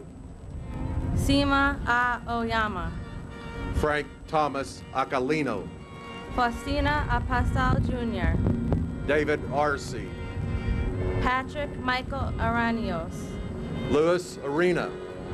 Michael George Arsinski. Adam P. Arias. Barbara Jean Arestigi. Jack Charles Aron. Michael Armstrong. Richard Avery Aronoff. Joshua Aron. Yafet Jesse Artie. Myra Joe Aronson. Carl Asaro. Patrick Asante. Michael Edward Asher. Michael Asiak. Thomas J. Ashton. Janice Marie Ashley. Will O. Asitenbag. Greg Arthur Atlas. Gerard T. Atwood. James Otafred. Lois Frank Adversano Jr. Ezra Aviles. Sandy Ayala. Arlene T. Babakitis. Eustace P. Bacchus. John J. Badagliaca. Jane Ellen Bassler. Robert J. Firewalter. Andrew J. Bailey. Red T. Bailey. Gernette Edward Bailey. Tatiana Bakalinskaya. Michael S. Back. Sharon M. Balkan. Michael Andrew Bain. Catherine Bantis. Gerard Baptist. Walter Barron. Gerard A. Barbara. Paul Vincent Barbaro. James William Barbella. Ivan Kirillos F. Barbosa. Victor Daniel Barbosa. Christine Barbudo. Colleen Ann Barkow. Davo Michael Barkway. Matthew Barnes. Sheila Patricia Barnes. Evan J. Barron. Renee Barrett Arjun. Natalie Barrios La Cruz. Arthur Thaddeus Berry. Diane G. Berry. Maurice Vincent Berry. Scott D. Bart. Carlton W. Bartels. Guy Bartfi. Ina V. Basina. Alicia Basmajian. Kenneth William Basnicki. Stephen Bates. Paul James Batiglia. Walter David Bauer Jr. Marlene Capito Bautista. Mark Lawrence Bavis. Jasper Baxter. Michelle Beal. Paul Sad work is this to Jane S. Beauty. read all these names. A 2.5-year-old baby died that day. Carl John Child barely old enough to talk. An 85-year-old man. They came from 25 different countries. Michael Ernest Beekman. In just a moment, and you might have been able to hear the first of the bells. They will ring a bell to mark the time when the second tower was hit and when all of us knew this was no accident. Elliot Belson. This was war. Paul M. Bennett. Denise Lenore Benedetto. Maria Bengochea. Brian Craig Bennett. Eric L. Bennett. Oliver Duncan Bennett. Margaret L. Benson. Dominic J. Berardi. James Patrick Berger. Stephen Howard Berger. Alvin Bergson. Daniel Bergstein. Graham Andrew Berkeley. Michael J. Berkeley. Donna M. Bernards. David W. Bernard. William Bernstein. David M. Berry. David S. Berry. Joseph J. Berry. William Reed Bethke. Timothy Betterly. Carolyn Biong. Edward Frank Baye. Paul Bayer. Anil Talhiram Baneve. Bella J. Bokan. Shimi D. Vijayalaisen. Peter Alexander Belfield. William G. Bigart. Brian Belcher. Carl Vincent Binney. Gary Eugene Bird. Joshua David Birnbaum. George John Bishop. Jeffrey Donald Bittner. Albert Baliwa Blackman Jr. Christopher Joseph Blackwell. Susan Leigh Blair. Harry Blanding Jr. Janice Lee Blaney. Craig Michael Blass. Rita Blau. Richard Middleton Blood Jr. Michael Andrew Bucardi. John P. Baki. Michael Leopoldo Buccino. Susan M. Buccino. Bruce D. Bowen.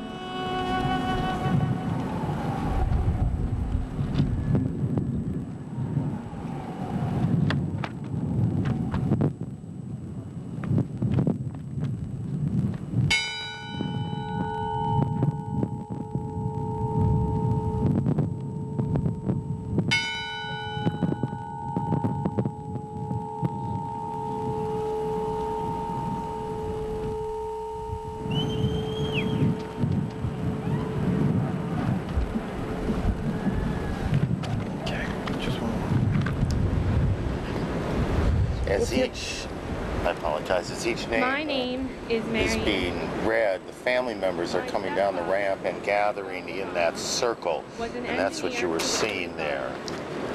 They are being given flowers and also the opportunity to place memorabilia inside that circle of honor. I don't remember the last time I told him that I loved him. I would give anything to go back to the morning of September 11th and tell him how much I appreciate everything he's done for me.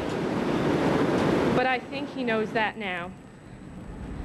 In my eyes, he's died a hero. And how much more could you ask for? There's a quote that pretty much speaks for itself. You never lose anything. Not really. Things, people, they go away sooner or later. You can't hold them any more than you can hold the moonlight. But if they've touched you, if they're inside of you, then they're still yours. Frank, as I look back on these days, I realize how much I'll truly miss you and how much I truly love you. You were the best father I could ever ask for. I miss you, and I hope you didn't hurt too much. Love, Marianne.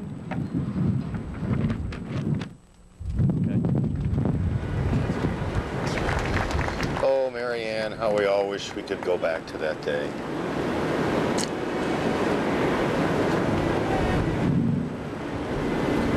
How we all wish that.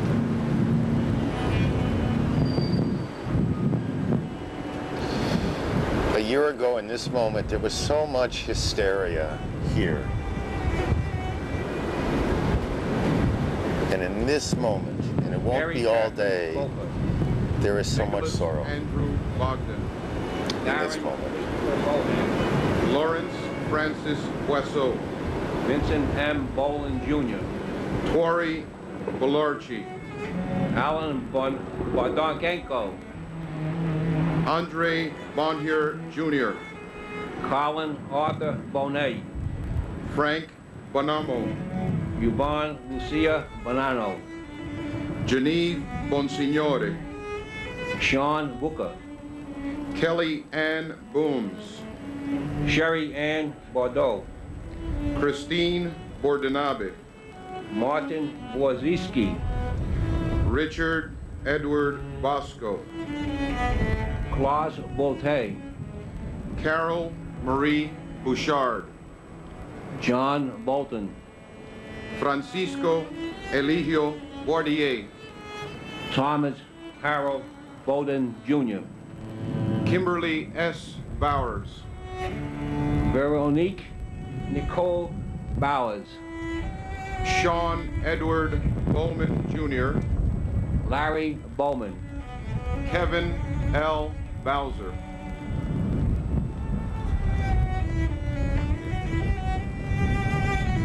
Gary R. Fox. Gennady Boyarsky. Pamela Boyce. Michael Boyle. Alfred Braca. Kevin Bracken. David Brian Brady. Alexander Braginski. Nicholas W. Brandemardi. Daniel Raymond Brandhorst. David Reed Gamboa Brandhurst. Michelle Renee Bratton. Patricia Brout. Lydia E. Bravo. Ronald Michael Breitweiser. Edward A. Brennan III. Francis Henry Brennan. Michael E. Brennan. Peter Brennan. Thomas M. Brennan. Daniel J. Brothel. Gary Lee Bright. Jonathan Briley. Mark A. Brisman. Paul Gary Bristow. Mark Francis Broderick. Henry Charles Brockhammer. Keith A. Broomfield. Janice Shalewis Brown. Lloyd Stanford Brown. Patrick J. Brown. Bettina Brown. Mark Bruce. Ronald George Bruherty. Andrew Brune. Vincent Brunton. Ronald Paul Buca. Brandon J. Buchanan. Gregory Joseph Buck. Dennis Buckley. Nancy Claire Buesch. Patrick Joseph Booz. John Edwards Bulaga Jr. Stephen Boonin. William Francis Burke Jr. Matthew J. Burke. Thomas Daniel Burke. Donald J. Burns. Kathleen Ann Burns. Keith James Burns. John Patrick Burnside. Irina Buslow. Milton G. Bustillo. Thomas M. Butler. Patrick Byrne. Timothy D. Byrne. Jesus Leptali Cabezas. Lillian Caceres. Brian Joseph Cachia. Stephen Dennis Gafiero Jr. Richard M. Cagiano. Cecile Morella Cacuicla. John Brett Cahill. Michael John Cahill. Scott Walter Cahill. Thomas Joseph Cahill, George Kane, Salvatore B. Calabro, Joseph Calendrijo, Philip B. Calgano, Edward Calderon, Kenneth Marcus Caldwell, Dominic Enrico Calia, Felix Calixte, Frank Callahan, Leanne Callahan, Luigi Calvi, Rocco Hamas, Michael F.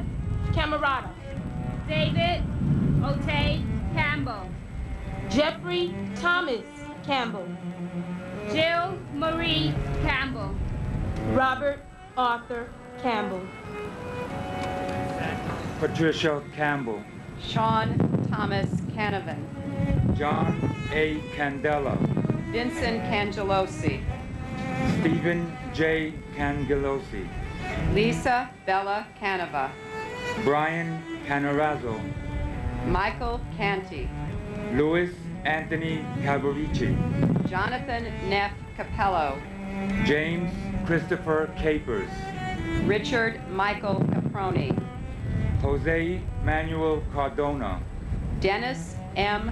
Carey, Steve Carey, Edward Carlino, Michael Scott Carlo, David G. Carlone, Rosemary C. Carlson, Mark Stephen Carney, Joyce Ann Carpenetto, Ivan Luis Carpio Batista, Jeremy M. Carrington, Michael Carroll, Peter Carroll, James Joseph Carson Jr., Christopher Mikel Costigan, Marcia Cecil Carter, James Marcel Cartier, Vivian Casaldic, John Francis Casaza, Paul R. Cascio, Margarita Casillas, Thomas Anthony Casoria, William Otto Caspar, Alejandro Castaño, Herman Castillo Garcia, Arcelia Castillo, Leonard M. Castellano, Jose Ramon Castro, Richard G. Cattarelli, Christopher Sean Caton, Robert John Caulfield, Mary Teresa Caulfield, Judson Cavalier, Michael Joseph Coley, Jason David Kane, Juan Amando Sebilio, Jason Michael Cefalu, Thomas Joseph Selleck, Anna Mercedes Centennial, Joni Sesta, Jeffrey Mark Chernoff, Swarna Shelasny, William Chalkoff, Lou, Charles Lawrence Chan, Mandy Chang, Mark Lawrence Charette, Gregorio Manuel Chavez, Delrose E. Chatham, Pedro Franklin Checo, Douglas McMillan Cherry, Stephen Patrick Cherry, Vernon Paul Cherry, Nestor Julio Chevalier, Swade Chevalier, Alexander H. Chang, Dorothy J. Kikar Piaro, Luis Alfonso Chimbo, Robert Chin, Wing Y. Ching, Nicholas Paul Chafalo, John Chipura, Peter A. Carcarillo, Catherine Charles, Kiyun P. Cho, Abul K. Chowdhury, Mohammed Salahuddin Chaudhuri, Kirsten L. Christophe, Pamela Chu, Stephen Chucknick, Y. Chung, Christopher Chiafardini, Alex F. Ciccone. Francis Ann Chilente. Elaine Chilo. Nestor Andre Citron III. Edna Cintron. Robert Dominic Siri. Juan Pablo Cisneros Alvarez. Benjamin Keith Clark. Eugene Clark. Gregory Allen Clark. Manny Leroy Clark. Thomas R. Clark. Christopher Robert Clark. Donna Marie Clark. Michael J. Clark. Saria Rachel Emma Clark. Kevin Francis Cleary. James D. Clear. Jeffrey W. Cloud. Susan Marie Klein. Stephen Coakley. Jeffrey Allen Cole. Patricia A. Cody. Daniel Michael Coffey. Jason M. Coffey. Florence G. Cohen. Kevin Sanford Cohen. Anthony Joseph Caladonato. Mark Joseph Caleo. Stephen J. Coleo. Christopher M. Colasanti. Kevin Nathaniel Colbert. Michael P. Colbert. Keith E. Coleman. Scott Thomas Coleman. Terrell Coleman. Liam Joseph Colhoun. Robert D. Collin. Robert J. Cole. Gene Collin. John Michael Collins. Michael L. Collins. Thomas J. Collins. Joseph Collison. Jeffrey Dwayne Coleman. Patricia Malia Kolodner. Linda M. Colon. Saul E. Colon. Ronald Edward Comer.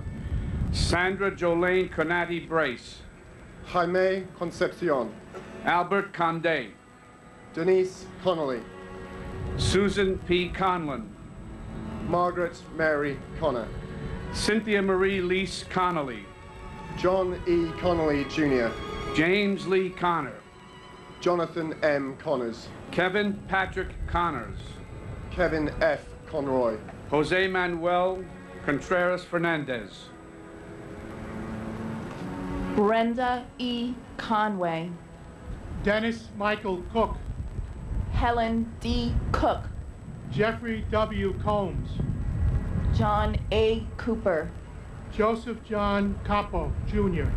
Gerard J. Coppola. Joseph Albert Corbett. John J. Corcoran III. Alejandro Cordero. Robert Cordice. Ruben D. Correa. Danny A. Correa Gutierrez. James J. Corrigan. Carlos Cortez. Kevin Cosgrove. Dolores Marie Costa. Dina Alexandra Costanza. Charles Gregory Costello Jr. Michael S. Costello. Conrad K. Catoy. Martin J. Coglin. John Gerard Coglin. Timothy J. Coglin. James E. Cove. Andre Cox. Frederick John Cox. James Raymond Coyle. Michelle Coyle Eula. Anne Marie Kramer. Christopher S. Kramer. Denise Elizabeth Krant.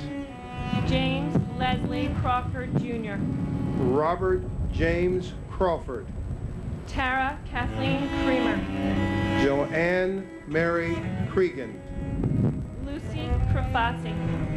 John A. Krishy. Daniel Hal Chrisman. Dennis Cross. Kevin Raymond Crotty. Thomas G. Crotty.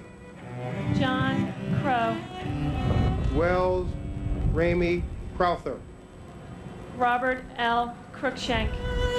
John Robert Cruz. Grace U. Chua. Kenneth John Cubas. Francisco Cruz Cubero. Thelma Cuccinello. Richard J. Cudina. Neil James Cudmore. Thomas Patrick Cullen III. Joyce Cummings, Brian Thomas Cummins, Michael Cunningham, Robert Curatolo, Lawrence Damian Couturier, Paul Dario Curioli, Patrick Curavan, Andrew Peter Charles Curry Green, Beverly Curry, Michael S. Curtin, Gavin Cushney, John Delaria, Vincent Gerard Damadeo, Jack D'Ambrosi, Mary D. Antonio, Edward A. Diatri, Michael D. Dioria, Michael Jude Desposito, Manuel John Damota, Caleb Aaron Black, Carlos S. Da Costa, Joao Alberto da Fonseca, Brian Paul Dale, Thomas A. Damaskinos, Janine Marie DiMano Jones, Patrick W. Danahy, Nana Danso, Vincent Dons, Dwight Donald Darcy, Elizabeth Ann Darling, Annette Andrea Dataram, Lawrence Davidson, Michael Allen Davidson, Scott Matthew Davidson, Titus Davidson, New-Yorka Davila, Clinton Davis, Wayne Terriel Davis, Anthony Richard Dawson, Calvin Dawson, Edward James Day, Dorothy Alma Diarejo, J. Sorrell M. De Chavez, Jennifer De Jesus, Monica E. De Jesus, Naridia De Jesus, Emerita de la Peña, Azucente Maria de la Torre, Jose Nicolas de Peña, David Paul de Rubio, Jamal Lagaze de Santis, Christian Louis De Simone, Melanie Louise de Vere, William Thomas Dean, Robert J. DeAngelis Jr., Thomas Patrick DeAngelis, Tara E. DeBeck, Anna Maria DeBin, James V. de Blasi, Paul DeCola, Simon Marash de Dufkash, Jason DeFazio, David A. DeFeo, Manuel de Valla Jr., Donald Arthur de la Peña, Vito Joseph DeLeon, Danielle Ann DeLee. God bless them all. Joseph A. de la Pietra, Andrea de la Bella, Palmena Delegante, Colleen N. Delary, Francis Albert de Martinez, Anthony Demas, Martin N. De Mayo, Francis Deming, Carol K. Demetz, Kevin Dennis, Thomas F. Dines, Jean De Palma, Robert John Durrani, Michael DeRienzo, Edward Desimoni III, Andrew Desperito, Sandy Ann Dewell, Jerry DeVito, Robert P. You can't help but feel the profound sense of loss here. We're just a little over into the 35 minutes of reading the names of those who lost their lives here, and we're just to the letter D. We're on the Ds. It would take a stronger heart than I have, I'll tell you that, to not feel it breaking a little bit. Nancy Diaz. This will go on until all 2,800 names are read, till all 2,800 families can come down that ramp to that circle, to a place that is justifiably called the Circle of Honor. As it is going on, so too now begins the commemoration in Washington, D.C. at the Pentagon. These are happening concurrently, and we will hopefully gently and gracefully, perhaps even elegantly, move from one to the other. There's a moment coming up towards the top of the hour. We'll come back to New York for that, as we note the moment the tower first collapsed. But at the Pentagon, as you can see, the ceremony there is beginning as well. Wolf Blitzer is at the Pentagon. Wolf, give us a sense of who is there and who is coming. Well, about 13,000 people have been invited to attend this very moving ceremony. It's about to begin. The U.S. Army Band has been playing for about a half an hour or so. The President of the United States will be here delivering what the White House says will be an important address to the nation, indeed to the world.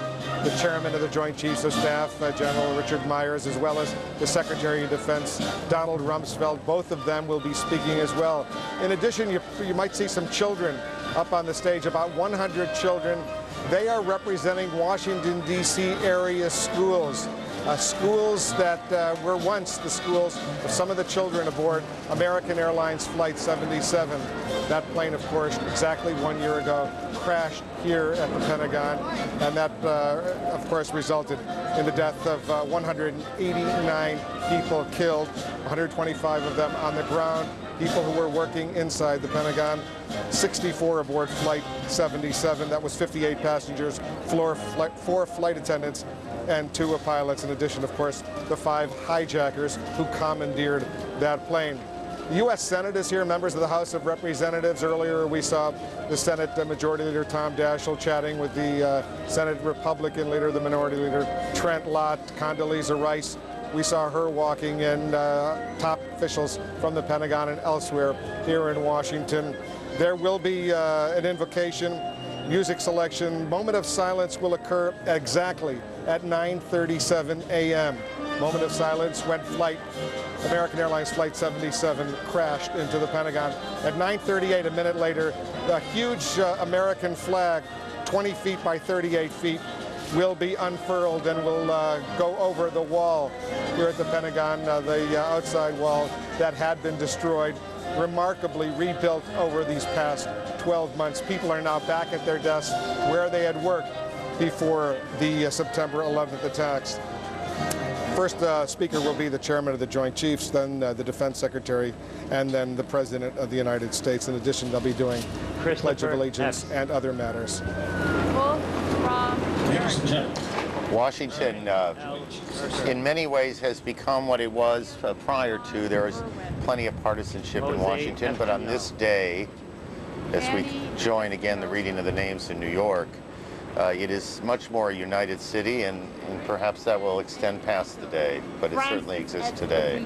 And I know we don't know exactly what the president is going to say when he makes his remarks, but he may have given us some idea in the editorial he wrote that appeared in the New York Times this morning, when he said the September 11th attacks moved Americans to grief and horror and moved our nation to war. They revealed the cruelty of our enemies, clarified grave threats to our country, and demonstrated the character and decency of our people. The President and the First Lady now have arrived outside the Pentagon. We saw the Chairman of the Joint Chiefs, General Myers, Secretary Rumsfeld to the left of your screen. How familiar a face has he become in the last year?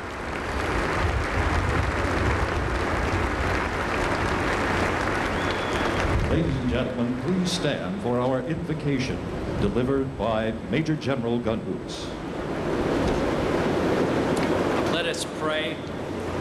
Almighty God, we ask you to bless us as we gather today in this sacred place. While the reality of our pain and loss has become all too apparent, we ask you now to bless the memory of those who made the ultimate sacrifice a year ago.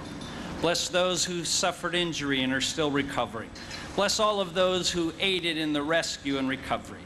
Bless all the affected families and friends who struggle with the loss and pain. Our tribute to all of them, O Lord, is our steadfast resolve, We are amazed and grateful for the immense accomplishment of reconstruction. The rebuilding of the Pentagon is more than the restoration of stone and steel. It represents the spirit of America. Lord, it represents our nation standing together, restored and renewed by your life-giving love and hope. Today, Lord, we rise as a people to meet the challenges of a new day. Fortify our inner courage as we hold the moral high ground. Deepen our resolve to stand against evil no matter the cost. And grant us, Lord, wisdom to continue building on the foundation of equality, justice, and liberty. Now, Lord, we offer this sacred ground to you and ask your blessing upon it. We will not let those who died fade from our memories. We will not be swayed from our faithful service in the cause of freedom. With your blessing, Lord, we consecrate this building, all who serve here, all the men and women of our armed forces who serve around the world. Guide us as we press on in the cause of justice and peace for our country and for the world. God bless America. Amen. Please be seated.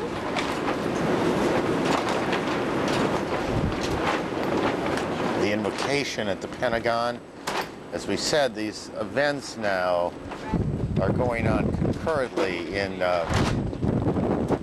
York, where it is windy. To say the least. It is windy. I expect you can hear that. And they read the names, each and every name. B. Fiorito. And the family members come down. Andrew Fisher. And the tears are shed. Each family member having spent a great deal of time thinking about what to leave in their loved one's honor, and many of them, besides leaving flowers, have left personal mementos at Ground Zero. As you listen to these names, or at least as I have, you get this great portrait of what, not just New York, but what the country is, from the Latin names and the Northern and Eastern European names and the Asian names. This is the country that we are. It's certainly the city that we are in, New York City. This is our country these days. You also get a sense of just how much healing remains to be done.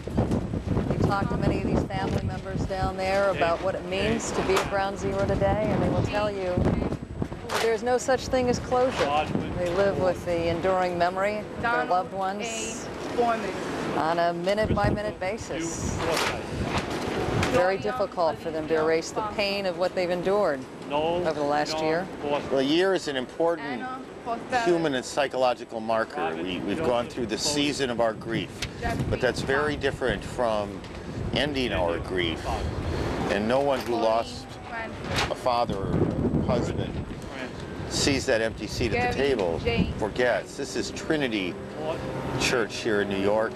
Across the city today, there are many services, large and small, to mark the moment and the day.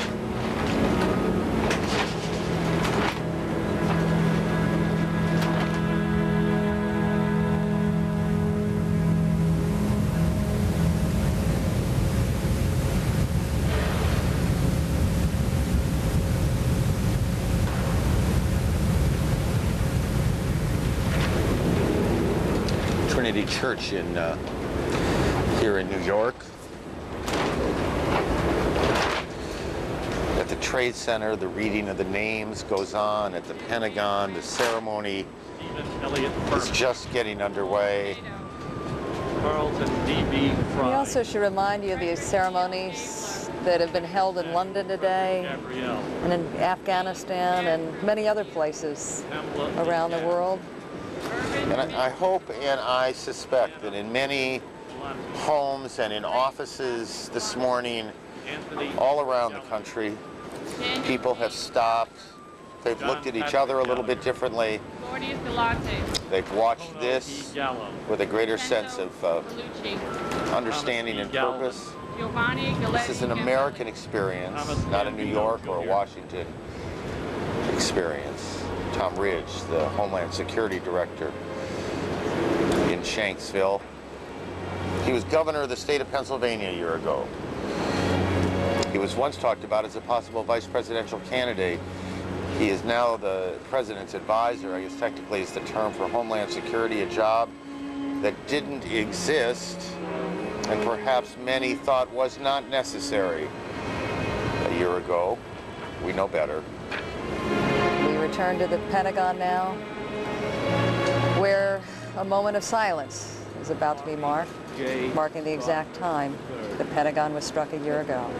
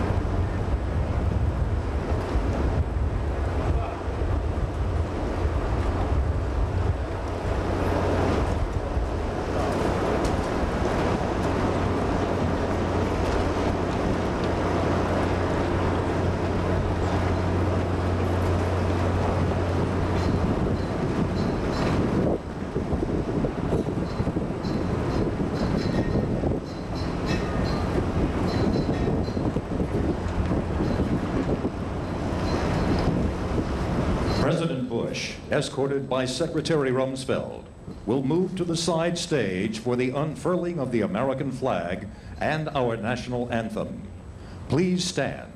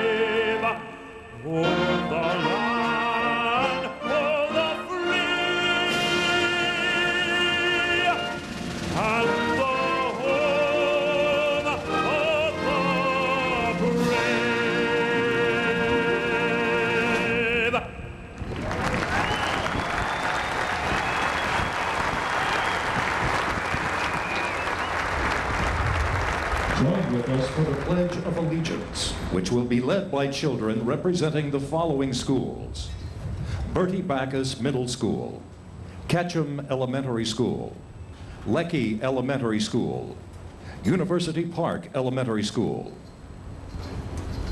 I pledge allegiance to the flag of the United States of America and to the republic for which it stands, one nation, under God, indivisible, with liberty and justice for all. Ready?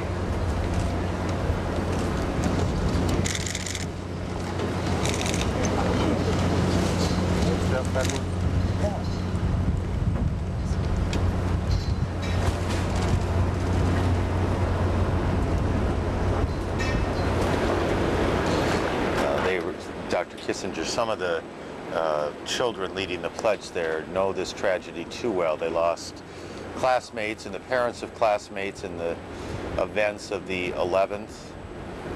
The ceremony at the Pentagon, the reading of the names goes on in New York as well.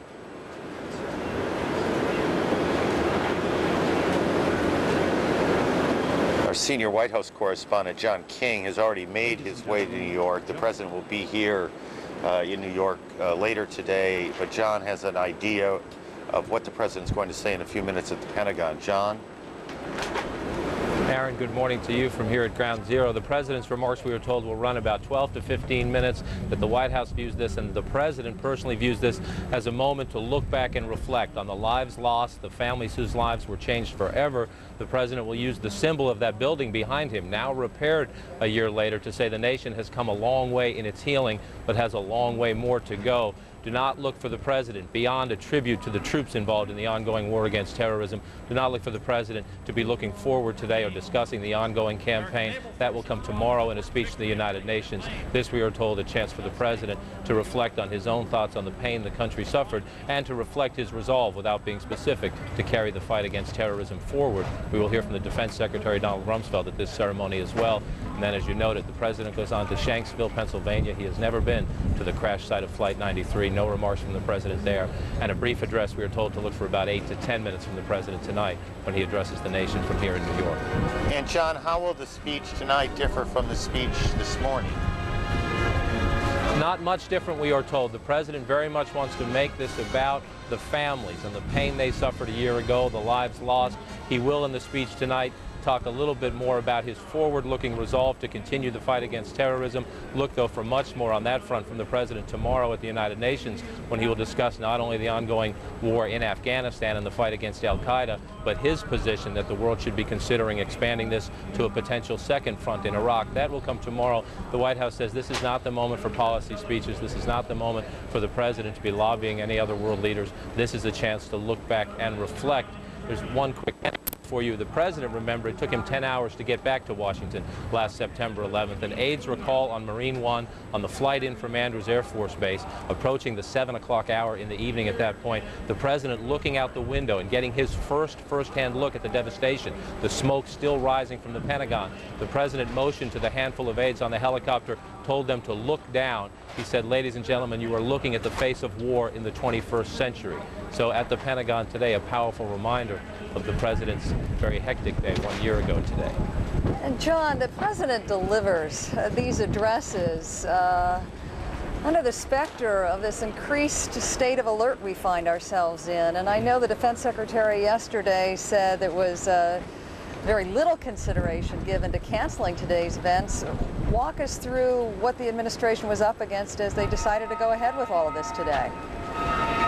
Paula, the president was very determined, we are told, that these events should go forward, that the nation should take this moment to pause and reflect. He was also determined, though, when he received a briefing the other night from the CIA Director George Tenet, the president called that the tipping point, if you will, on all the intelligence data that has come his way in recent weeks. And he decided, although all the specific information is about possible threats to U.S. installations overseas, that was the case on September 10th and the early morning hours of September 11th a year ago. Because of that information, the president did want to raise the threat threat assessment here. You have live missiles in those batteries around the Pentagon and other key installations in Washington today, so a high state of alert. But I spoke to several senior administration officials this morning who say they still are nervous, they still have their fingers crossed, but they have seen nothing in the overnight intelligence reports to make them think there is any specific threat against any of these commemoration ceremonies or any targets in the United States for that matter. Thanks, John. You said it would be the president's intent to focus in on the families in both of not only the remarks he makes today, but what he will later say in Shanksville later tonight in New York. And that's exactly, I think we're eventually going to take our audience back to that very painful reading of the names of those that lost their lives at Ground Zero a year ago. This has been going on not quite an hour now, not quite an hour, and we have reached the middle of the alphabet as we work our way through 2,800 lives lost. We're on the H's. I guess the one picture that most of you will find very moving today down at Ground Zero is the Circle of Honor, which you'll eventually see here, which is at the lowest level of the site, and family members are actually given access to a ramp. They walk down and they're handed a flower, and they're given the opportunity to leave a flower in their loved one's honor, as well as personal mementos. And it's stunning to me is here we are a year later, people still filling the perimeter fences with yes, commemorations. I was thinking the same thing. For people who've lived here, but for many of you, because you've been brought here so many times, there were those painful days when they were the missing posters that dotted the city. You could hardly go anywhere in New York and not see them. We're long past that moment, but we are not at all past the moment where there are throughout the city, at firehouses and in storefronts, pictures, memories, thoughts, poems, songs, everything imaginable to remind us, all of us in the country, what went on, what happened. That is the circle that Paula referred to a moment ago, and oh my, how it's grown as these family members come down.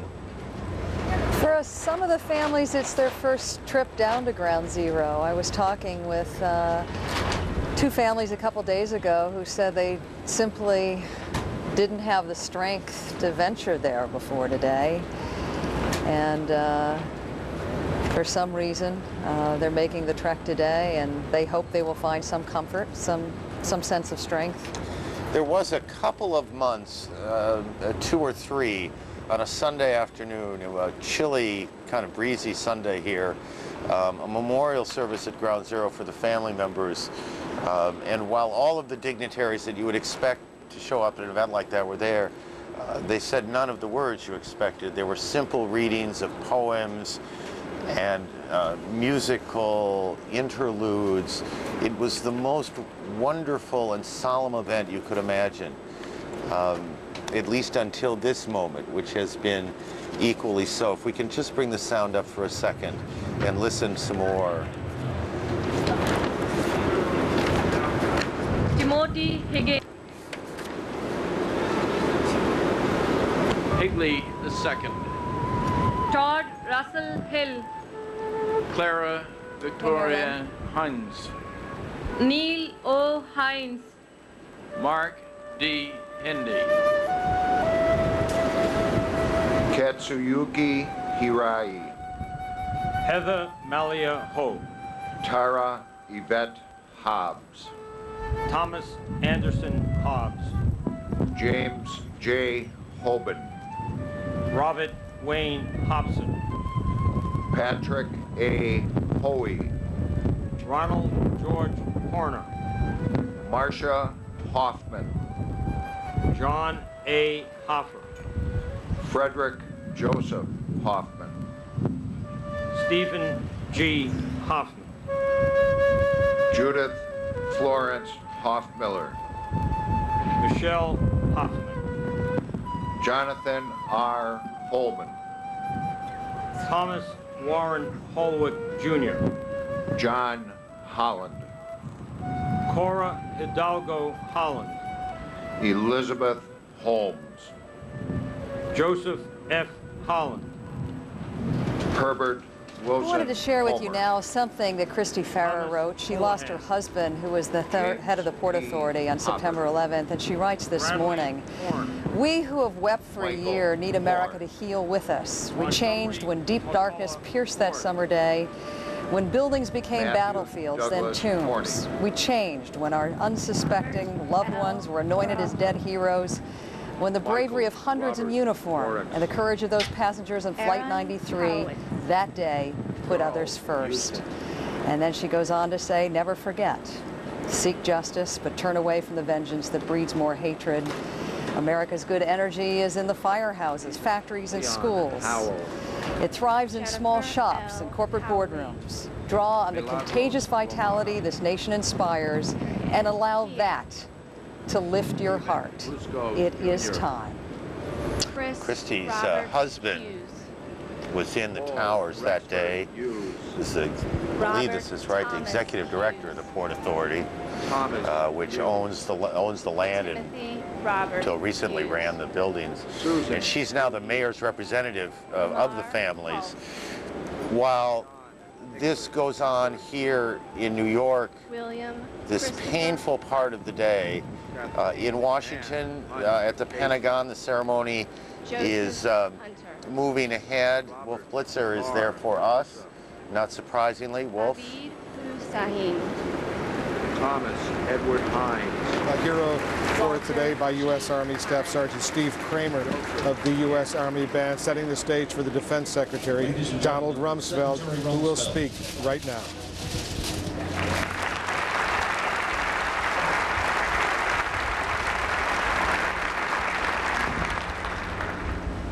President Bush, Mrs. Bush, members of Congress and the Cabinet, distinguished foreign guests, family members, General Myers, and the Pentagon family, welcome. We're here today to honor those who died in this place and to rededicate ourselves to the cause for which they gave their lives, the cause of human liberty. In a sense, we meet on a battlefield. If it does not appear so today, that is because of the singular devotion of the men and women who work day and night to fulfill a solemn vow that not one stone of this building would be out of place on this anniversary. We thank you for your dedication and your accomplishment.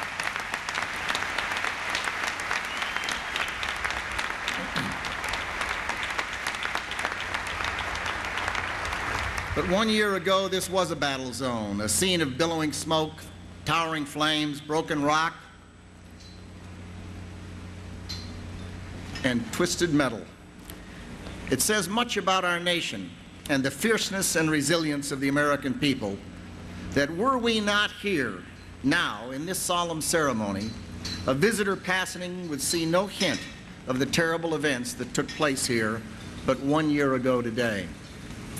But we must not forget what happened here. Dedicated men and women came here on a clear September morning to serve their country, and then, in an instant, were taken from us. We gather today to remember them, but we're here for another purpose as well, to mark that first anniversary of a day that will be remembered by history and commemorated by successive generations, so long as we remain free people.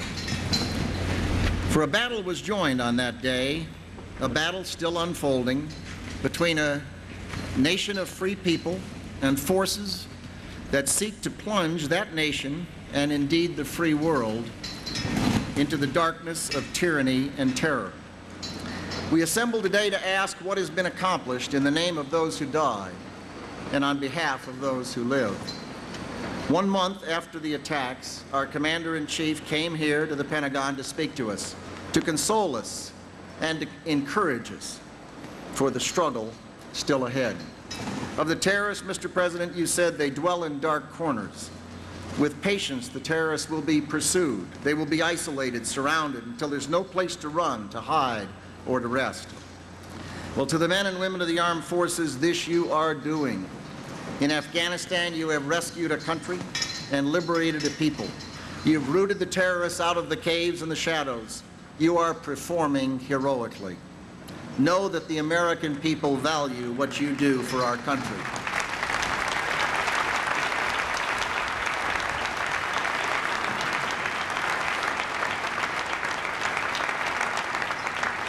In this past year, some of your comrades have given their lives in the defense of freedom, and we remember each of them today. And to their families, we offer our sympathy and thank you for the love of country that you instilled in each of those extraordinary human beings. And we remember in our prayers each of the Allied soldiers who have fallen on the field of battle. From the first moments of this struggle, America knew she was not alone. Support came from every corner of the world. Mr. President, the coalition you have assembled is truly remarkable. Some 90 nations, literally half of the world, have joined in this effort, the greatest military coalition ever assembled in human history. Many coalition partners are here today, and we say to you, thank you for standing with us.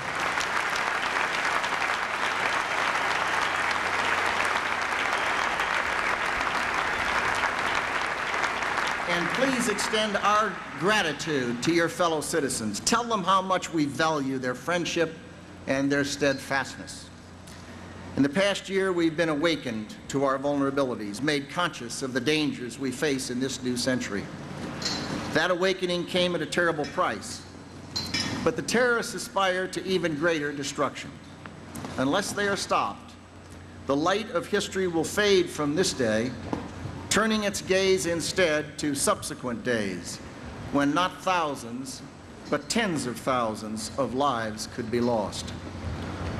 The road ahead is long, but while we have not yet achieved victory, we know in one important sense that the terrorists who attacked us have already been defeated. They were defeated before the first shot was fired in Afghanistan. They were defeated because they failed utterly to achieve their objectives. The terrorists wanted September 11th to be a day when innocents died. Instead, it was a day when heroes were born. The terrorists wanted September 11th to be a day when hatred reigned. Instead, it was a day... We hate to break away from this, but we take you very quickly back to New York. In just about 20 seconds or so, you're going to hear the reading of the names stop of the victims and the bells ring to mark the exact time the South Tower began to collapse in a horrific cascade of concrete and smoke. Leo Russell Keene III, Joseph John Keller, Peter R. Kellerman, Joseph P. Collette, Frederick H. Kelly, Jr.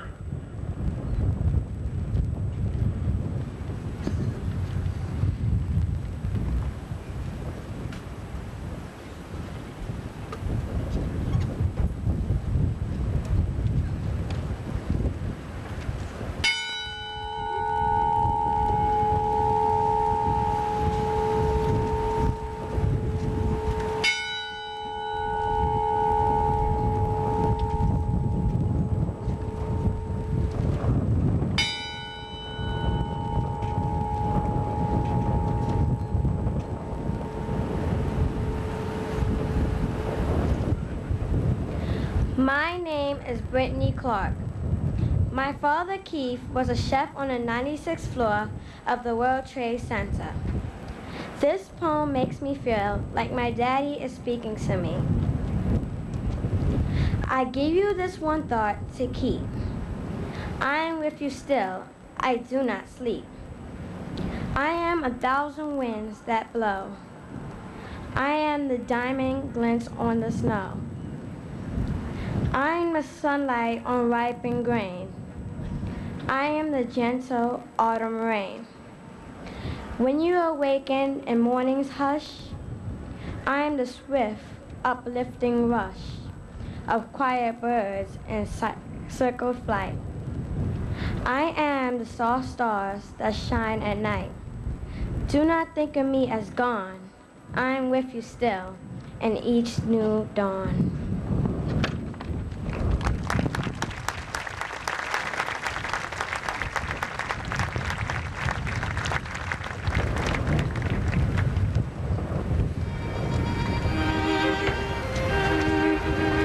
Kennedy's father died, when the South Tower collapsed, it was in that moment, for me, I suspect for many of you, when the magnitude of this tragedy became so apparent that these buildings were coming down, and these names you are listening to, that these numbers would be in the thousands. Maurice P. Kelly.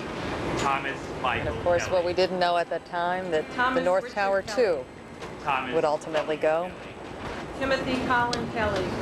Well, I'll say this, that when that first tower came down, Thomas J. standing up here, I think there was a sense that it was only a matter of time. Ralph Kershaw. It's, as we listen to this, these Howard L. 2,800 names, Douglas D. there is in some way Ruth Ellen Kettler. a sense we have of how much worse it might have been, how blessed we are Rajesh that Khandelwal. we are talking about 2,800 and not tens of thousands. And believe me, that could have happened. Very easily could have happened. 50,000 people were in those buildings. So in our grief, we also understand that we were somewhat fortunate on that awful day. Henrich Kimming. Amy R. King. It is true, had those planes hit anywhere from 45 minutes to an hour later, the toll would have been much bigger. Bradshaw. In any case, it is Wanda A. Green. C.C. Lyles. Deborah Ann Jacobs Welsh. Christian Adams. Todd Beamer. Alan Bevin. Mark Bingham. Shanksville, and the bell will ring for each of the 40 Bodley. passengers who died, the heroes of Flight 93. Marion Britton. And who knows what they saved us from? We may never know exactly. Thomas E. Burnett Jr. But we do know that they gave their lives in a historic struggle. William and we thank them. Georgine Rose Corrigan. Patricia Cushing. Joseph DeLuca. Patrick Joe Driscoll. Edward Porter Felt. Jane C. Folger. Colleen L. Fraser. Andrew Garcia. Jeremy Glick. Lauren Grancolas. Donald F. Green. Linda Gronlund. Our own Carolyn is standing by as we honor the two pilots. Actually, the president is just about ready to get underway. Let's go back to the Pentagon.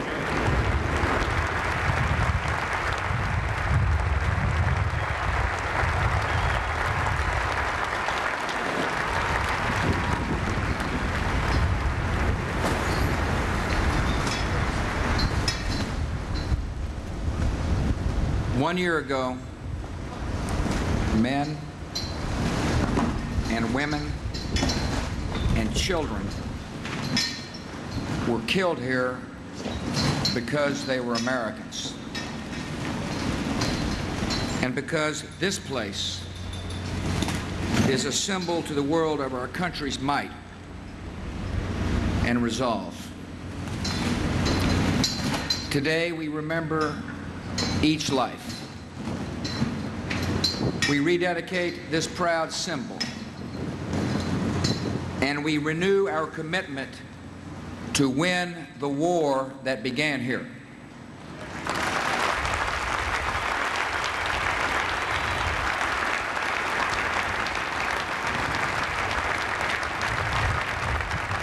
The terrorists chose this target hoping to demoralize our country.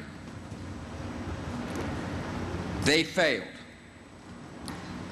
Within minutes, brave men and women were rescuing their comrades. Within hours, in this building, the planning began for a military response.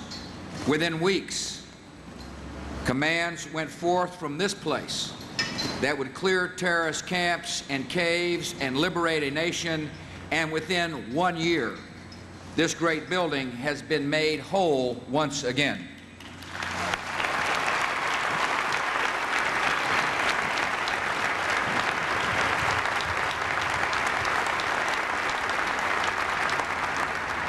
Many civilian and military personnel have now returned to offices they occupied before the attack. The Pentagon is a working building, not a memorial. Yet the memories of a great tragedy linger here. And for all who knew loss here, life is not the same. The 184 whose lives were taken in this place, veterans and recruits, soldiers and civilians, husbands and wives, parents and children, left behind family and friends whose loss cannot be weighed. The murder of innocents cannot be explained, only endured. And though they died in tragedy, they did not die in vain.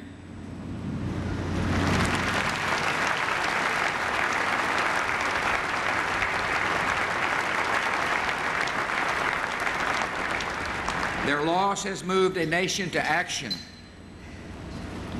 in a cause to defend other innocent lives across the world. This war is waged on many fronts. We've captured more than 2,000 terrorists. A larger number of killers have met their end in combat. We've seized millions in terrorist assets. We're reorganizing the federal government to protect the homeland, yet there's a great deal left to do. And the greatest tasks and the greatest dangers will fall to the armed forces of the United States. I came to the presidency with respect for all who wear America's uniform. Every day,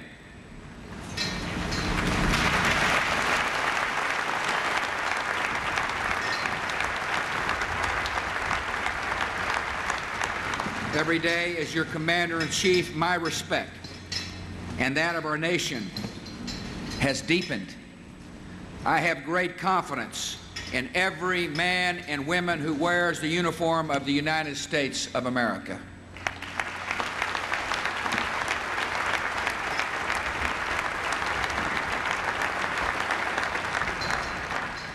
I am proud of all who have fought on my orders, and this nation honors all who died in our cause. Wherever our military is sent in the world, you bring hope and justice and promise of a better day. You are worthy of the traditions you represent, the uniform you wear, the ideals you serve. America is counting on you, and our confidence is well placed.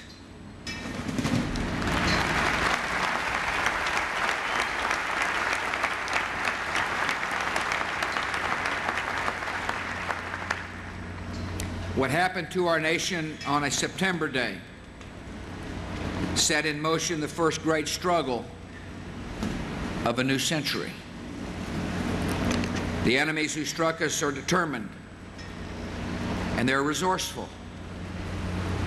They will not be stopped by a sense of decency or a hint of conscience, but they will be stopped.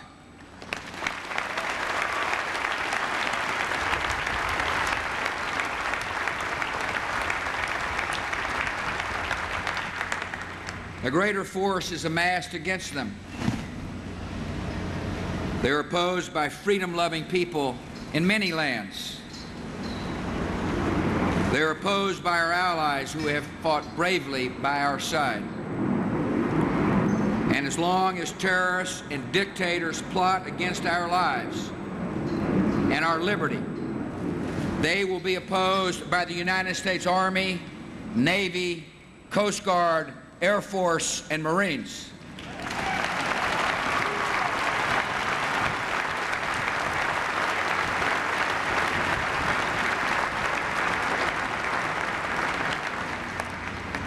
We fight as Americans have always fought,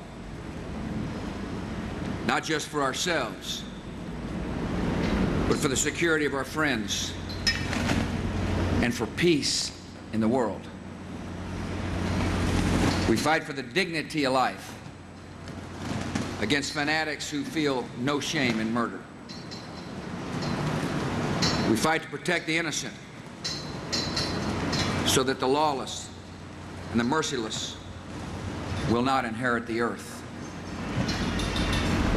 At every turn of this war, we will always remember how it began and who fell first. The thousands who went to work, boarded a plane, or reported to their post. Today, the nation pays our respects to them. Here, and in Pennsylvania, and in New York, we honor each name and each life. We ask God to bring comfort to every home where they are loved and missed. And on this day, and on every day, may He watch over the United States of America. God bless.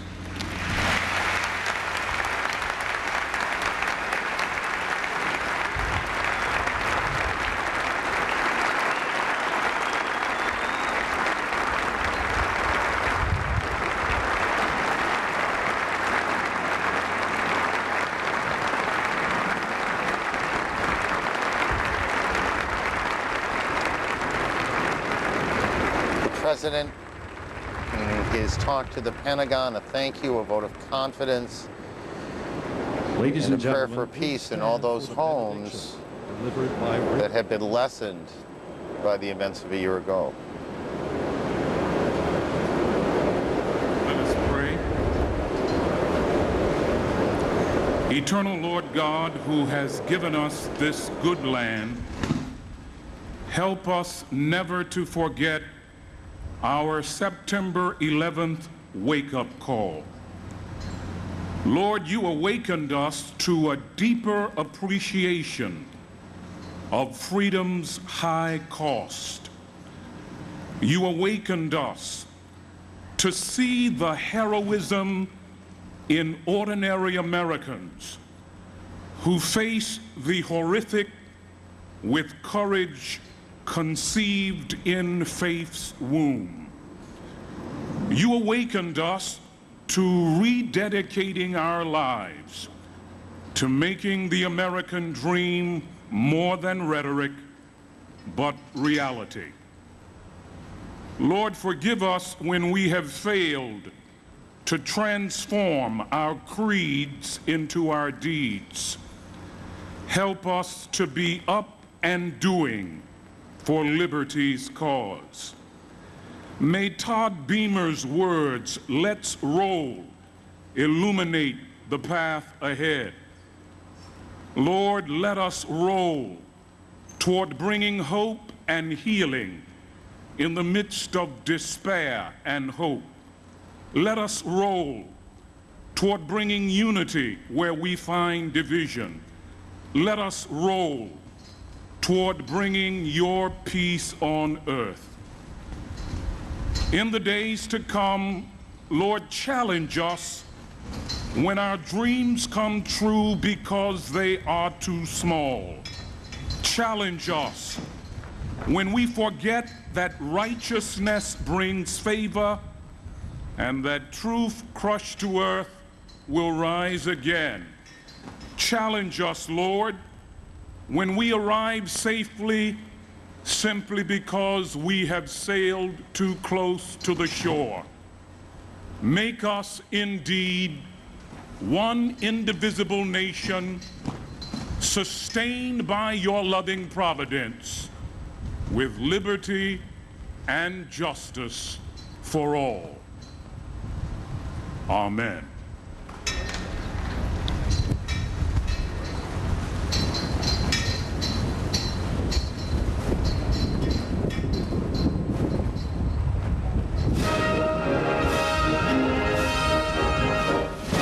God bless America, land that I love. Stand beside her and guide her through the night with a light from above. From the mountains to the prairies, to the oceans white with love. God bless America, my home, sweet home. Ladies and gentlemen, please join me in singing God Bless America. God bless America, land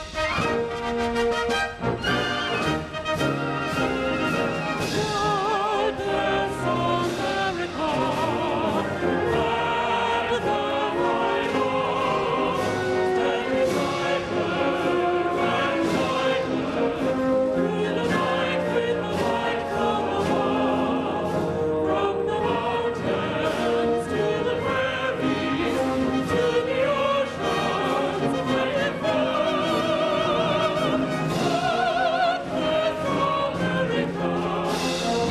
home,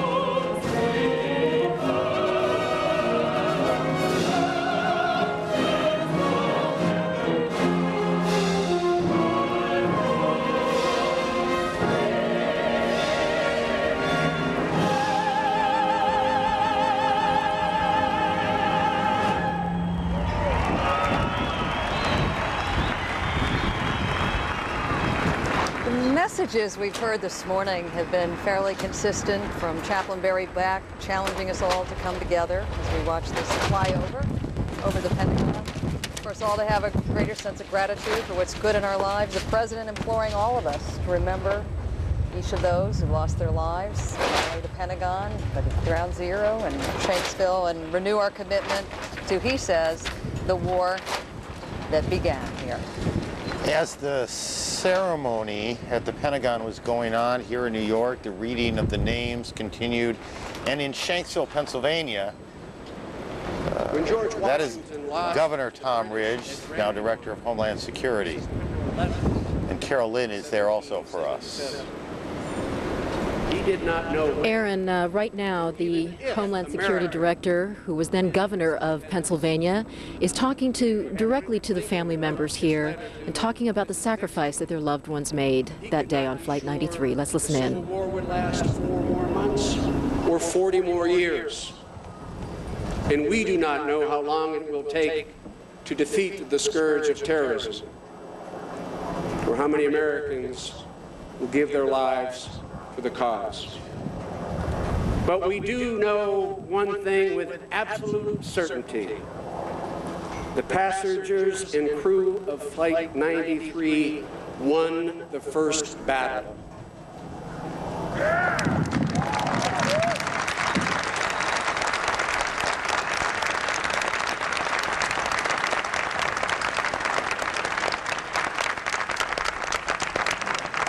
Sandy Dahl said that adversity does not build character.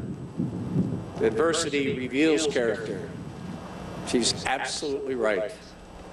And these 40 amazing, extraordinary people had character in abundance. Everyday heroes, you might ask? No.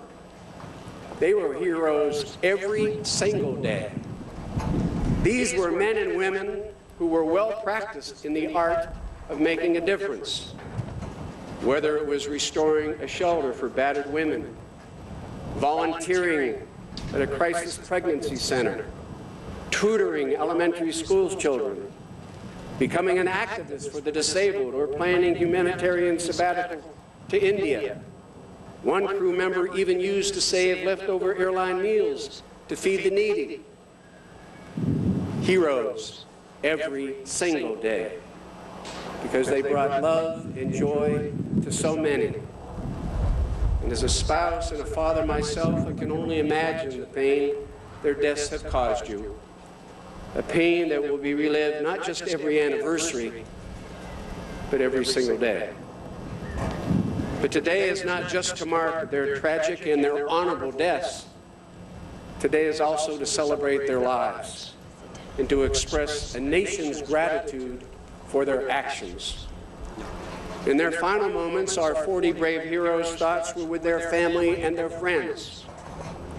Your love sustained them. Your support and love gave them the courage to act. I hope you can imagine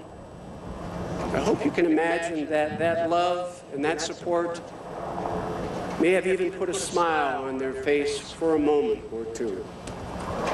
And you were in their hearts as they entered heaven. Today we also honor and thank a community. The people of Shanksville and Somerset County embrace the families of Flight 93 as their own.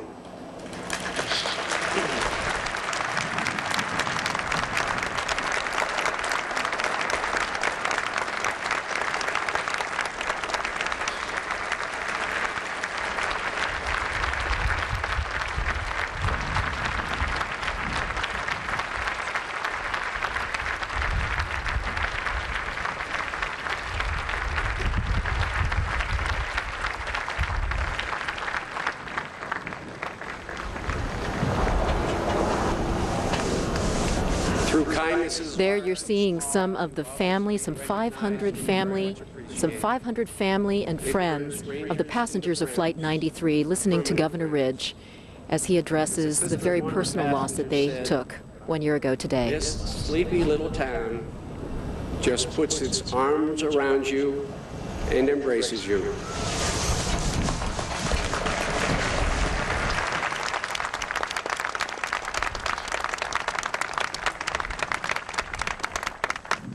This is a community, ladies and gentlemen, that appreciates and accepts its historical legacy. You just ask those Flight 93 ambassadors who volunteer to answer every visitor's Governor question. Ridge just wrapping up his remarks here as he speaks to many of the first responders who arrived here hoping to make it a rescue operation but not finding anyone to rescue. And the family members down below, I would say half of them, this is the first time that they've been to the crash site. A very emotional experience, but what family members are telling me is that it's been an uplifting one, that this is an important anniversary for them in the sense that it gives them the opportunity to not only be here to see the reality of the crash site, but also to have a sense of moving on. It has been a touching ceremony. We heard earlier from Sandy Dahl, the wife of the captain of Flight 93, who talked about looking forward, about the fallen angels, and about how it is time to look forward. Paula, Aaron? Well, we can't know all the details of what went on that airplane, but we know enough to know how heroic they all were, because surely they knew.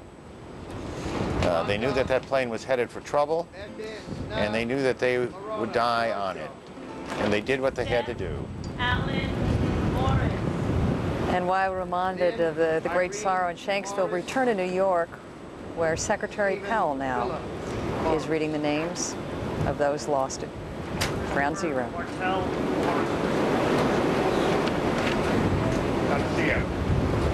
Ferdinand B. Marone, William David Bosco, Marco Motroni, Cynthia Otis Wilson. Yuri A. Mushinsky. Jude Joseph Musa. Peter Mutos. Damian O'Neill Mawat. Christopher Mozio. Stephen Vincent Mulderry. Richard Muldowney Jr. Michael D. Mullen. Dennis Michael Mulligan. Peter James Mulligan. Michael Joseph Mullen. James Donald Munhall. Nancy Muniz. Carlos Munoz. Frank Munoz. Teresa Munson. Robert M. Marak. Cesar Augusto Murillo. Mark A. Marullo. James F. Murphy IV. Brian Joseph Murphy. Charles Anthony Murphy. Christopher W. Murphy. Edward Charles Murphy. James Thomas Murphy. Robert Eddie Murphy Jr. Kevin James Murphy. Patrick C. Murphy. Raymond E. Murphy. John Joseph Murray. John Joseph Murray Jr. Susan D. Murray. Valerie Victoria Murray. Richard Todd Meyer. Robert B. Nabel. Mildred Naaman. The president has now left the Pentagon. Marine One making its way. The reading of the names, which has now gone on, Ladies and help me here, but about an hour and a half. Yeah, a little shade over that. And we are at the middle of the alphabet now, the ends. You know, we've all talked so often about trying to get our arms around these numbers, 2,800 names. You get a sense of how big it is by how long it takes to read them all. And then, of course, we're coming up on the moment everyone dreaded and you feared after you reported on the collapse of the first tower a year ago. In just about a minute or so from now, you will hear church bells peal all over New York City, and you'll see an observance of the exact moment at which the North Tower, the second tower, collapsed a year ago today. We said a couple of hours ago that these next few hours were going to be difficult hours for all of us, all of you.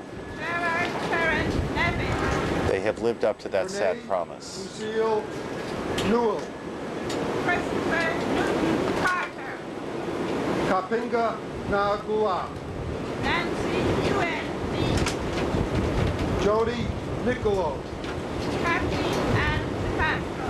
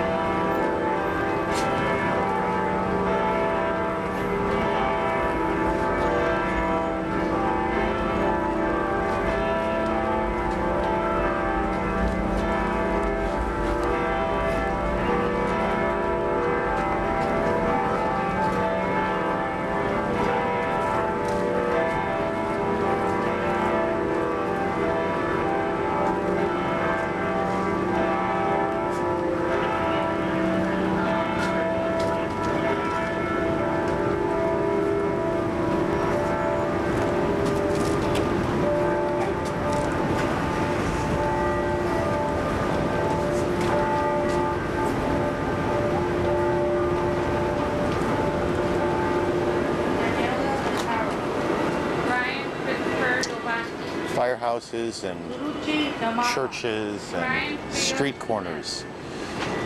All things stopped for a moment. A year later, and now both towers have come down.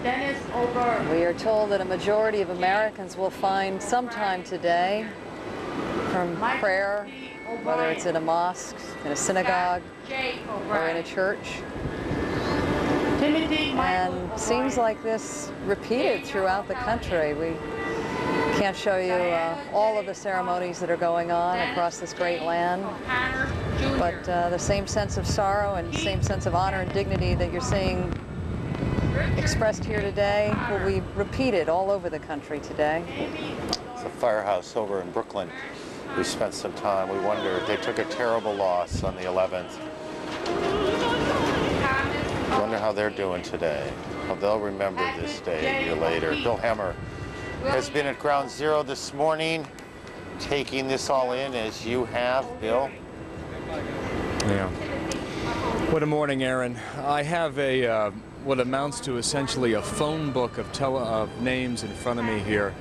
By my count, we're about 130 pages in out of 197, so a little bit pretty close to 2/3 of the way through the reading of these names. Starting to see a few patterns also down in the pit area of Ground Zero. The substantial number of families who work their way down into the area find themselves around what used to be a metal cylinder, essentially, where they place these flowers, roses and sunflowers. And there's also been a small number of people who have made their way to another location in the pit area as well. That location is where the South Tower was located, the other being where the North Tower approximately was located here a year ago. In the North Tower, 1,400 people perished. In the South Tower, 600. The other thing we're picking up on down here, and I'm sure you've seen it in our coverage, is the purple and white Hawaiian leis that a number of people have been wearing and also placing in and around that ring. We are told that the state government of Hawaii had those flown in for these families today, giving them the option as to whether or not they wanted to wear them, to use them, to place them down in the area known as the pit. And for those I think who look to higher symbols and higher signals that we try and interpret as we go through our daily lives here, and certainly this day is holding so many images by the hundreds, literally every 15 minutes as you look around this area down here. Two moments in the past 2 hours that really struck me.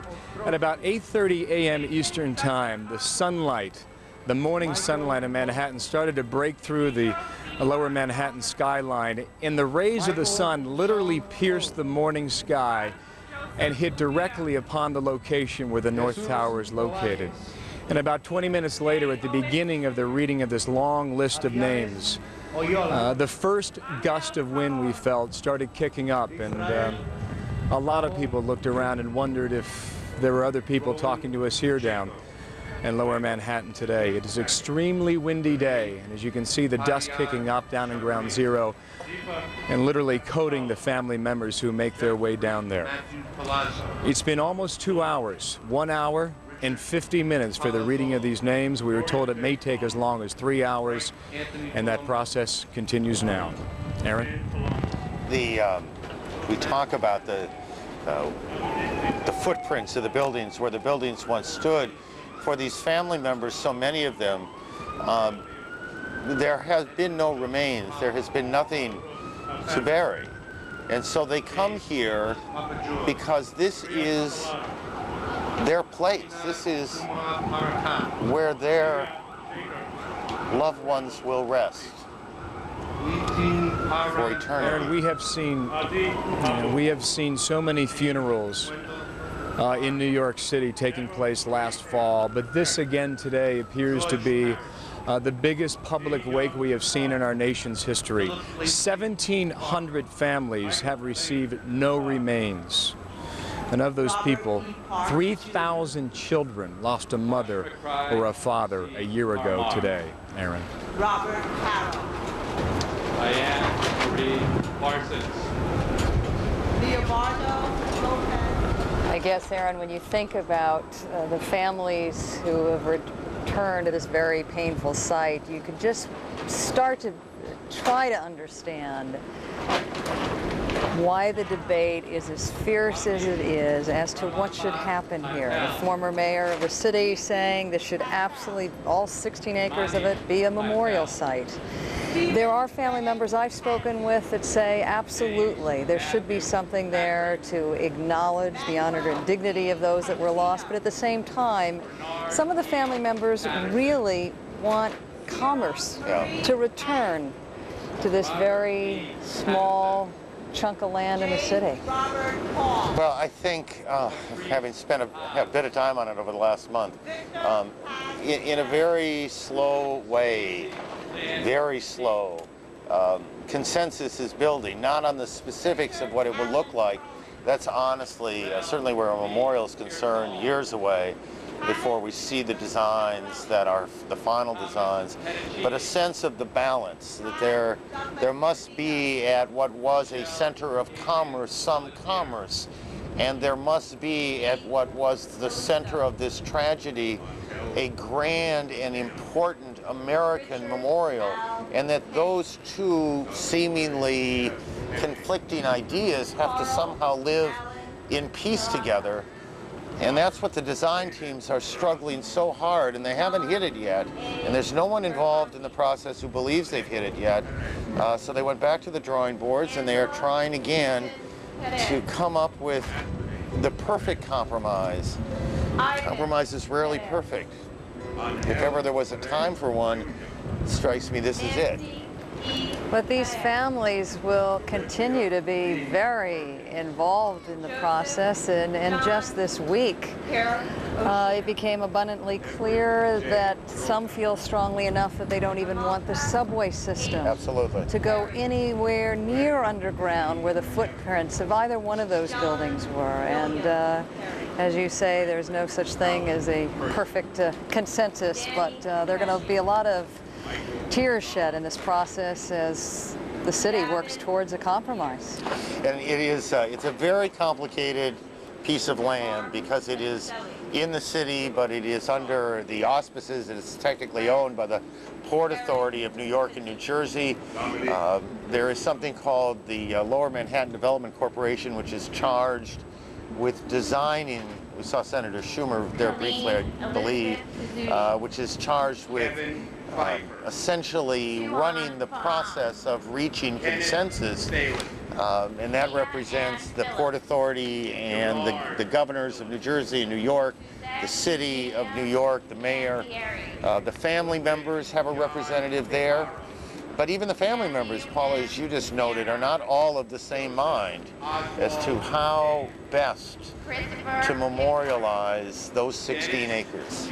What is clear, though, it seems the process suggests that city leaders take very seriously the input of the families and value what they're saying, as conflicting as some of their opinions are.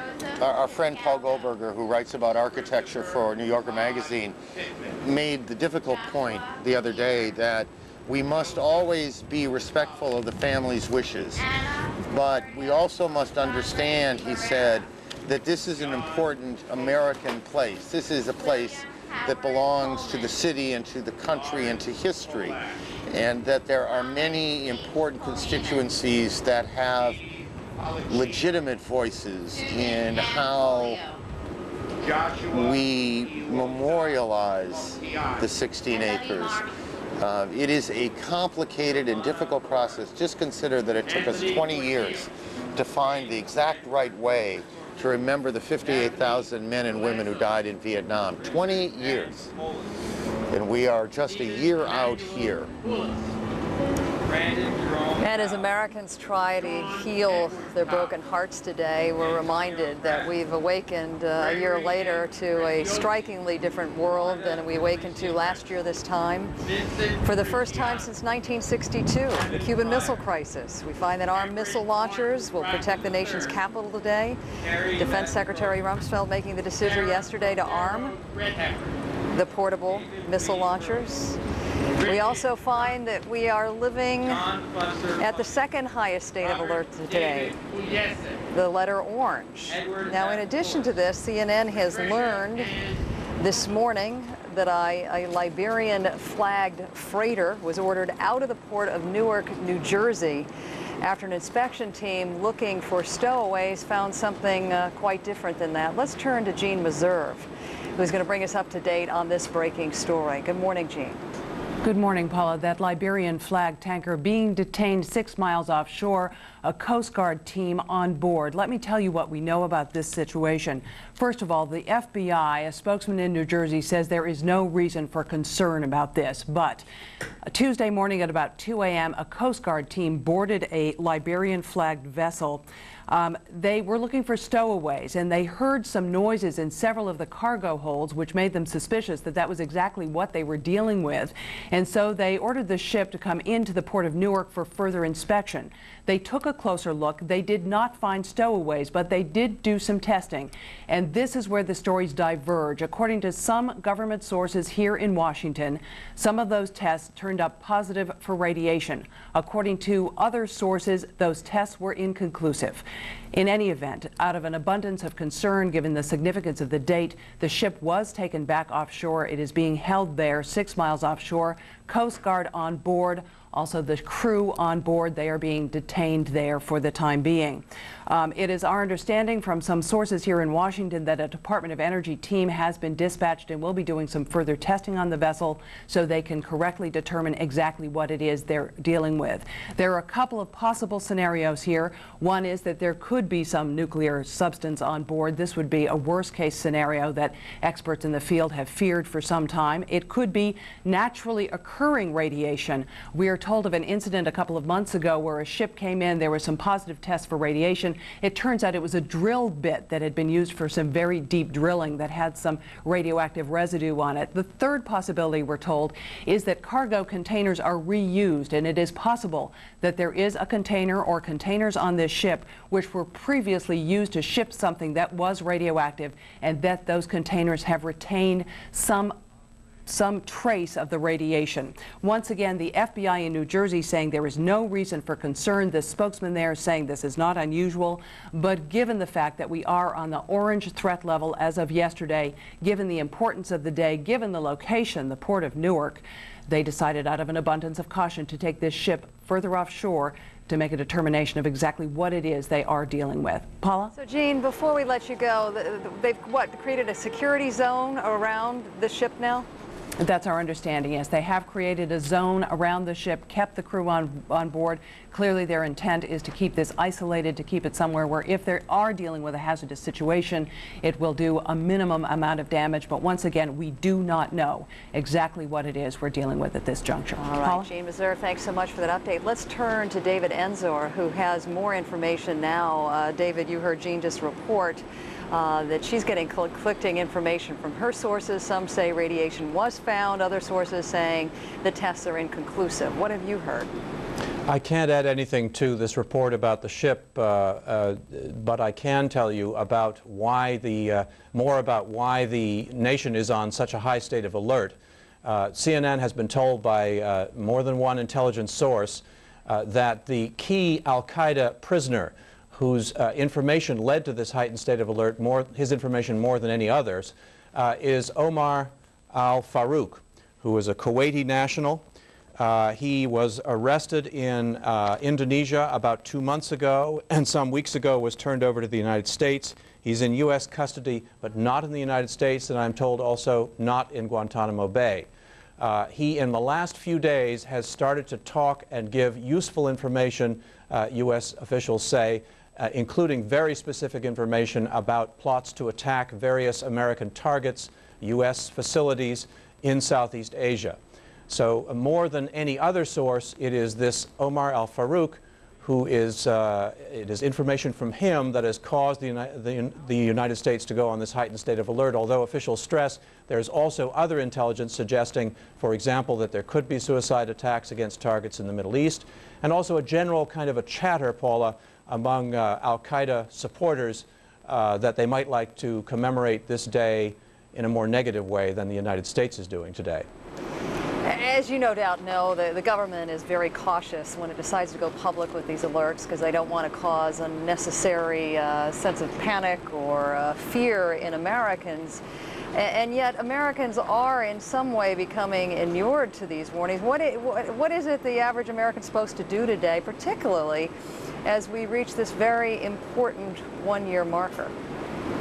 Well, you know, the government on the one hand doesn't want to be accused of not having warned people if something does happen, and they do have this intelligence which has caused a great deal of concern, certainly in the U.S. intelligence community. On the other hand, as you say, they don't want Americans to panic. There's no sense so far that many have. You heard the Attorney General yesterday saying that what's important is that Americans go ahead and commemorate this important day and go about their daily business and continue with life as normal while being on a state of alert in the sense that if they see something suspicious that leads them to think there could be some kind of terrorism plotted, they certainly let the authorities know very quickly. David Ensor, thanks so much. I guess, Aaron, when I woke up this morning, I was reviewing some of our research, and I was reminded of the fact that although this is the first time the nation has reached this level of orange, the second highest state of alert, the city of New York has in fact been in that range for at least the last 4 months. So we have, just to keep our apples and our oranges in the same basket, we've got this ship off on the harbor, about 6 miles off in the harbor. They're checking it for radiation. It gives you a sense of just where people are, how nervous everyone is today. There's no absolute evidence, and in fact there are traces of radiation all over us. So, you know, we all know how we react to that word, but we need to make sure that the context is appropriate. They have Coast Guard's men and women on board, a team from the Energy Department, which would be the logical testers in this are en route, and in an abundance of caution, the ship that you see, Liberian registered, is being held 6 miles offshore, and everybody is safe and well until we know more about it. And then there is the state of alert generally. Now I think apples and oranges are where they belong. Carol Lynn, I also believe, is where she belongs, which is in Shanksville, Pennsylvania. Carol, I gather the ceremony there is moving towards its conclusion, am I right? They were looking forward to today's ceremony, but some of them were also dreading it. They weren't quite sure what it was going to feel like to be here. About half of the families who attended, Aaron, had actually never visited the site before, so this is the first time that they've not only been here at the site, but also had to brace themselves for what they knew was going to be a very intimate and a very personal ceremony. It just wrapped up, and several thousand of them are now coming up to the memorial sites, a temporary memorial wall where the public, as well as many of the families, can leave personal messages and even personal tokens, almost gifts to the 40 passengers and crew members who crashed at the site behind me just 1 year ago today. It was a very personal ceremony. That we heard words from Sandy Dahl, who was the wife of the captain, Captain Jason Dahl. She talked about the selfless sacrifice that those passengers made. And then the keynote speaker today was Tom Ridge, the Homeland Security Director, who was then governor of Pennsylvania. And he quoted Abraham Lincoln, talking directly to the family members and addressing their solemn occasion, that the pride that they can take in enduring this ultimate sacrifice that they made. He talked about the ordinary men and women who were simply on their way to vacation or on their way to work, who found themselves in an extraordinary situation, and he called them citizen soldiers. That in Tom Ridge's mind, there is no doubt that several of the passengers as well as the crew members did rush the cabin, and that they were responsible for making sure that that flight did not crash into a populated area, the ultimate sacrifice. Aaron, as you've been talking about this morning, nobody really knows exactly what happened on that flight. They're gathering that information from cell phone calls from Mark Burnett and Todd Beamer, who were talking about passengers making a plan. Sandy Bradshaw, who was one of the flight attendants, who called her husband on her cell phone saying that she was secretly boiling water in order to attack the hijackers. All anecdotal evidence, but Tom Ridge saying there is no doubt that these people on board Flight 93 saved hundreds, if not thousands, of lives. Aaron? Well, that's it. I mean, we may never know, and we probably won't ever know precisely how they did it. We mentioned earlier, Jerry Longman of the New York Times had written a fascinating account that he'd pieced together, that they used the food cart to break down the cockpit door. Maybe that happened. don't know, but we know the essential truth, Right. which is they took over that airplane, and they did so knowing how they would end their lives, and knowing surely at that point that they were also saving hundreds, if not thousands, of others. So in Shanksville and in New York, Carol, thank you, and in Washington now, these ceremonies marking this day have started to wind down. They continue to read the names in New York City. The president has left the Pentagon and made his way back to the White House. He'll be coming here to New York shortly, and to Shanksville as well. We have moved through that first part of this day, that part of the day that is, at least for me as I thought about it, the most difficult, the most painful part of the day, and we have started to move through that. Well, I think a lot of Americans really weren't quite sure if they wanted to relive some of those painful emotions they worked through this time last year, and I know for both of us, yeah, I don't blame it has been pure torture to look at the close-ups of the family members still mourning their great losses. You brought up the strength of these folks on board Flight 93, and I'm reminded of a conversation I had with Lisa Beamer just last week where she was saying it wasn't until she had a conversation with one of the 911 operators that she was convinced of President on his way to his next stop as he leaves the Pentagon ceremonies. He will later today be heading to Shanksville, Pennsylvania, then to New York, spending a little time at Ground Zero and other places in the city. But what Lisa Beamer said was she felt a sense of anger at her husband Todd that he hadn't picked up the phone to call her. It wasn't until many weeks later that she had learned what in fact her husband had done was call a 911 operator to tell her what was going on inside that plane. And I guess the one phrase none of us will ever forget is "let's roll." That's the last thing the operator heard as that phone went to the ground, and that apparently was the point at which these passengers started to storm the airplane. Somebody will, because there are a lot of people who know a whole lot more than I. This is not Air Force One as we know it, and I assume that has to do with the length of the runway that they're landing in and around Shanksville, that they're bringing a smaller plane in. And if I'm wrong, let me know that, but that's my guess, and that's why it's not the big 747 that you're accustomed to seeing the president travel in. Looks pretty big to most of us. We're used to traveling on smaller planes.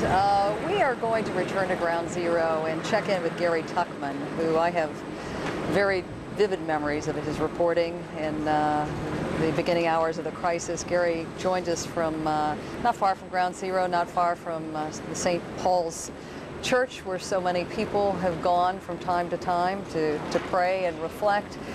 Gary, have you had an opportunity to talk with any family members, either as they've gone into the ceremony today or as they're leaving?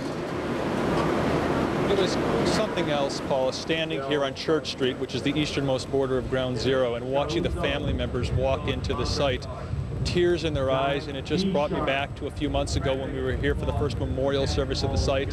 The sorrow never goes away. But we come here to the vantage point where which we first arrived at several hours after this happened on September 11, 2001. It's now the vantage point for thousands of people from all over the world who have come here just to stand, to pay their respects. They've been standing here while the names have been read for the last 2 hours now. They can't see very much from here, but most of these people just want to be here. Like this couple standing right next to me. Your name, sir?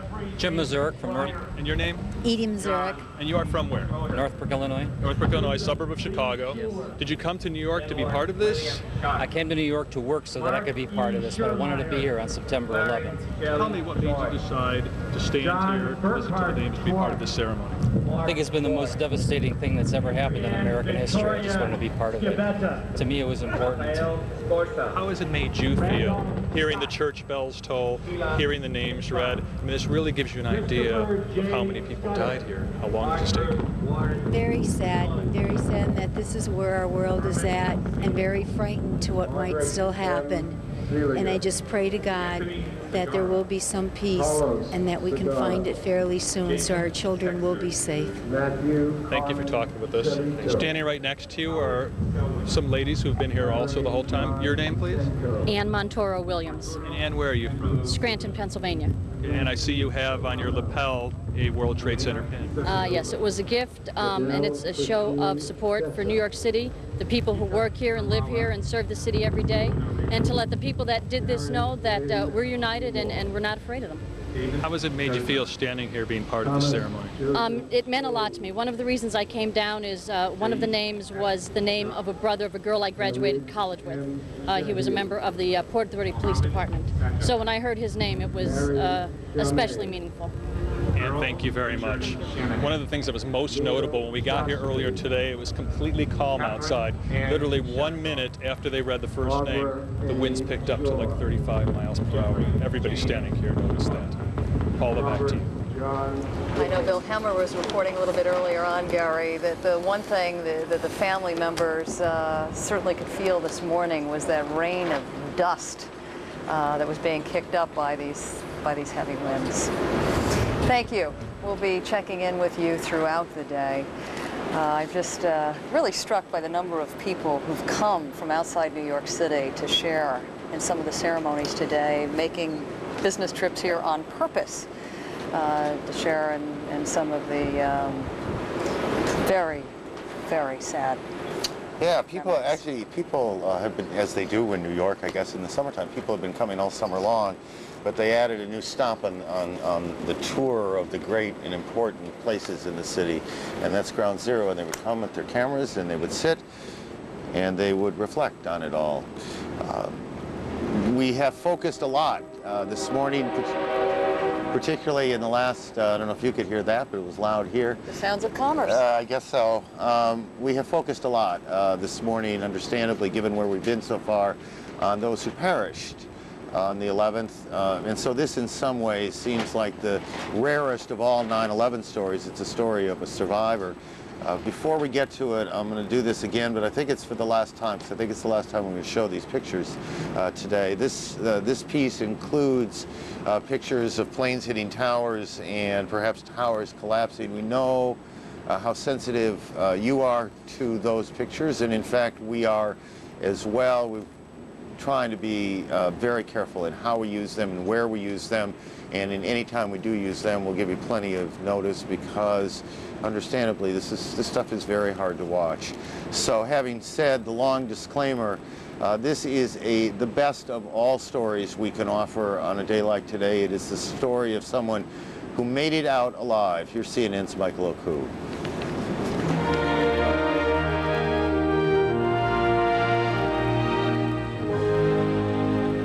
Stanley Prameneth and Brian Clark had never seen the World Trade Center site from this vantage point. They are alive to see it because their paths crossed at just the right moment. Their ordeal began the way everybody else's did. I normally arrive 7:15 in the morning, 84th floor of the South Tower. I did so that day. Pick up my raisin bagel and coffee, make my way to the 81st floor. Nothing unusual.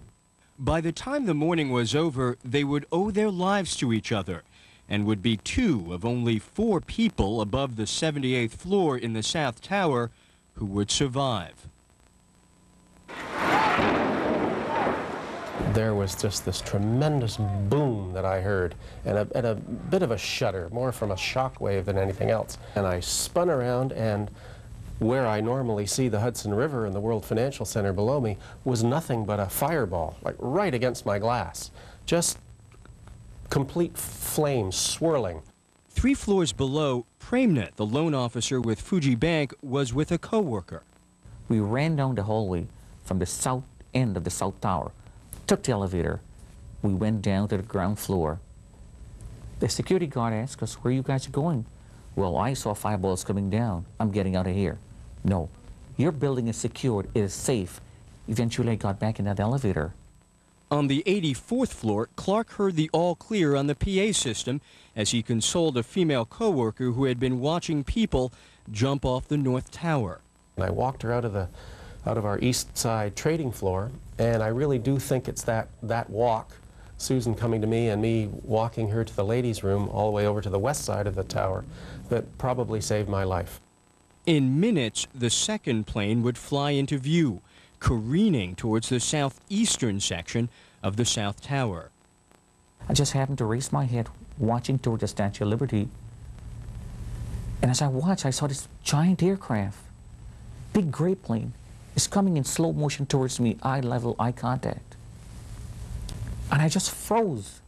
Again, Premnath was on the 81st floor, Clark on the 84th. The plane would plow through floors between 78 and 84 before exploding.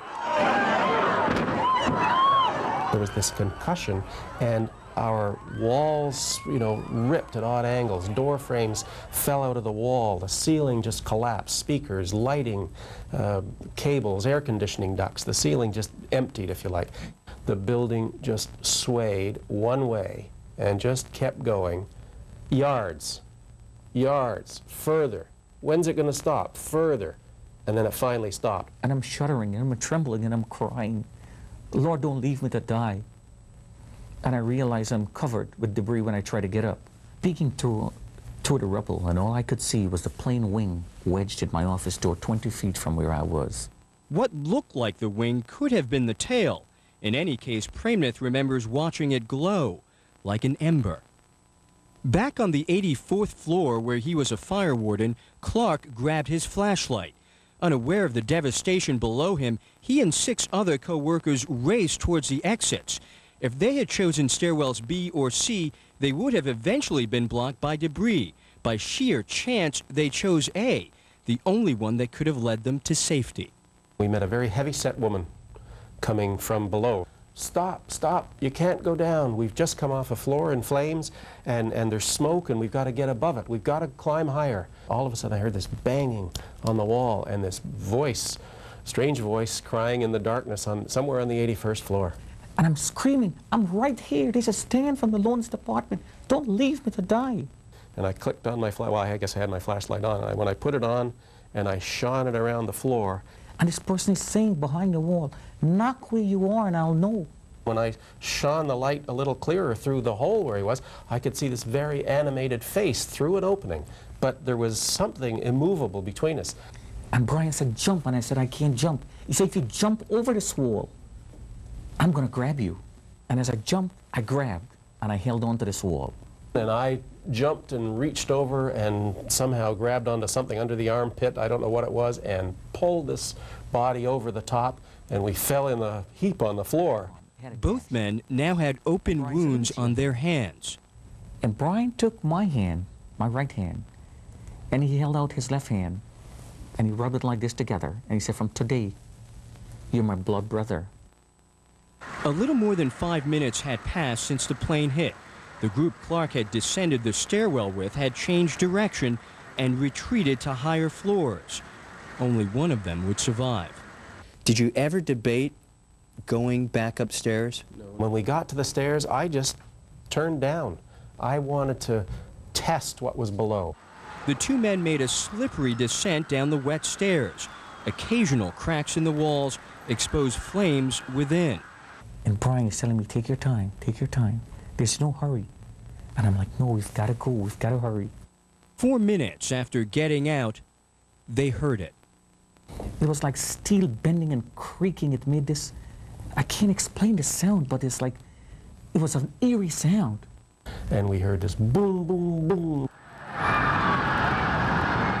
As the tower collapsed, Stanley Premnath and Brian Clark were watching from less than 100 yards away, just before they ran. 2 of the very last people to get out alive. Michael Oku, CNN, New York. Who can say where the road goes, where the day flows, only time.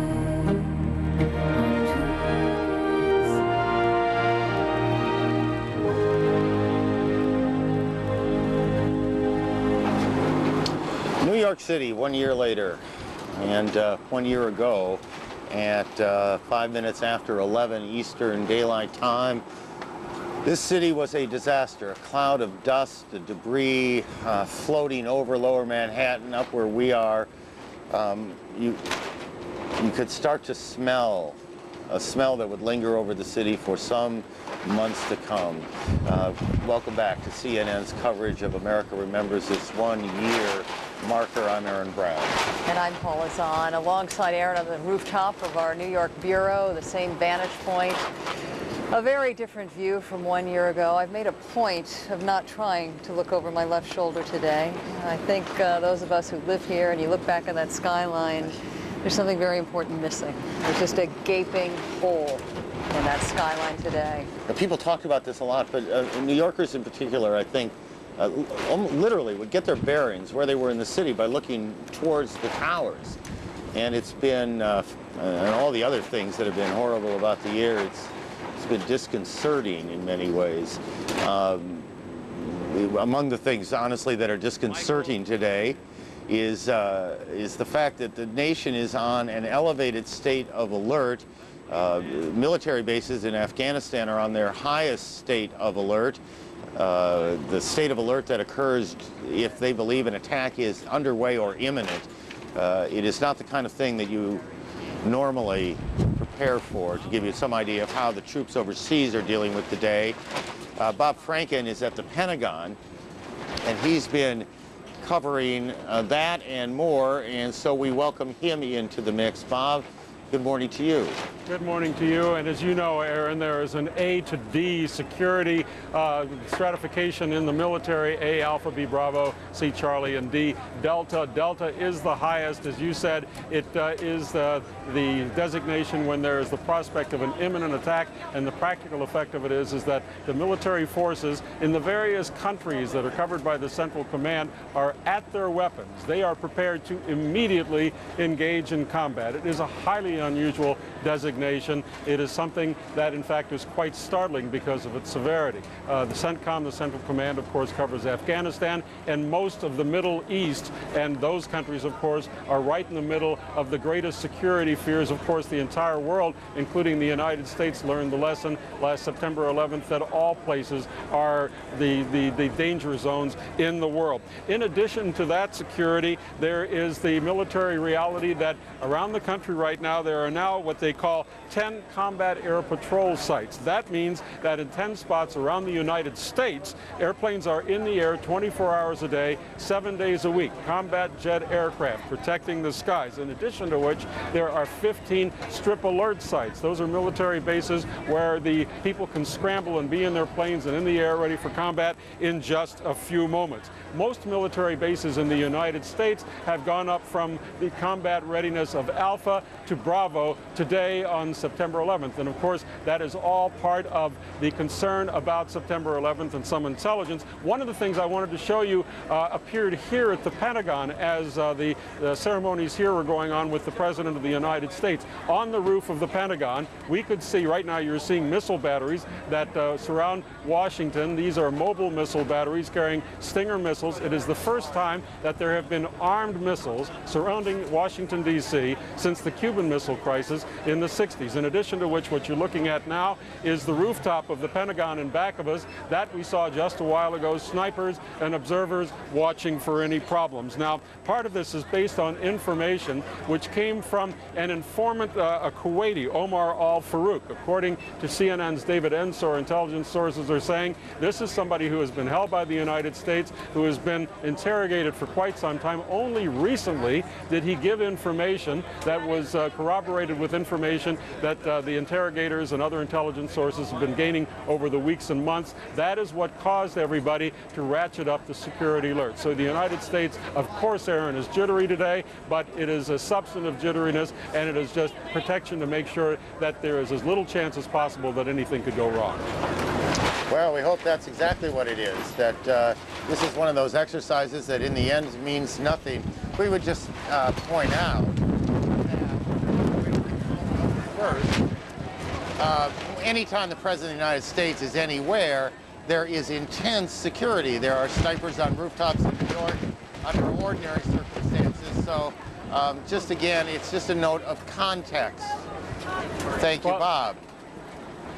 Well, as we are enduring 30 to 40-mile gusts of air up here, You it's know, hard to I'm concentrate. sorry, I don't mean to laugh about any of this, but you're right there in mid-sentence, and all of a sudden you honestly thought that 24 floors above, you were about to go flying. Yeah. I wasn't that interested in going flying. Thank you very much. When Bob was talking about this heightened state of alert we're living in, it should be pointed out that New York, in fact, has been at the orange level for the last several months. And I heard someone say it's as though it's a city with its fingers crossed right now, and no more do you feel that more than when you go down to Ground Zero, which of course was the strategic center of the attacks and a spiritual center of the recovery. Bill Hemmer is standing by down there, who has been covering the morning's memorial service and has seen thousands of people drifting into the site and now away from the site as we're nearing the end of the services.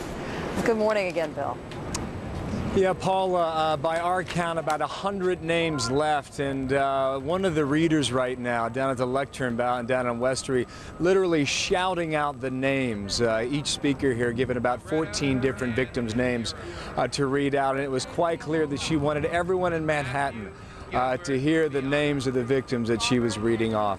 One thing we're picking up on, Paula, right now, if we can take our cameras down to West Street, there are literally thousands and thousands of family members that are still awaiting, backed up in an essential backlog, waiting for their opportunity to descend the ramp 7 stories down into the pit area. Now, it was our understanding that the schedule was supposed to be dictated this way. Sometime between 1:30 and 2 o'clock Eastern Time here in New York, this area was expected to be cleared out in order for security clearance to come through to make way for the president later this afternoon. Our senior White House correspondent John King is with me here also at Ground Zero, and days like today, the schedule slides sometimes, doesn't it, John? The schedule slides, and one of the reasons the president gave such brief remarks at the Pentagon and is scheduled not to speak here at all, but just to visit the site, is because he believes this should be a day for the families. So you can be certain that if they need more time here on the ground, the president would delay his coming. You can also be certain White House personnel, the Secret Service, and others have been on the ground here and at all of the president's stops for several days. He will make that speech at Ellis Island. One would assume that has a tie-in with immigration and the open arms of the United States welcoming people to this country. And he wants the Statue of Liberty behind him and in the backdrop as he begins that speech to say that America is the land, the beacon of hope and freedom, and in his view, that's what the terrorists were trying to destroy, and in his view, he will say not only did they fail, but the president will make the case that the terrorists actually, for all the pain they have caused, and you see it down here on the ground behind us, that he has caused a revival, if you will, in this country. Now, one thing we heard at the Pentagon in that speech, what is about 7 minutes in length as we were sitting here, the intent, we thought anyway, was to talk about the day today for what it meant to the families of the victims. But the message we heard seemed to be more directed toward the current war on terror. He spent much more time than we had led to be believed that he would, discussing the ongoing war against terrorism, and today is not the day for it. It will be discussed in more detail tomorrow and in the weeks and months ahead. This president is in the middle of a very delicate debate now, even as we go to a higher alert level in the United States, even as the administration concedes Al-Qaeda has scattered like roaches, to use the words of the president's national security advisor. This president will make the case tomorrow to the United Nations that perhaps a new front should be opened up confronting Saddam Hussein and Iraq. So there is a policy and a strategy debate that the administration faces. Don't look to discuss that today, and it's not right for us to discuss it much today, but the president is at this very delicate moment of remembering, also at a very delicate moment as he decides how to go forward. On a personal level, over the past year, I've spent a considerable amount of time down here in and around Ground Zero, going back to the events of last September. I know you've been here before, but as we sit here 10 floors above the street level, this is as close as you have been. I just find it remarkable to look around and see the scene and the images and the people that we are seeing right now. It is the closest I have come before is the perimeter far away on the other side, and I live within view of the Pentagon. And every night for the past year, you see the workers morning, day, and night fixing the Pentagon. And when you live in a city, as I have almost my entire life, buildings are your landscape, and buildings are your landmarks. And the Pentagon is healed, if you will. When you come here and look down, you remember the day, and you remember that this city has more hurt. That is not to minimize what happened at the Pentagon and the loss to all those families, but the scale of the hurt and therefore the scale of the healing is so much bigger here.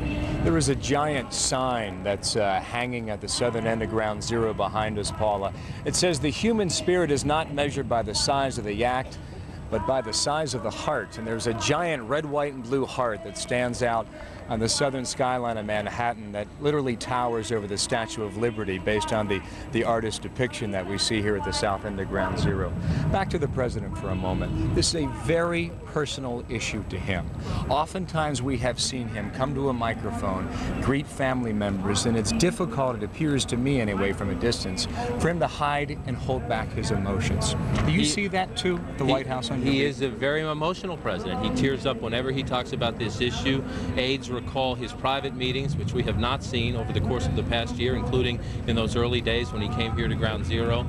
There was a very memorable moment when he spoke to the rescue workers outside here, but aides say what they saw much more of the inner strength, if you will, of their president was when he met privately with the families here. This will be his first trip to Shanksville. I expect the president to have quite an emotional moment there. He is an emotional person. He is an angry person sometimes. Remember, his language has been criticized on occasion over the past year when he said Osama bin Laden, dead or alive. He is not a poet, but his aides say that when you hear him being blunt or when you see him being moved emotionally, that you are seeing the true George W. Bush. We will see him today somewhere around 4:30 Eastern Time, which is the anticipated schedule, as I mentioned before, about 5.5 hours from now. Thank you, John. Good to have you here in New York. We'll be back in touch later today. One other note here, Paula. We are literally on the 10th floor and a balcony level of the Merrill Lynch building, part of the World Financial Center here, where John and I are sitting. A year ago at this time, there were 6 feet of debris and dust that the workers had to climb through just to get the doors open to find access to this location here. They have done a remarkable job. Truly remarkable in terms of renovation and construction, and throughout the day we'll bring you some images, not only what we saw a year ago, but what they have done since then to reclaim their city of New York. Paula? Back to the Circle of Honor for a moment, Bill. I know you've spent a lot of time down there, as I have. Just a closing thought about some of the families who haven't had the strength to venture here before, that have walked down that long ramp today to leave, in some cases, personal effects in honor of loved ones they lost. Yeah, I mentioned earlier this might be the largest public wake in the history of America, and I do not think that's an exaggeration. It is very difficult for the families that come here, and for those who are continue to try this effort to move on. I mean, all they have to do is wake up in the morning, look at that calendar, 9/11. It comes back, and we talked about the wounds being reopened, and for a lot of people, all you can do is really pray and keep your fingers crossed that they're able to heal some of those wounds. Quick story, 2 days ago we were down here surveying the area, trying to figure things out, what they've done since then, and the work they need to do still. And we went up to an officer with the Port Authority, and we asked him to, a few questions, asked him to take us around the perimeter, and he said, not a problem. But at that moment, he was interrupted by a man, maybe 35 years old, who said, I can't come here Wednesday. I lost my mother. Can you take me down in the pit today? And he stopped what he was doing, excused himself from us, and took this gentleman down. It is very, very poignant for the people who have worked here, Paula.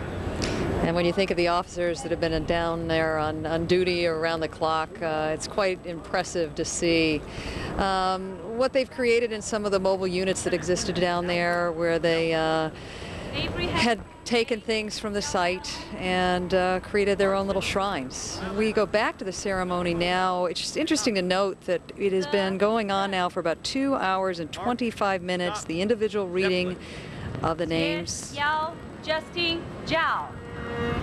Evelyn Zeminski. Michael Joseph Zinzi. Charles A. Zion. Julie Lynn Zipper. Salvatore Zisa. Procopios Paul Zois. Joseph J. Zucala. Andrew S. Zucker. Igor Zuckelman. Lorraine Antigua.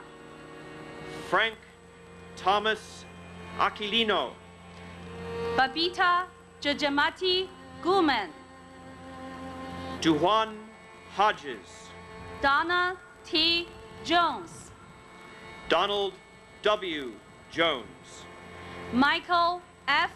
Lynch, Vincent S. Morello. Takashi Ogawa. May God bless the victims. We love you all. May God bless America.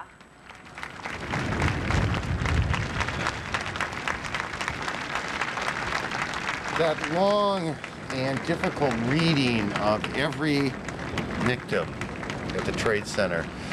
We have tried through the course of the year to give you a sense of magnitude of this. 3 weeks ago, last week in August, they were still finding human remains on buildings in the area of the Trade Center. Funerals literally continue in New York.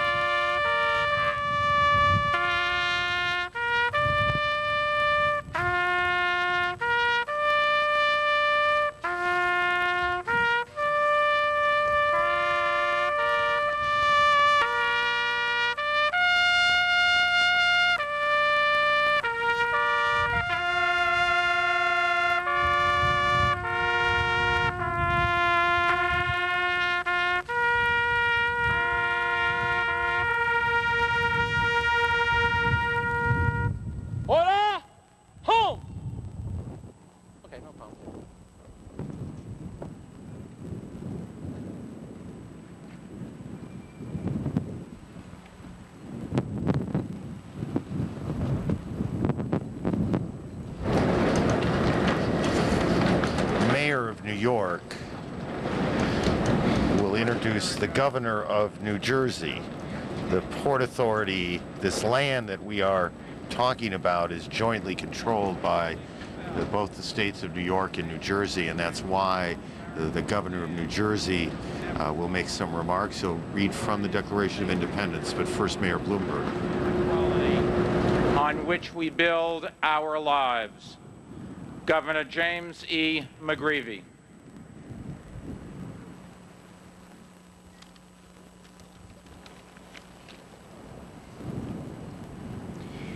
We hold these truths to be self-evident, that all men are created equal, that they are endowed by their Creator with certain unalienable rights, that among these are life, liberty, and the pursuit of happiness, that to secure these rights, governments are instituted among men, deriving their just powers from the consent of the governed.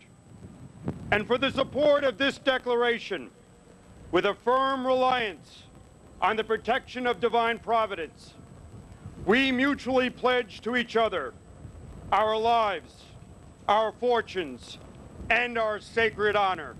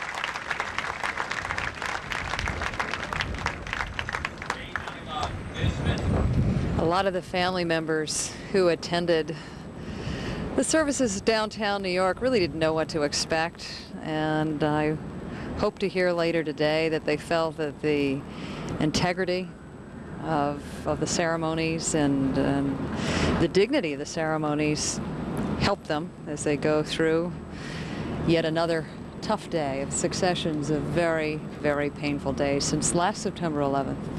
It is, at least for me, it's hard to imagine that it could have been done any better, any more carefully, any more thoughtfully. There was no speech making. People came and did the appropriate business. As we look at the gathering, there's an honor guard there that's about to be dismissed. About 3 hours now, not quite 3 hours, excuse me, after the ceremony began, it ends, and people will start making their way out of the Ground Zero area and back to their lives. As we've said before, the year mark is an important mark. And it changes in many ways also the tone of our work today. These first hours have been difficult. We've relived the loss of September 11th a year ago. But as we move beyond now 11 o'clock and we're almost at 11:30, there's a lot of other things that we want a lot of other business to do, if you will. We've been working hard, the correspondents at CNN, to try and come to terms with what really happened as it happened over the course of the last year. And so much of what we'll do now as we move through the afternoon is to try and bring you the most comprehensive look at what happened and why as we can in a series of reports. We have heard so often about the fire department here in New York. We hear it talked about as a brotherhood. In some cases, it is also the family business of fathers and sons, and then their sons become firemen. This is a story of a fire battalion chief who was on the scene, and the brother he saw for the last time in the few minutes before the tower fell. I felt like I just said this, but I'm going to do it again. This piece also includes pictures of planes hitting towers. Please be careful of that, and please, if there are children around, take note of that. We know, believe me, we know how difficult that is. All that said, here again is CNN's Michael O'Cool.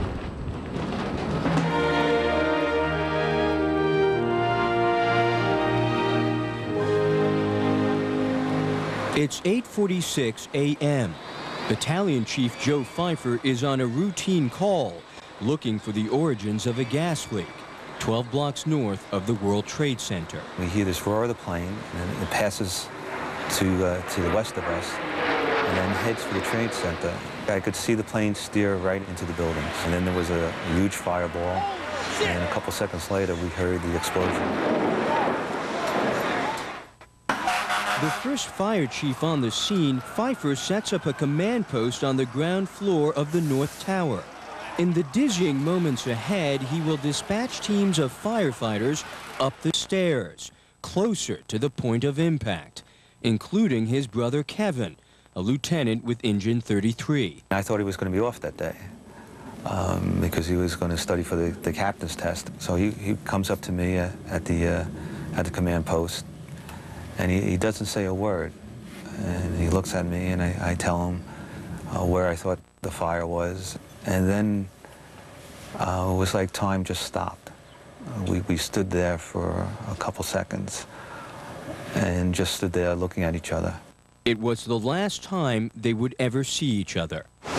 Pfeiffer has been reliving that moment and the frenzied aftermath every day since. He's been seeking solace here, 24 miles south of Manhattan, along a stretch of the Atlantic he often sailed with his brother. It's still 9/11. So I'm hoping for 9/12 to come one of these days. But the images are still clear. 9:03 a.m. We hear this loud plane come overhead. A second plane careening towards the World Trade Center. And then a loud explosion. And then I remember somebody running in from the outside, almost immediately saying a second plane just hit the South Tower. Well, the sense of urgency was that we had, and we heard it, people jumping. Chief Pfeiffer and his fellow commanders assemble and conclude the fire cannot be beaten. It is instead a massive rescue mission. We sent people up with hose lines was to make a rescue path, or our hope was to make a rescue path to get thousands of people out of the building. 9:59 a.m. Tower 2 collapses. Were you even aware of it? No, we were in the North Tower. We heard a loud rumbling sound, almost like a freight train coming through. Things were falling into the lobby, and then the entire lobby area where we were went black. In the blackness, fearful of what happened outside, he barks into his radio. Command in Tower 1 to all units, evacuate the building. Evacuate the building. Pfeiffer hears the order being relayed to units on the floors above. A relief since he and the other chiefs have had radio transmission problems all morning. Even as he speaks, pilots in police helicopters above the North Tower are also calling for an evacuation of that building. Pfeiffer and the other firefighters do not hear this. It would have been far more urgent for everyone to get out.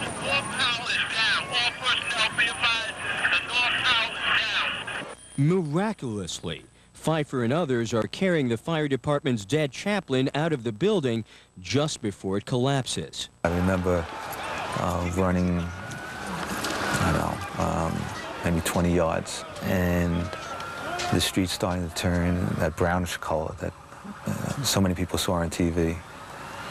And I ducked behind a car, and then everything went silent. All the radio traffic stopped. All the noise stopped. You had to be thinking a little bit about your brother. I thought of my brother, and I said, well, you know, I'm standing here in a white helmet, and there's tons of firefighters. I said, well, I remember thinking that, well, he'll find me. I'm a little more visible. And I remember at that point walking the site, seeing if I would be able to find them, and or anybody from Engine 33. And I didn't see any helmets with 33 on it.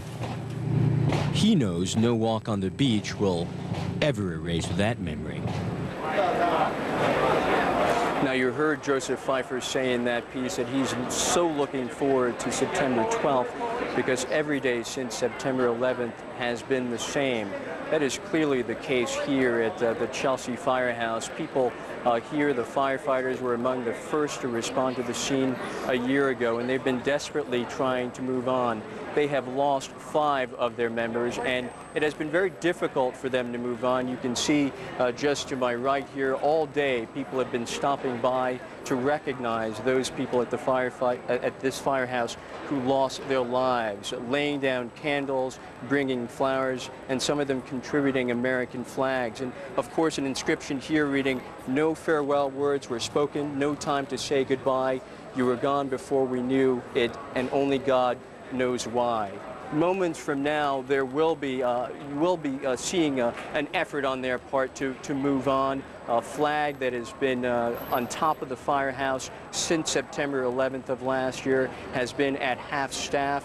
We understand that at some point this morning they will remove this flag and they will replace it with a flag that was given to them by well-wishers at a place called Point Thank You. This is an intersection in Lower Manhattan, which for many, many months was as close as residents in New York could get to Ground Zero. They will hoist that flag there at some point this afternoon. Aaron? Michael, thank you. Michael Oku. It is a perfect example of the law of unintended consequences. New Yorkers, others have come to honor these firefighters, but in doing so, and certainly not intentionally, with the best of intentions, they've made the struggle to move on a little bit more complicated. I think we're all looking forward to September 12th. We profiled a young firefighter who survived the collapse of the first tower earlier today. And she talked about how sensitive the surviving firefighters are at being called heroes. They were just doing their job that day. And yet I will tell you, as you have visited firehouses as well as I have, those that do the job every day are highly appreciative of the amount of support the nation has shown them and the amount of respect, a new sense of respect for what these people do day in and day out. Well, there's a reason why all kids at some point in their lives want to be firemen. They get it. Yeah. They get it. We all get it better now. They have all the more reason now to salute them. Right now, we're going to head to the Pentagon, where the ceremonies have all but wrapped down after the president spoke and the defense secretary. And we're joined by Wolf Blitzer to bring us up to date on the heightened state of alert that we all mark this day with. And I believe you have a very special guest as well. Good morning again, Wolf. Good morning, Paula. Very special guest indeed, the chairman of the Joint Chiefs of Staff, General Richard Myers. General, thanks for joining us on this emotional day. I want to get your reflections on what just happened here in just a moment. But on this word that the Central Command, the U.S. forces, mostly in the Middle East, are in this highest state of alert, Delta, as it's called. Give our viewers some perspective precisely what that means. Well, it just means a higher state of readiness and who can come in and out of installations and bases and camps and stations, and based on intelligence. And it's, you know, it's something in the last year we've gone up and down in our force protection conditions. Does it mean the intelligence that a threat is imminent, that there could be a terrorist attack? Well, it just means we have cause for concern at this time, and sometimes we do this randomly too, I might add. The decision to deploy these anti-aircraft missile batteries around Pentagon, elsewhere in Washington, it does underscore some serious threats here in the nation's capital as well. Well, it's just an extension of our air defense. You know, we have still have fighter caps and fighters on alert to protect American citizens, and this is an extension of that in the ground, for ground systems. And as we look at the threat, that'll go up and down, and we'll, you know, bring forces to bear or take them off alert. Is it done as an abundance of caution, or is the intelligence such that there are some really, really serious threats out there? Well, I think it goes without saying there are some really, really serious threats out of there. We saw those on 9/11, and that's what this day is all about. And there are some current ones as well, I assume. Yes, you bet. I know you've been briefed on this Liberian freighter that's out there off the coast of New York. What can you tell us about that? Some suspicions, some equipment was detected, some radiation, but then it turned out they're not sure if that was right or not, so they've towed the ship offshore. They'll investigate. And they're just going to continue to make sure. That's correct. Once again, out of an abundance of caution. When you saw this service, this memorial service here at the Pentagon as the nation's top military officer, what was going through your mind? The first thing is you look in the front rows there where all the families were, families of those that were lost on that day. I mean, a great deal of emotion. As the day progresses, and as I wandered through the crowd after the ceremony, I can't tell you the strength that I derived from their steadfastness, from their resilience. I think it's the American resilience all over their faces, and that's what I thought about. I thought about the personal tragedies that are associated with this day. And this enormous building behind us has basically been rebuilt. You've spoken to some of the people who used to work at the devastated, destroyed, gone back to their desks. Right, and that's where we all gathered with the president before we came out. Brand new building. The Pentagon is made whole again, as I said in my remarks. It's not just the cement and the Indiana limestone that's been repaired. It's been our hearts and our souls have been repaired by these great workers here that on their own decided to say, hey, we can get this all done by September 11th. You spent some time with the president today. Briefly, what was he like? He was in a very somber mood. I mean, we've all set this day aside to remember those who sacrificed their lives on September 11th, and that's the mood he was in. He was in a serious, somber mood, I think. Appropriate enough for this day, General Myers? Thanks. Yeah, very appropriate. I mean, our hearts go out to those folks who lost their lives and their families. I think it's a really tough day. It's going to be a tough week. It's a tough day for you. It's a tough day for all the men and women of the U.S. military. It's a tough day for all Americans. You bet. People all over the world. Thanks for joining us. Thank you very much, Aaron, from the Pentagon, which was only a little while ago a bus with some 13,000 guests here. The crowd is leaving, and the official services are basically over here, although the memories, of course, continue to linger. Aaron? It's always, it strikes me as odd how quickly these things end. The last note of the song or whatever is heard, and then you look around and it empties out and it's gone, and as if we're supposed to be normal again immediately. Yeah, they break down the stage, they break down the chairs. This area outside of the Pentagon is going to be almost back to normal within a few hours, and life will go on, and people will get ready for their next mission at the Pentagon behind me. If that next mission involves Iraq, I'm sure they will be ready for that. Wolf, thank you. Wolf Blitzer at the Pentagon. Just as we approach noon here in the east, to orient you a little bit on where we are, the ceremony, as you just heard at the Pentagon, is now over. The ceremony at Ground Zero here in New York is over. In Shanksville, Pennsylvania, the formal ceremony, I guess you could say, has ended too, but certainly not the day. There, the President of the United States has landed in the area and is making his way to that field. The President, unless things have changed, I don't believe they have, there's no plan for any formal remarks from the President, but the President does plan to meet with family members of the 40 people who died on the United flight that crashed in Shanksville. Their story well documented. The President will visit them, and then he will make his way to New York. And as we said, the President has landed now in Shanksville and will motorcade to his meeting with the family members, and we'll, as soon as we see the President, we haven't seen him yet, we'll put those pictures up too and get some comments if he makes any public comments, but I don't anticipate that he shall.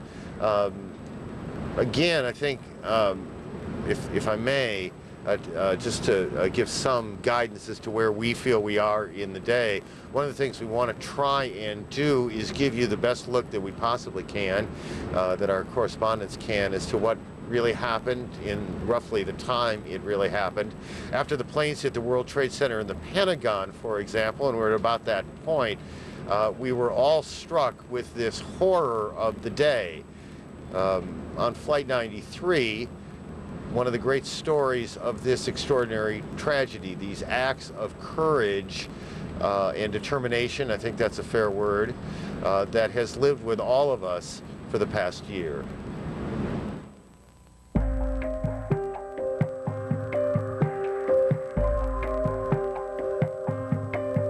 There have been attacks in 2 American cities, New York and in Washington. The trade centers here in New York have been hit by airplanes. In Washington, there is a large fire at the Pentagon. The Pentagon has been evacuated. Obviously, we are in the middle of an extraordinary catastrophe.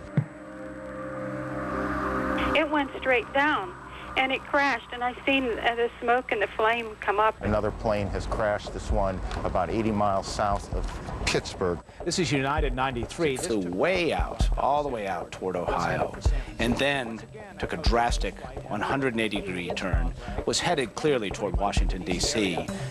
When the crash happened in Pennsylvania. It's, I think, safe to say, a prominent target in Washington was the goal. One of the last places you would probably expect to be touched by the violence of an act of terrible terrorism like we have seen today.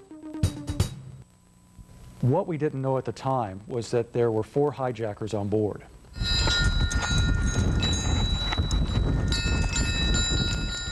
But what they hadn't counted on was people on board making phone calls to their loved ones and to others.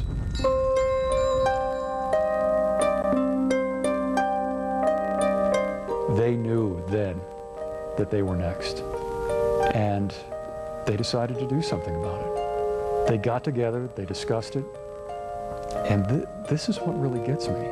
They voted. They voted to take back the plane. We walk around to the edge of this ridge area, which is about 300 yards from where the crash site was, and I saw smoke rising up out of what looked like a small pit. I remember asking a state trooper that was there to be sure, is that where the plane went down? It was so hard to tell because there was nothing around. The plane hit so hard that most of the pieces were crumpled in on top of itself, collapsed right there in that crater.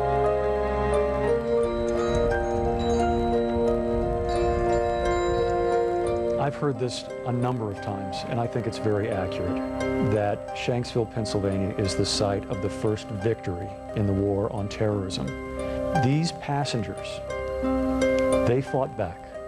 The plane did not make it to Washington, and there's no telling how many lives they saved doing it.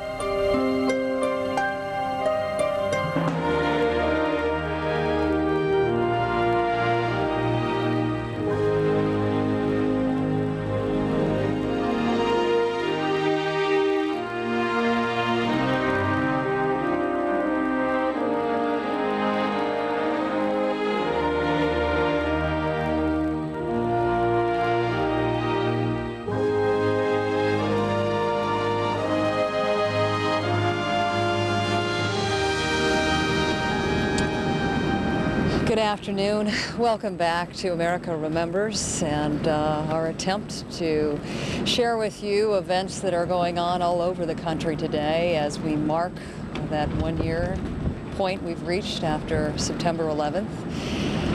About a half an hour ago, the ceremonies wrapped up at Ground Zero, and they perhaps were some of the most poignant for you all to watch. There was a circle of honor where family members trekked down to a very small part of the 16-acre site to pay their respects to family members who had lost their lives. Some family members had never come here before today. It simply was too painful to come, and somehow they thought that they would seek some solace from the shared experience of adventuring there today. It was a very dignified ceremony. A painful ceremony, I'm sure, for all of you to watch, where the individual names of each person murdered here on September 11th a year ago was read. It took almost 2 hours and 40 minutes for dignitaries and family members to get through that list, starting, of course, at the beginning of the alphabet, ending with Z's. Right now, we're going to go to Gary Tuckman, who was one of our first correspondents to get to that area a year ago. He has had time to spend with some of the families there today, trying to reflect with them. And Gary, I'm just wondering if you could share a little bit of what you've experienced so far today.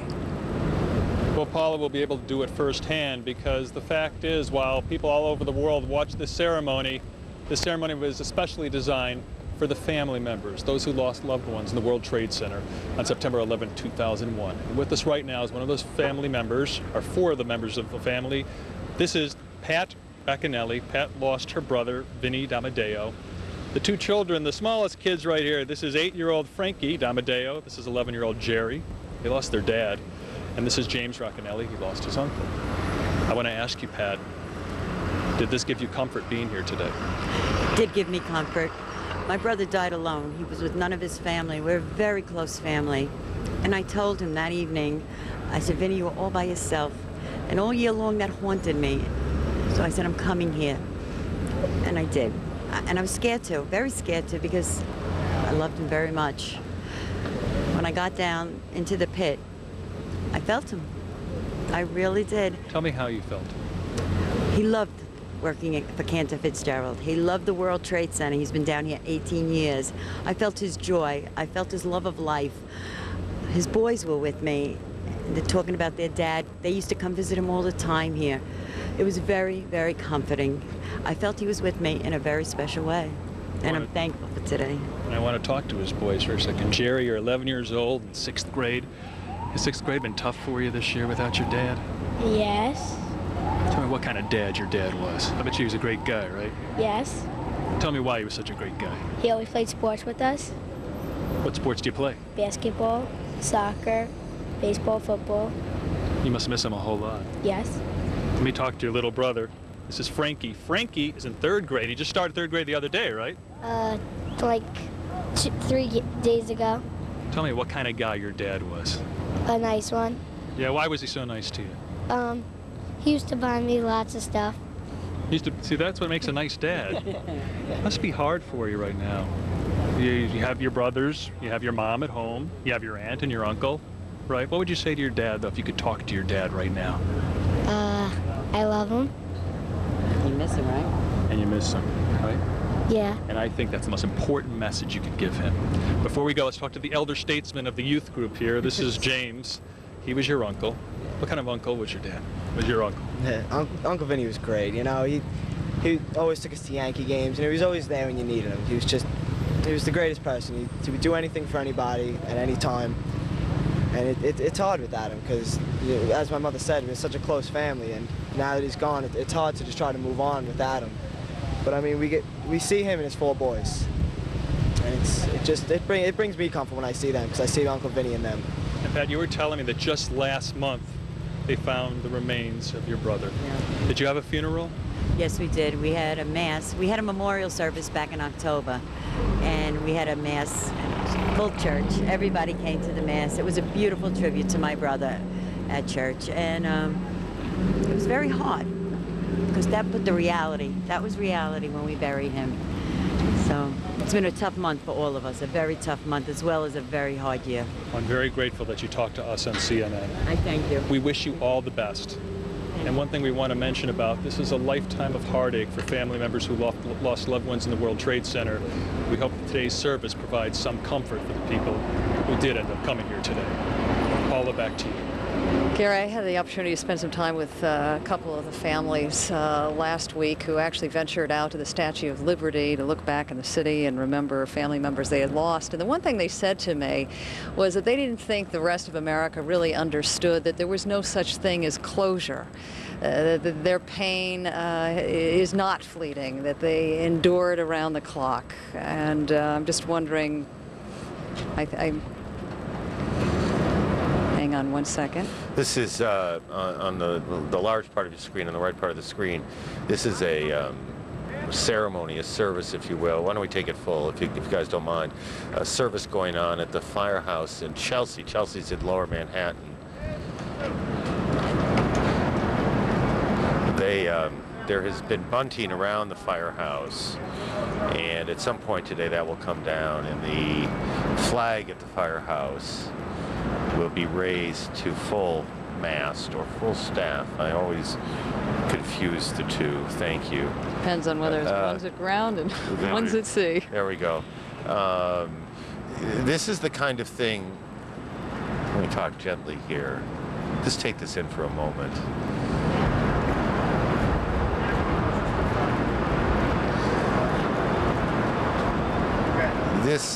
This firehouse lost, as memory serves me, 5 members.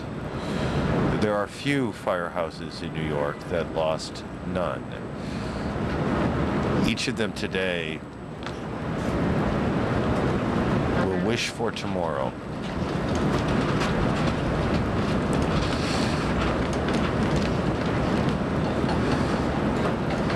We said a little earlier that, and this is probably true in other cities too, that firefighters in New York City, it's a family business in many ways, that fathers and sons, grandfathers have all joined the department. It was long considered the Irish family business here in New York. But it is a family within the firehouse as well.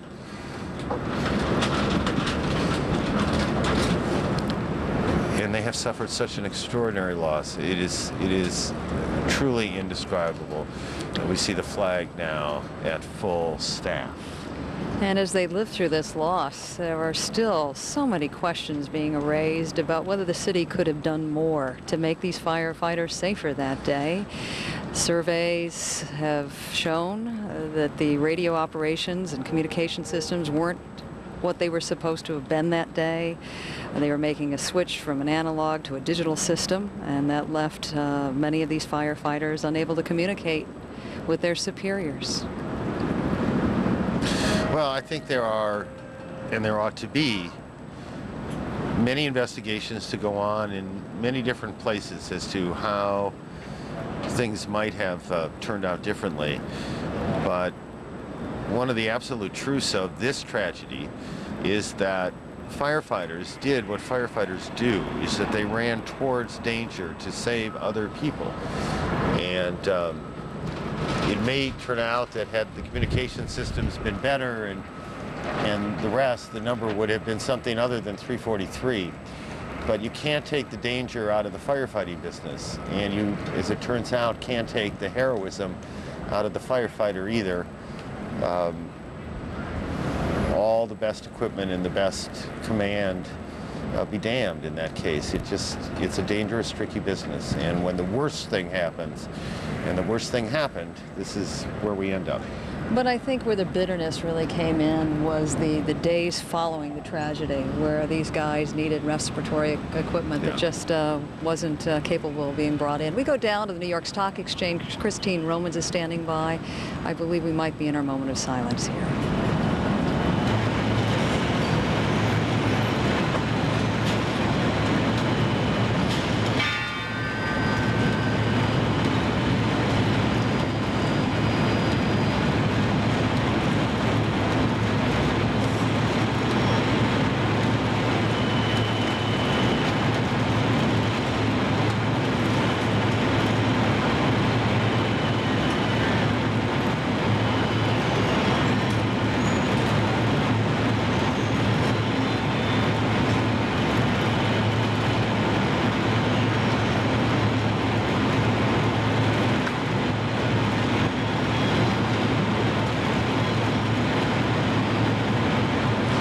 A delayed opening today of the New York Stock Exchange.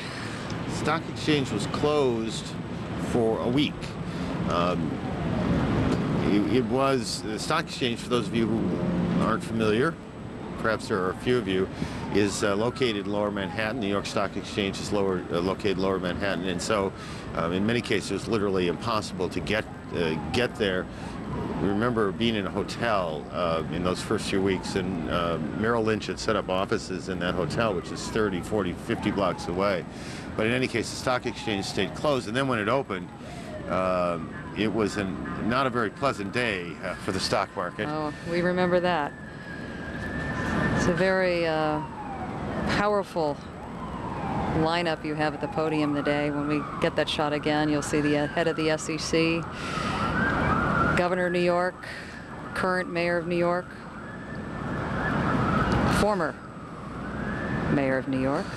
The Stock Exchange is an important part of the city and the business of the Stock Exchange. I don't mean to sound crass by talking about money on a day like today, but the fact is that one of the things that the terrorists tried to do was attack a great symbol of American capitalism, and we suspect there is no greater symbol than the Stock Exchange. By the dawn's early light, what so proudly we hailed at the twilight's last gleaming, whose broad stripes and bright stars through the perilous fight o'er the ramparts we watched were so gallantly streaming, and the rockets' red glare, the bombs bursting in air, gave proof through the night that our flag was still there. Oh, say does that star-spangled banner yet wave o'er the land of the free and the home of the brave?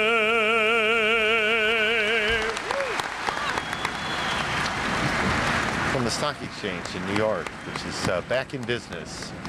The country's back in business on at noon o'clock, I almost said. Well, I did just say it. You did. It turns out. You knew what you meant. Yeah, at noon Eastern Daylight Time. Good morning again. Good afternoon again, everybody. It is a wind-blown day of remembrance and sorrow here in New York.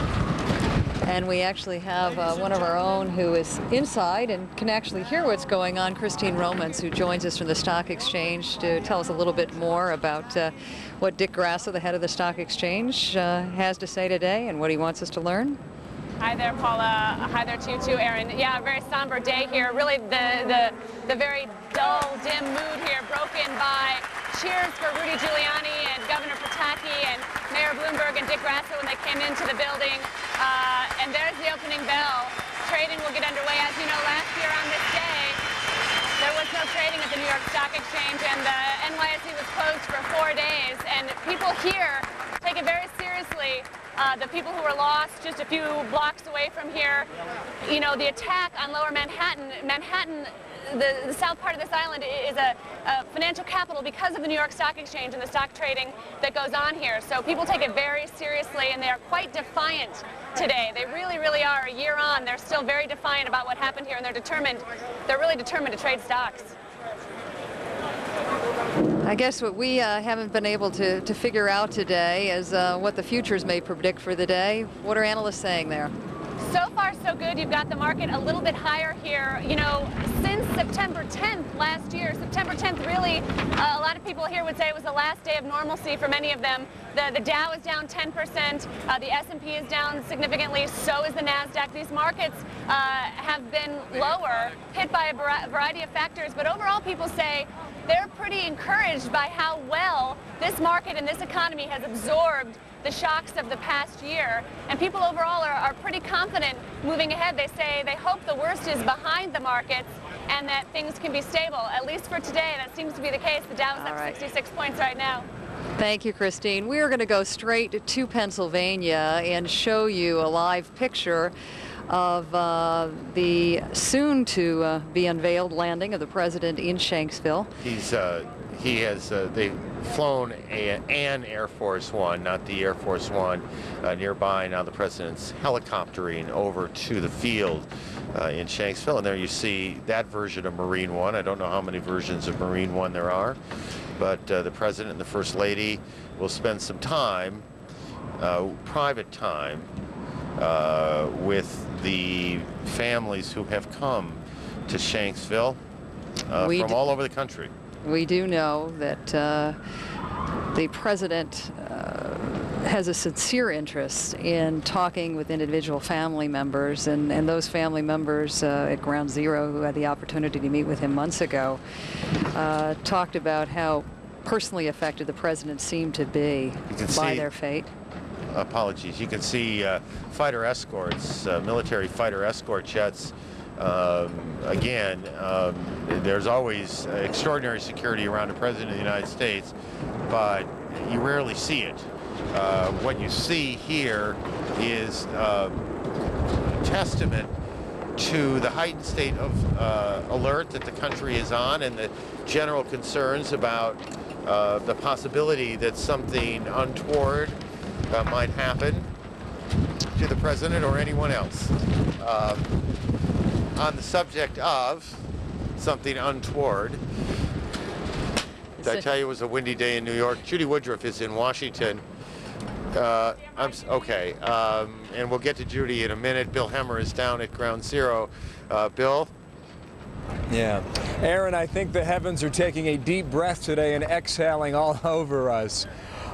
Listen, we were talking earlier about the firefighters and the enormous loss they had.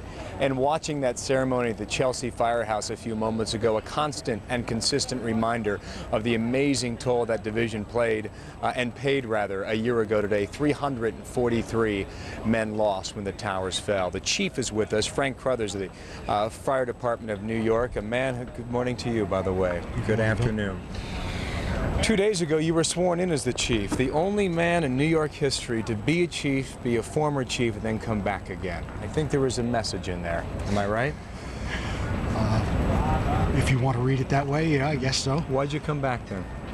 Well, I hadn't really wanted to leave in the first place, to be honest. I love this job. I love this department, and as we all do. And so many have given so much. We have a lot of work to do. We have a lot of rebuilding to do to move forward. And we are all accepting new responsibilities, more responsibility. We've promoted almost 700 people in the last year. They're all stepping up and taking on new jobs. Give me a sense of what you're hearing from the men and women that serve here in New York City. You visited several houses this morning, firehouses on the way down here to Ground Zero. What were they saying? What were they talking about? What range of emotion did you pick up on? Sadness, remembrance, recollection, a tremendous concern on the part of the current firefighters for the families of their heroic fallen brothers. In my visits, not only today, but in the past year, I'm constantly amazed at how the firefighters and fire officers have, on their own initiative, rebuilt their companies. The department can provide them with trucks, tools, and training, but that's what a fire department needs but it's not what a fire department is. A fire department is the people in the companies. They are the ones who make it work. They are the ones who serve the public, and all of the rest of it exists to support them and to make them more effective in every way that we can. These people have come back from this horrible attack, and not only have they gotten back with the same dedication and commitment, they've taken in new members to the companies that lost so many, trained them and brought them along and made them an integral part of the unit. And at the same time, they've taken on responsibilities that no one would ever expect of firefighters. They've taken care of the families of their brothers. In the past month, there's been a story circulating here in New York City that deals directly with the amount of attention these men and women have also gotten. At times, it appears that it perhaps was too much and too overwhelming. Do you get a sense now that that is dying out a little bit to make the men and women more comfortable, or not? I don't think that it's possible for them to have gotten too much attention in light of the sacrifices that were made and that they continue to make. It's difficult in being reminded constantly by a constant flow of visitors, all well-intentioned, the generosity and the caring messages that we received, not only from across the country, but from across the world, were fantastic. One of the most encouraging things about them was the tremendous number of communications that came from young people and school children. So true. And clearly, they are our future. We're here to pave the way for them. Too often we hear the older generation decry the state of the younger. And if what we've seen in the last year is any indication, we're going to be in good hands. Look forward for a moment, if you will. Look to September 12th. Look to the McKinsey report that pointed out the inadequacies of the system that had been in place a year ago today. Going forward, how does the department make itself better for the men and women who sign up, and also for the people who live in the tri-state area? Very much participated and worked with the McKinsey Group in developing the study. We are committed to making as many of those changes as we possibly can. There are areas the fire commissioner has already reorganized the managerial structure of the department.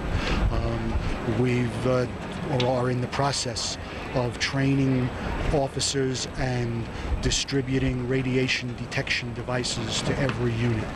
We're working with the police department. We're working with other people. We're doing pilot programs to improve our communications. Look into the crystal ball a second, though, and tell me in terms of a time frame. At what point can you reach the point where you say, you know what? We saw our inadequacies, we corrected the system, and we put this into place, and now it is more effective. At what point does that arrive? You can say is that you accept that there is a great deal of work to be done. You commit yourself to doing the work. You have to realize that you're in an entirely new environment with new hazards, not in place of the old ones, but in addition to the old ones. That we have a tremendous training burden. We have tremendous opportunities. We need to train our people to a higher level. They are fully committed. We're blessed with an abundance of talented indeed you are. And committed people who are willing to step up. Chief, thank you. Chief Crothers. You're welcome. You got your work cut out for you. us. Well, listen, we appreciate it too. Thank you, sir. Okay. Quickly, if we could go back down to the ceremony that continues here. The official ceremony is over.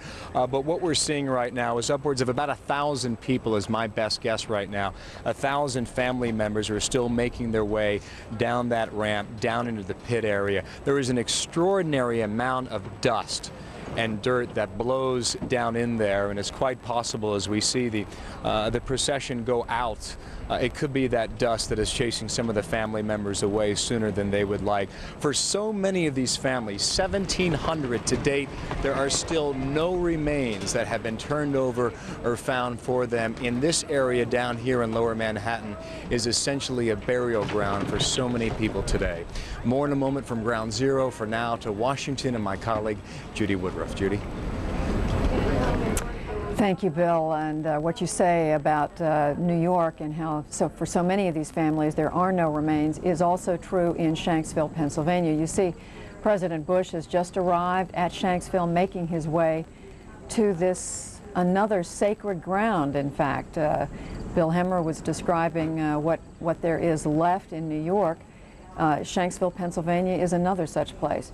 The president, as we've been pointing out, flew in a smaller plane and has taken a helicopter to this site. It's hard for us to see exactly where he is right now in relation to the place where the ceremonies earlier took place, but we can assume he's very close. I don't know if we have any sound right now of that area. Do we have any sound? Carol Lynn is there for CNN. Carol, can you tell us where the president is? We know that he's not going to be speaking, making public remarks. Tell us a little bit more about what he'll do there. Judy, I can tell you that I'm overlooking the site where he is going to be laying the wreath and meeting with the family members, and basically he's not in my line of sight, so I can't tell you where he is. He's probably at the Jonestown airport.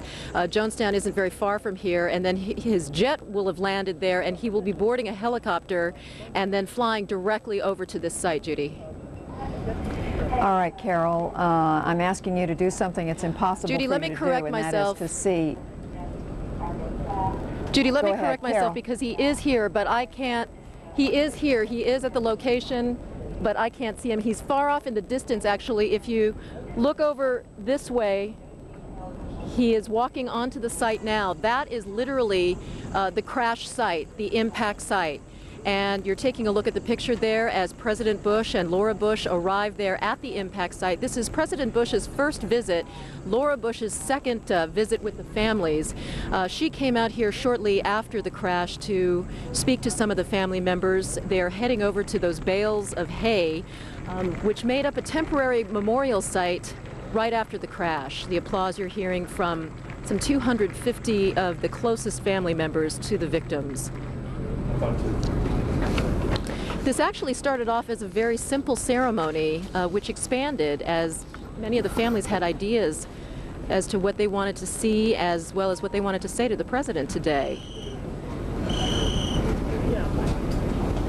It's so difficult for any president in the United States to have a simple ceremony. It's always it's a complicated piece of business when the president moves around, and president now laying the wreath. Why don't we take this full? Thank you.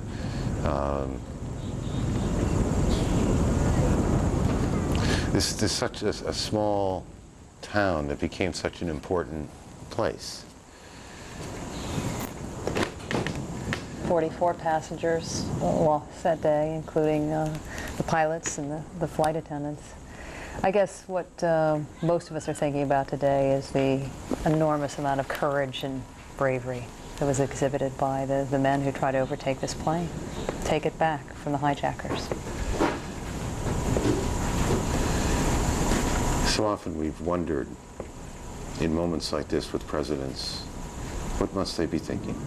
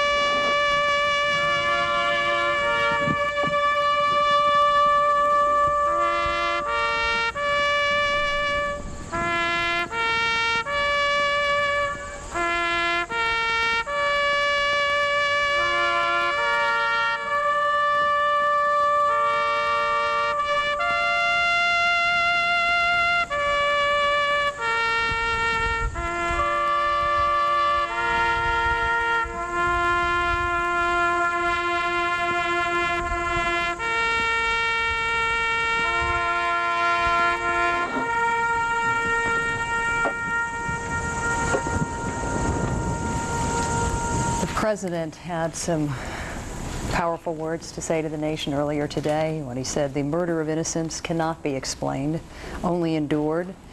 He went on to say in his remarks from the Pentagon, and though they died in tragedy, they did not die in vain.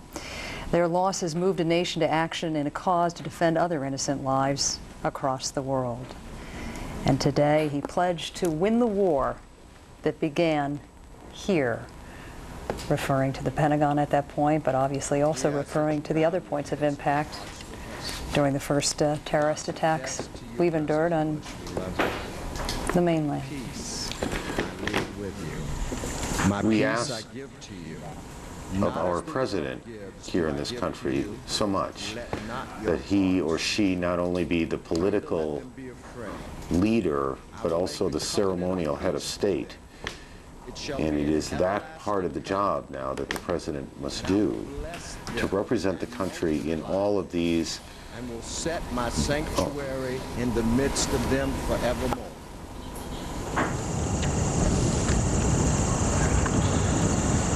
And you, Son of Man, be not afraid of them, nor be afraid of their words. Though briars and thorns are with you, and you sit upon scorpions, be not afraid of their words, nor be dismayed at their looks. The Lord bless you and keep you. The Lord make his face to shine upon you and be gracious to you. The Lord lift up his countenance upon you and give you peace.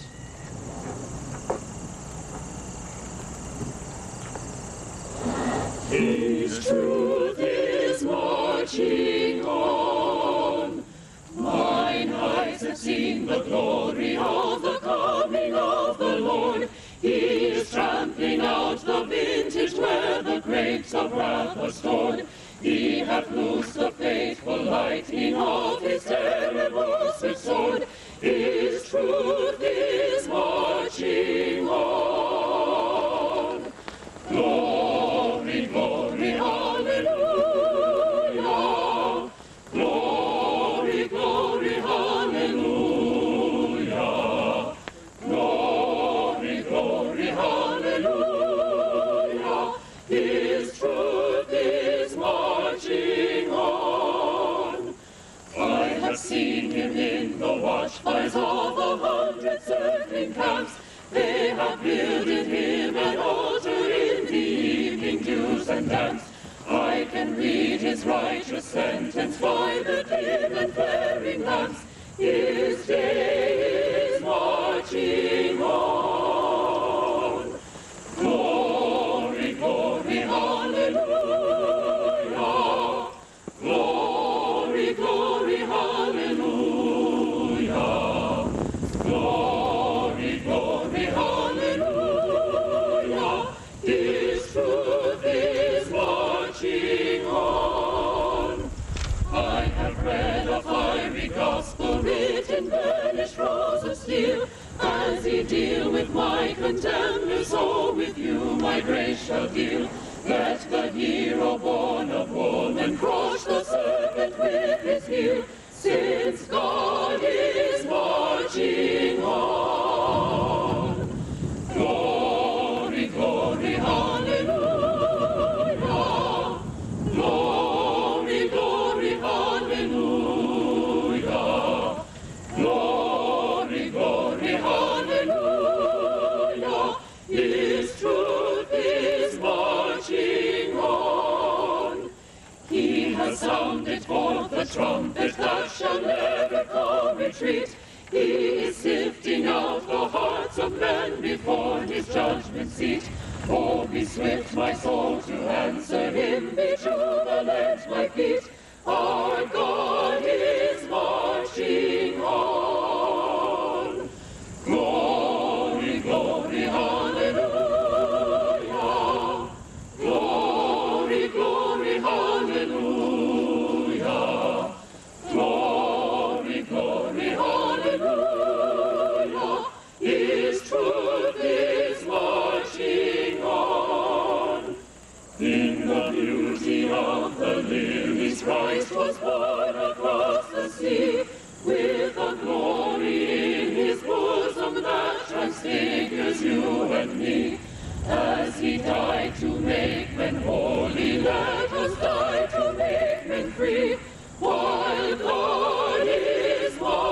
marching on. Glory, glory, hallelujah. Glory, glory, hallelujah. Glory,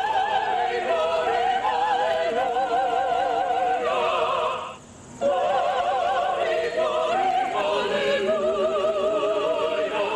This truth is marching on.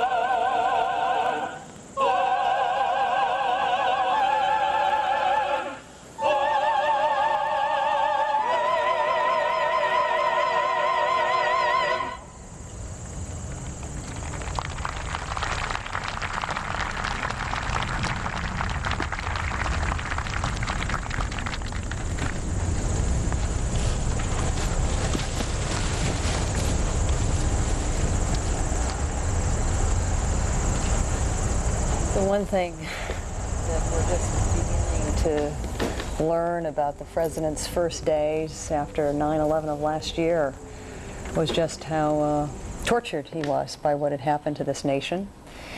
And in a number of reports that have been published today, even those closest to the president, like the president's chief of staff, talked about how the humor that so many people associate with the president was all but gone. A occasionally volcanic temper that those working with him had witnessed from time to time was all but gone. And then they saw what they described as this steely determination come over the president when he decided what he needed to do next. Carol Lynn remains in Shanksville, Pennsylvania, as she watches the president go through this very moving scene of meeting with family members who lost loved ones that day on that Flight 93.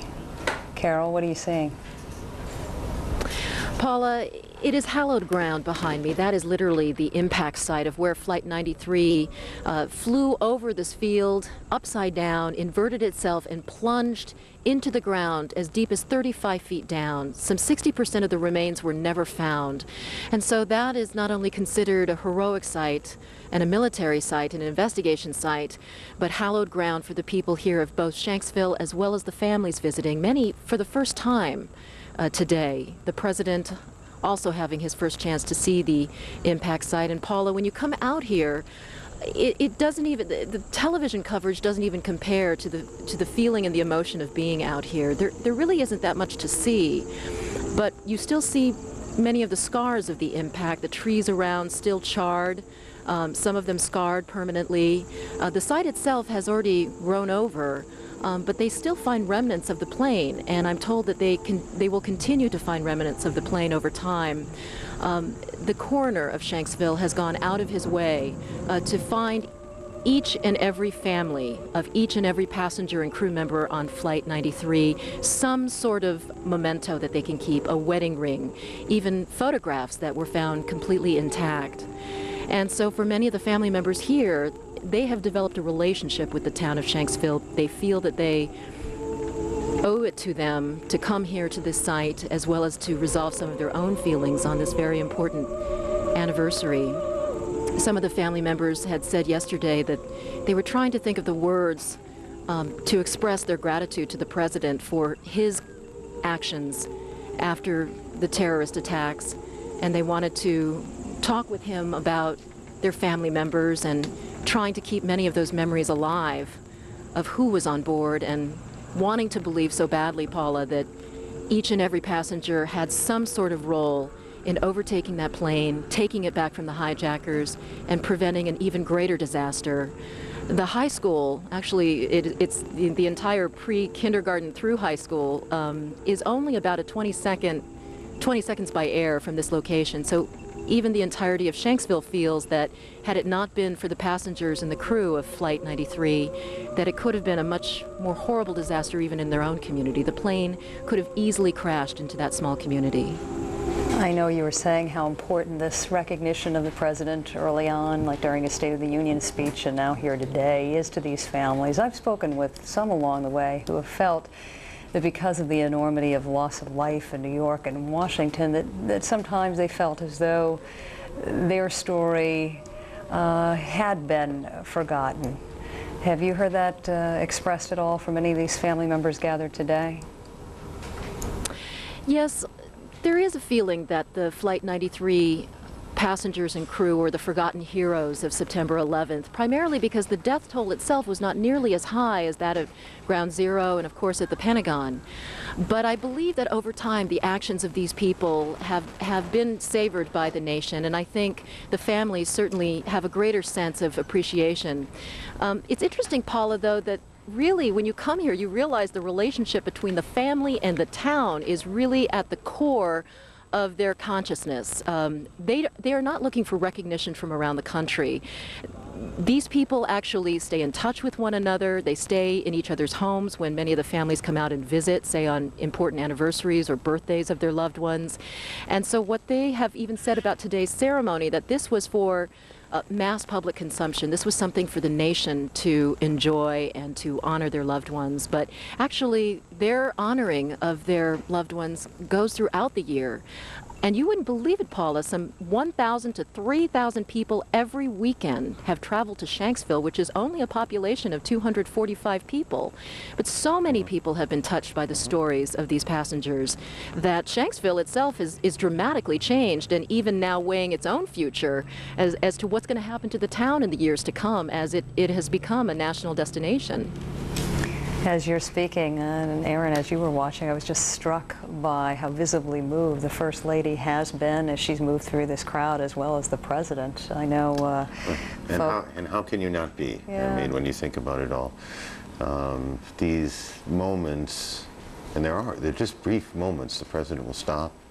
You see him. First Lady stops, exchanges a few words, signs an autograph or two. Saw him pull a Sharpie out of his pocket and sign some things. These are appropriately personal moments between family members and the President of the United States. And whatever your party, doesn't matter in moments like this. He's the leader of the country, and to be in that moment with him is important. It's an important condolence that gets paid in a moment like this. We might take just 1 second to explain, for those of you who are wondering. I don't know who first said discretion is the better part of valor, but having just about been blown off the roof, we came inside. We did exercise some good sense, I think. At one point, those gusts were blowing at about 40 miles per hour, and that, unfortunately, is what blew up some of the dust. Has made it very uncomfortable for families down at Ground Zero right now. Reporters aren't necessarily known for discretion, but in this case. Among those who we talked to today, Dina Burnett, Thomas Burnett was on board that flight, and she joins us today to talk a bit about the day. It's nice to see you, and we appreciate your time today. Does the year mark mean anything in particular, or is it it's another day to get through? It is another day to get through, and something that I've done today that I have not done the rest of the year is I keep thinking about what I was doing a year ago at this time. And I think just to get through today, September 12th has to be a day in which I feel better, knowing that I have completed a year of grief and getting through it without Tom. It's been very difficult, but at least tomorrow morning when I get up, I'll know I did survive it. There is something, we've talked about this a fair amount over the last few weeks, there is something about having gone through that whole painful cycle of birthdays and anniversaries and holidays and the rest, all the events that mark a year and that get us to the other side of the year. It doesn't heal all the wounds, but it does tell us that we made it, doesn't it? It really does, and knowing that I did pass our 10th wedding anniversary and Tom's birthday, and feeling my way through the maze of grief that you go through during the first year. I think that it will make those occasions next year a little more open to happiness and joy, knowing that we've experienced them at least once without Tom. Tell me about Tom. Tell me about your guy. What do you want people to know about this man? I think what I would want them to know most is that while people have said that Flight 93 was comprised of ordinary people, there was absolutely nothing ordinary about Tom Burnett. He was an extraordinary human being, and I feel grateful to have been his wife for 9.5 years. I strive every day and encourage others to live the kind of life that he lived, one of integrity and honor and valor. And I will raise my daughters to know what a great man he was. I would have them know that he was a man of intellect, humor, compassion, and love, and that his greatest tributes to this world are not just so much in his death, but the life that he lived.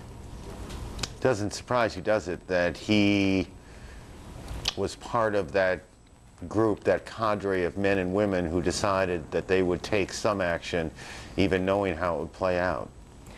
It was very typical of Tom. I know from our 4 telephone conversations, he told me he was putting a plan together to take the airplane back, and that was very typical of him. I remember my neighbor coming over, and I told her what he was doing and what was going on, and we sat at the kitchen table and chuckled because this was so typical of him, to get out of his seat and take over, not allow someone else to decide his fate, and to know what his contribution was and what he did. It's a wonderful legacy that he leaves for his family's name and for his children. We were, just before we came to you, Dina, we were talking about whether or not the family members of those who died on that flight feel that for whatever reason they have been properly acknowledged and recognized. I'm curious how you feel about that, whether or not you think that your husband and the other husbands and wives and those who perished that day are noted in the way that they ought to have been. I would have to say that I think that Flight 93 has received a lot of recognition. Now, I lived on the West Coast for the past year. I think that the ones who lived on the East Coast were probably overshadowed by the World Trade Center and the Pentagon, and so Flight 93 did not get as much attention in New York City as it did in other parts of the country. In California, Flight 93 was in the news almost every day out there. I have attended tributes and award ceremonies and remembrances all over the country on behalf of Tom and Flight 93. I have received over 10,000 cards and letters. I've sent out over 4,000 thank you notes for gifts that were sent to my house.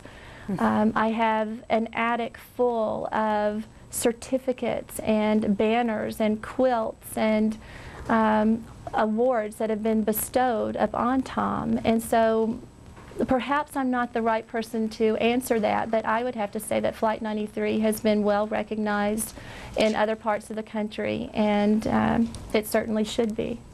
Well, I think you're exactly the right person to answer the question. Thanks for your time today. You know, you're trying to think of something right to say in a moment like this. I hope the sun shines where you are tomorrow on the 12th. You've made it through a year, and that says something. Our best wishes to you. Thank you. Thank you. What Dina, a beautiful Burnett, tribute to her husband. She His said, legacy. She said, I was honored to be married to him for 9.5 years. You just wonder how many other folks out there feel like they deserve that same kind of respect from their spouses. Yeah, well, I don't want to go there. Just throw his picture up for just one more second, if you will. That's one man, one person in all of this. We talk about the 3,000 who died. That's Tom Burnett. Not an ordinary man, said his now widow. Not an ordinary man at all. She wasn't surprised at all that he would have been one of those that would try to take the jet back from the control of the hijackers. So he's the kind of guy that always got out of the chair and was a leader. And we value what he did. Judy Woodruff is in Washington, is part of our coverage. Judy, good afternoon now. Good afternoon, Aaron. And, you know, listening to Mrs. Burnett, I think, gives all of us courage. What an extraordinary woman. And you know, you and I, I'm sorry, you and I have talked about this before, how wonderfully powerful people can be in moments of extraordinary stress. And she has had a year of this stress. And she can sit with us in what is totally unnatural for most people, talking on television this way, and be strong and eloquent and important. And God bless her for that. Now I'll stop.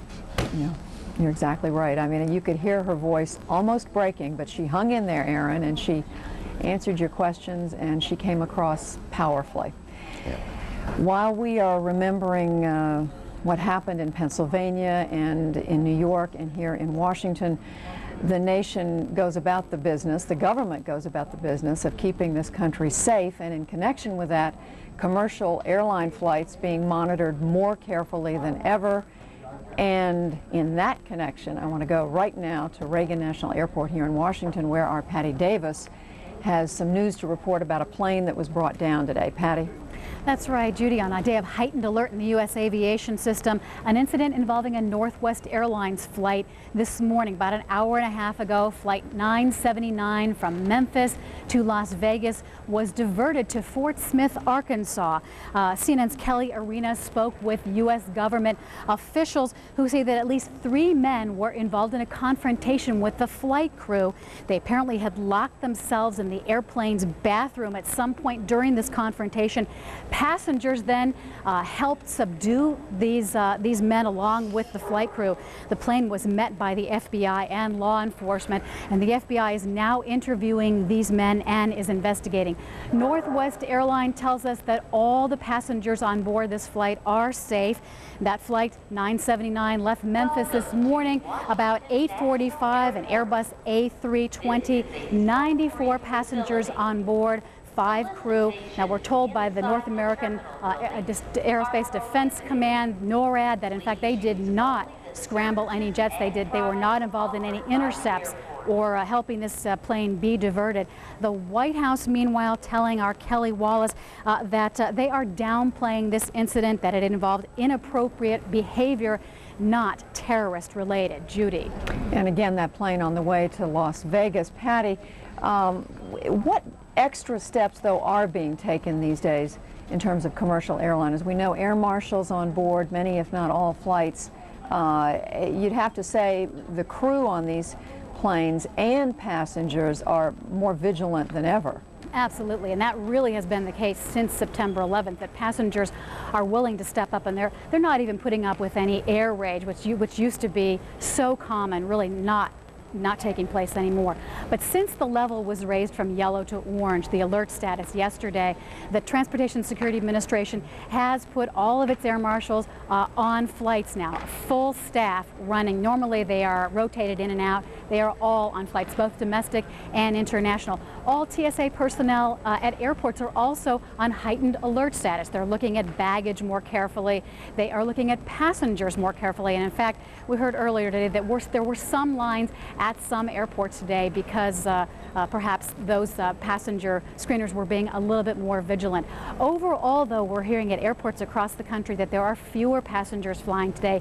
And in fact, airlines have really cut their schedules. If you look at last Wednesday compared to this Wednesday, overall we see about 13% fewer scheduled flights. Passengers are staying away. They're just not booking. Judy. All right, Patty Davis at Reagan National Airport reporting on that flight that came down in Fort Smith, Arkansas, a disturbance on the part of some passengers. We want to show you some more live pictures from Shanksville, Pennsylvania, where President and Mrs. Bush continue to make their way through a crowd of family members, loved ones of those who were lost on Flight 93 when it landed 1 year ago this morning in that area near Pittsburgh. The president spending some time there, not making public remarks, laying a wreath, primarily using his time to visit with each and every person there, he and Mrs. Bush. And as Paula said a little while ago, you could see Mrs. Bush bringing a handkerchief to her face, clearly emotionally touched, as all of us are, by the events of this day. You know, we were hearing a moment ago as Aaron spoke with the widow of Thomas Burnett, who was on that Flight 93 that went down in Pennsylvania. We're thinking about people like that, the psychology of people who would do something like that, the psychology of people in New York who would run toward danger. We know that not only the firefighters in New York, but also there were individuals at the Pentagon who were extraordinary examples of selflessness. Candy Crowley has a look at one of the heroes at the Pentagon. His name, Eric Jones.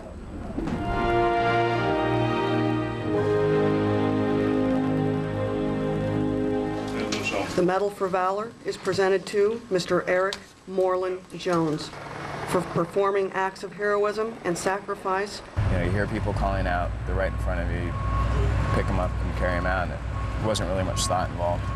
The easiest part of being a hero was running in to save people from the burning, smoke-choked Pentagon. The hardest part is everything else. You sort of have to let it in small segments just to stay sane. I'm sure eventually it will all click, but you know, right now I'm just trying to get a good night's sleep and figure everything out. A volunteer firefighter and grad student at George Washington University, Eric Jones was headed to class when he saw the smoke, pulled into the Pentagon parking lot, and ran into the fiery building. I think everybody was afraid a little bit, but when you hear people calling out and, you know, yelling out for help, it's just kind of put that on the back burner. He doesn't know who he helped carry out of the Pentagon. Honestly, he doesn't even remember how many people he helped. He does remember the heroes around him. One of the most striking things is just seeing all these people run back in, risking their own lives time and time again to save their fellow workers or, you know, strangers they didn't even know. After those first few hours, they didn't find anyone else alive. Eric helped search for days before going home, and then a firefighter friend called to see if he wanted to go to New York. You know, so for 3 days not finding anybody alive, but I think it just would have taken one person up in New York to sort of make everything come together and be okay. But in New York, too, it was too late. Eric did what he could, helping remove the wreckage and the carnage, and after 5 days, he came home again. 11 months later, Eric returned to the Pentagon crash site for the first time. I'm just trying to get a point of reference. This is the impact area right here, pretty much. Just to our left. Yeah. He barely recognizes anything. This is how I'd like to remember the Pentagon. I don't want to remember it how it was. It's beautiful. It's amazing. I wonder if they'll let us go inside. It does not, mercifully, look anything like it did that day. Can we walk down there, please? I think this is where, and this was the original corridor, right? I can't believe how far they've come. He could not seem to get enough of this brightness, this newness, this rebuilding. See, it's getting back together. It is. Yeah. Must make you feel better. Yeah, it definitely does. In these past months, Eric Jones has carried the Olympic torch, been awarded the Medal for Valor, and written about the people he calls my heroes. He also dropped out of school, had trouble sleeping and concentrating, still struggles with what he's feeling. Anger? Of course. Anger, shock. I mean, how are they going to come to our country and hijack our planes? And, you know, frustration, but I think every possible emotion you could think of except for maybe joy. Eric is back in school this fall. He wants to be a doctor. Maybe he can save somebody. There is joy in that. Candy Crowley, CNN, Washington.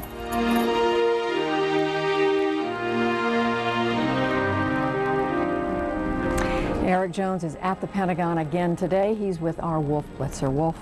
Thank you very much, Judy. Eric is right here with me. Eric, what's going through your mind on this day exactly a year later after you made that decision? Park your car and run inside.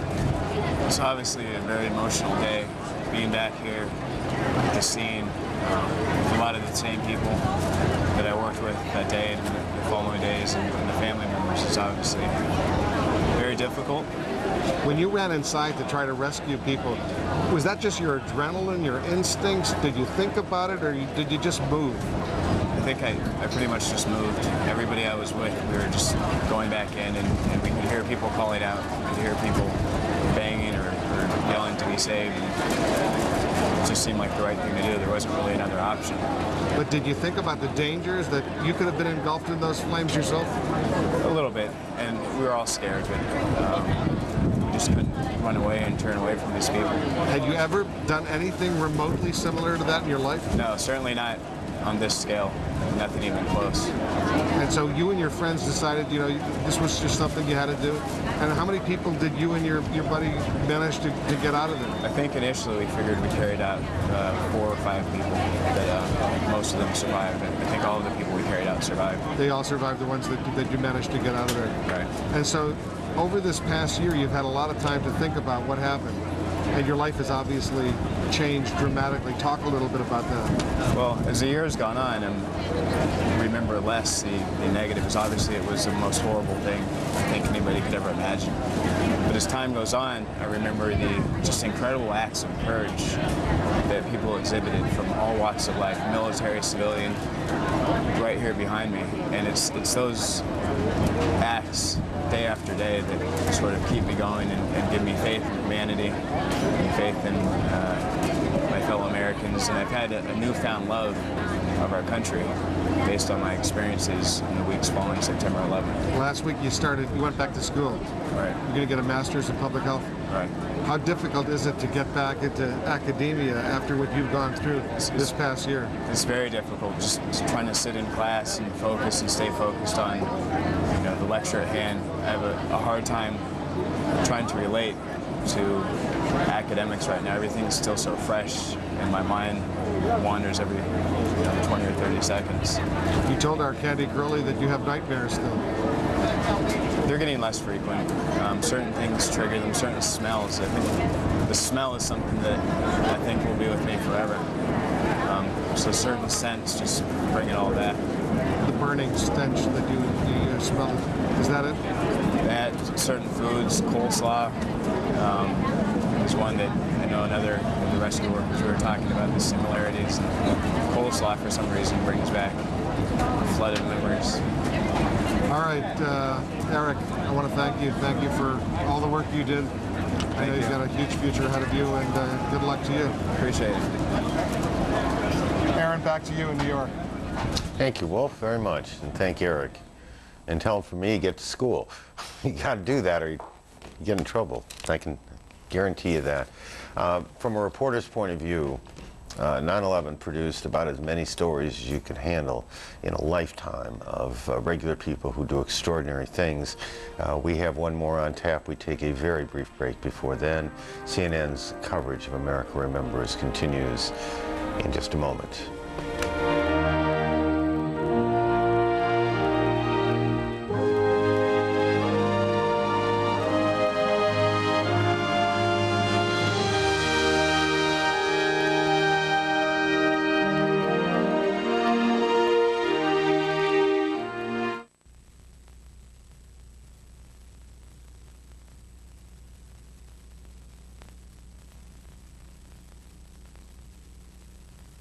I pray for safety.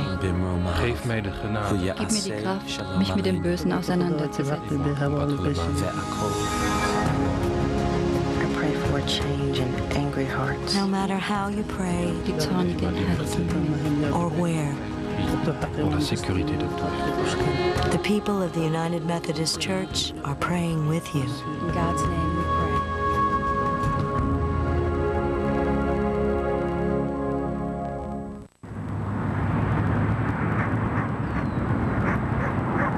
On September 11th, terrorists tried to change America forever.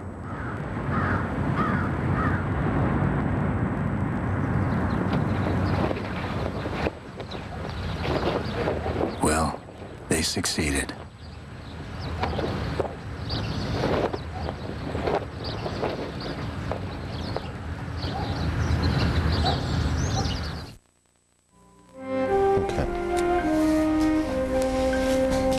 The President and the First Lady in Shanksville, Pennsylvania.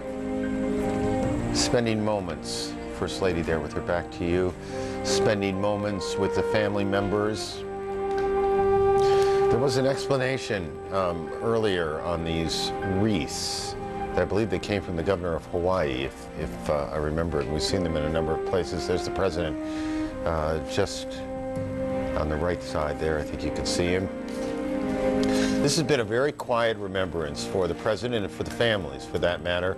But the President has walked down the line and through the group of family members. The reporter in me, of course, wants to know what he said. This is San Francisco. Why San Francisco? Because that flight originally was headed there from Newark. From Newark Airport, one of the 3 airports here in New York, in the New York area. And there are flags, as the graphic tells you, for each of the victims. And that FDNY is now recognizable, isn't it, to everyone? This is an American moment. These flights were headed to or from, and people on board from all sorts of places. If my memory is right, 25 different states represented just at the Trade Center alone. In terms of fatalities, it is a danger that we sometimes fall into a trap to think of this as a New York story or a Washington story or even a Shanksville story. We know better. It is a little uncomfortable, I suppose, to talk about what went wrong in the response at the World Trade Center. At least it feels a little awkward, but it's also important business to do, because the truth is many thousands more could have died than did. We all know that, and we have all come to accept that. But there is no getting over one awful statistic that 343 firemen died that day. Their efforts were hampered in part by organizational and communications breakdown. It has been the subject of considerable investigation and considerable reporting as well. Here's CNN's Deborah Fayrick.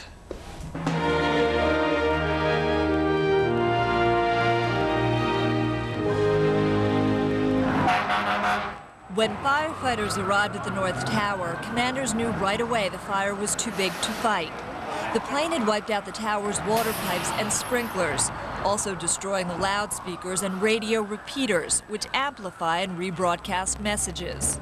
Without the repeater system and without the hard wire system, we were going to rely completely on our handy-talkie capability, and we knew that that was going to be a severe problem.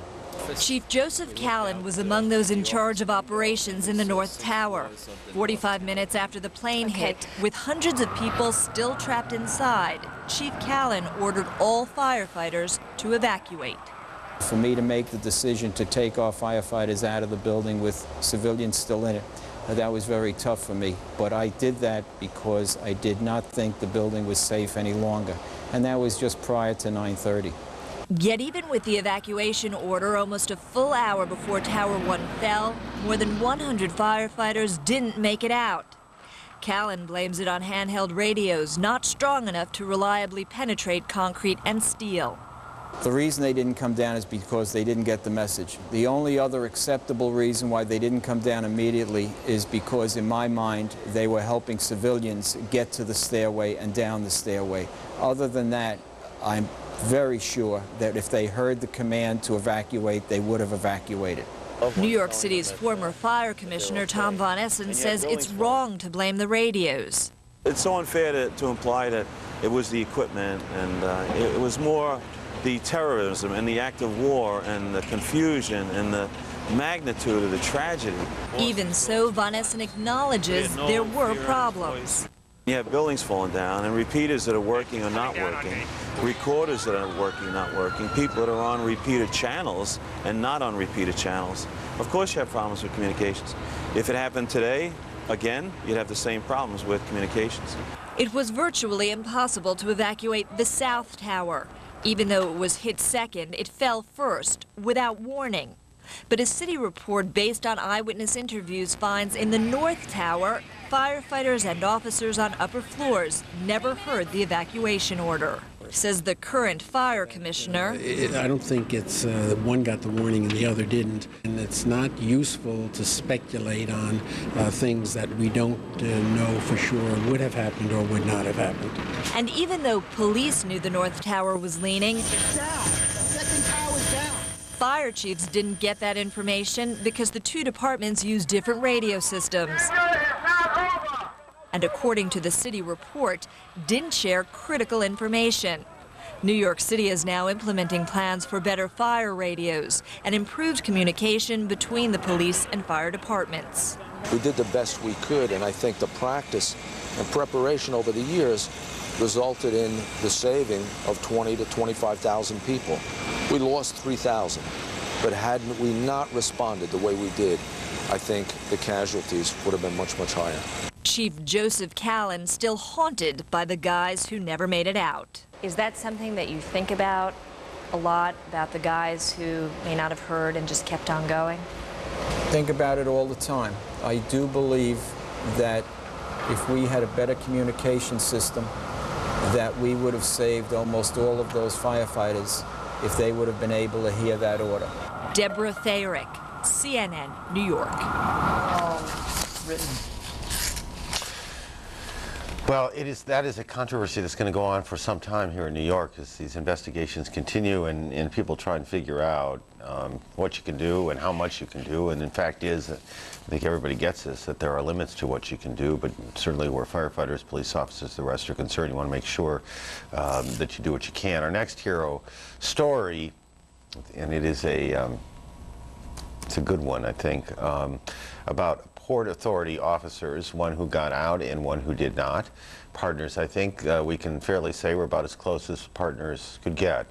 But there is, in fact, a punchline to the introduction. David Lim worked with a bomb-sniffing dog named Cirrus. David joins us this morning, or this afternoon, we should say, from near Ground Zero. David, it's good to see you. Does this year, you not only lost your partner in the dog, but Port Authority took a terrible hit as well. Does the year marker mean anything in particular to you? Well, Aaron, I need to say that it means a lot to me. This year has gone by so quickly. And I've said this to many of my co-workers today. It seems like it just happened yesterday. With the exception of the wind today, it was a beautiful day like today. And all we can do is just think about all our lost comrades that day. 37 Port Authority police officers didn't come home that night, as well as my dog, and it's something we're never going to forget. I want just, you actually have an extraordinary story of survival to tell, but I don't want to get to it until we've talked about the dog for a second. As I remember your story, you heard this crashing noise and you said to Cirrus, just, I'll be back, stay where you are. Is that about how it went? Well, at first I thought that somebody had gotten a package upstairs. Our job is to check the trucks as they come into the World Trade Center. And I thought maybe something had slipped by. I should never have doubted my dog, of course, but basically I told him I had to go help the people, and I put him in his kennel, and I closed the door, and that was the last time I saw him alive. And you then made your way through the building.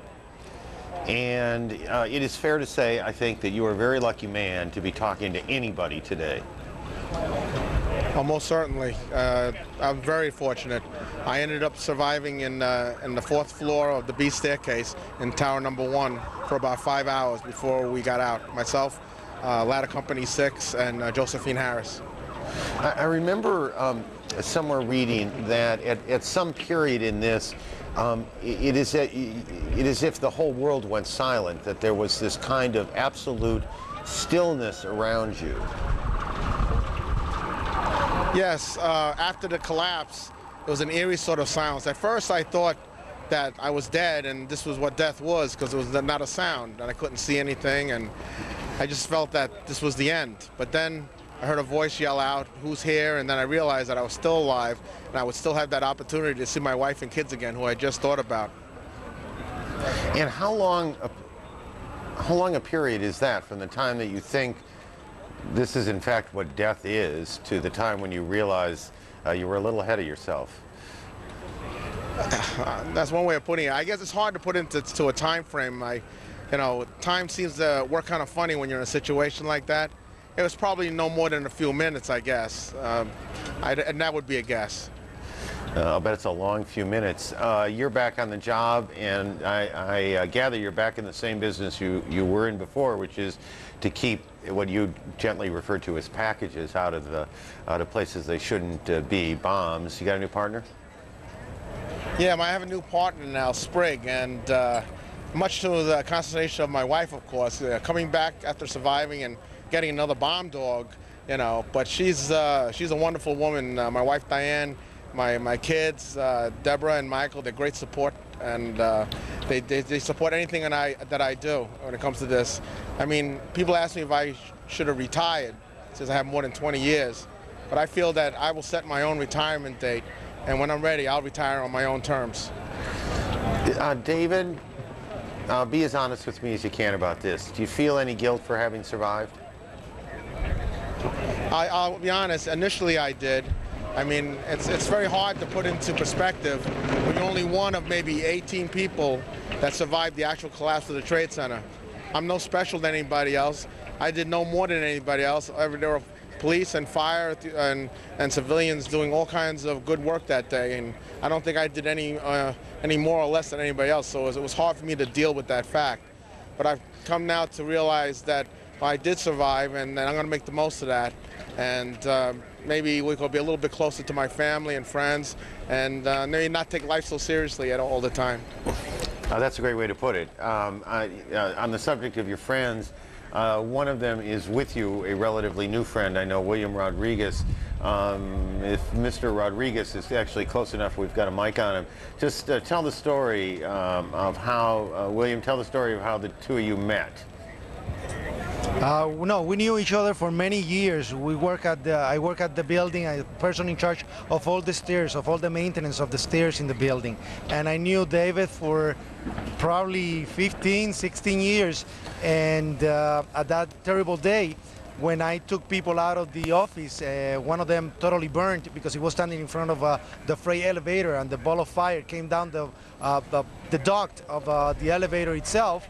I put him on the ambulance and I came back running into the building, and the only person that I found there was Officer David Lim, and the first thing that he told me was, "Willie, do you have the key?" Meaning if I had the master key to the building, which I have and still have. It's over here.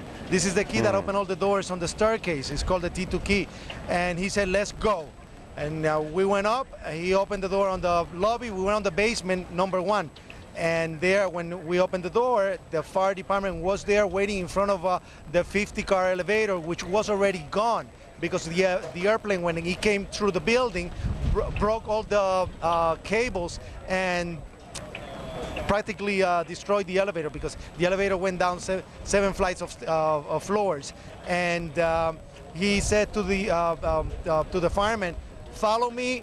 We know the best way to go up, and we have the access key." So we started going up the stairs and opening all the doors. We got to remember that the World Trade Center was a Class A building, which had 3 doors that did not open and 1 that did open. And we have to go floor by floor and opening all the doors. We were in front of the fire department. We were at the vanguard of what was happening. And David was, I remember it was so difficult because he had so much equipment on that going up the stair, we were sweating bullets. It was so hard. And then the amount of people that was coming down the stairs were actually bumping against us. And we were having a terrible time. One person told us that there was a person. Mr. Rodriguez, did you ever think to yourself, what the heck am I doing running up these stairs when anyone in their right mind would be running down? Well, not really, because in a moment of an emergency, we have been trained in a way that you have to do what it takes when it comes to an emergency. And I remember seeing David personally going through the process of the exercises of evacuation, because they brought people from the Port Authority to do bomb training with the dogs and stuff like that. And so I knew that that was the thing to do. Mr. Rodriguez and Officer Lim, it's terribly trite to say, but it's really nice to see you both. It's really nice to see you both. We hope all of the wounds heal. Thank you both for your work, and thank you for joining us on this important day.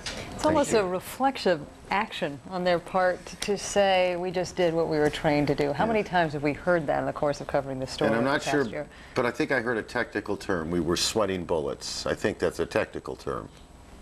Well, perhaps not. We're going to bring you up to date for those of you just joining us about what we're looking at in this coming hour in our continuing coverage of 9/11 America Remembers. In this hour, you're going to see another ceremony unfold at the Pentagon, this one honoring the men and women of the Phoenix Project. If you haven't heard of that, those are the folks who tried to reverse the damage done, at least the physical damage, to the Pentagon by a hijacked 757. And then President Bush continues his tour of Shanksville this morning, basically weeding himself through a crowd, going family to family, honoring the people who he says vividly reminded the world what it means to be American. It is Mr. Bush's 3rd ceremony of the day. There are more, of course, to come later today. He will end up in Manhattan and at Ground Zero in Lower Manhattan. This day of commemoration began with bells and with silence and names. Thousands of them. They were us, said New York's mayor, our neighbors, our countrymen, and our friends. And Judy, I'm sure you felt much the same way Aaron and I did as we watched that ceremony unfold. Just how painful it was to hear the 2-hour and some 40-minute process to work themselves from the top of the list to the bottom of the list, A to Z, of those who lost their lives at Ground Zero. No question, Paula. You'd never think that just hearing names would make you feel, I think, the way that all of us did, but just hearing those names is a very powerful thing, and having so many different voices and faces of New York City participate, I think, brought across the meaning of it all, I think, even more. That's what's going on in New York. Here in Washington at the Pentagon, there is a second ceremony underway now to honor the workers involved in what has been called the Phoenix Project. As you just said, Paula, these are the people involved in rebuilding that enormous structure and doing it in a very, very sped up timetable. Here now is my colleague Wolf Blitzer with a little more on that. Wolf? Thank you very much, Judy. This second ceremony is just beginning. Lee Evey, the project director of the Phoenix Project, the rebuilding of the Pentagon, is just beginning his address.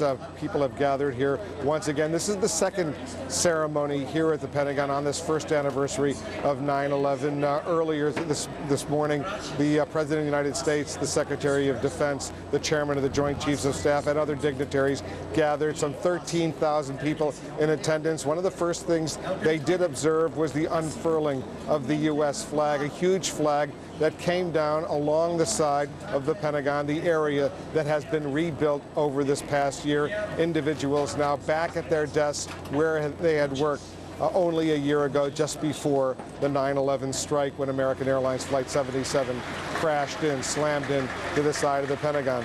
President Bush, in his remarks, was forceful in condemning terrorism, but he also sought to look ahead.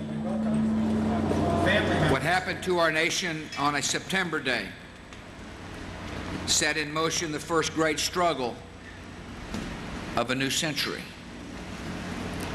The enemies who struck us are determined, and they're resourceful. They will not be stopped by a sense of decency or a hint of conscience, but they will be stopped.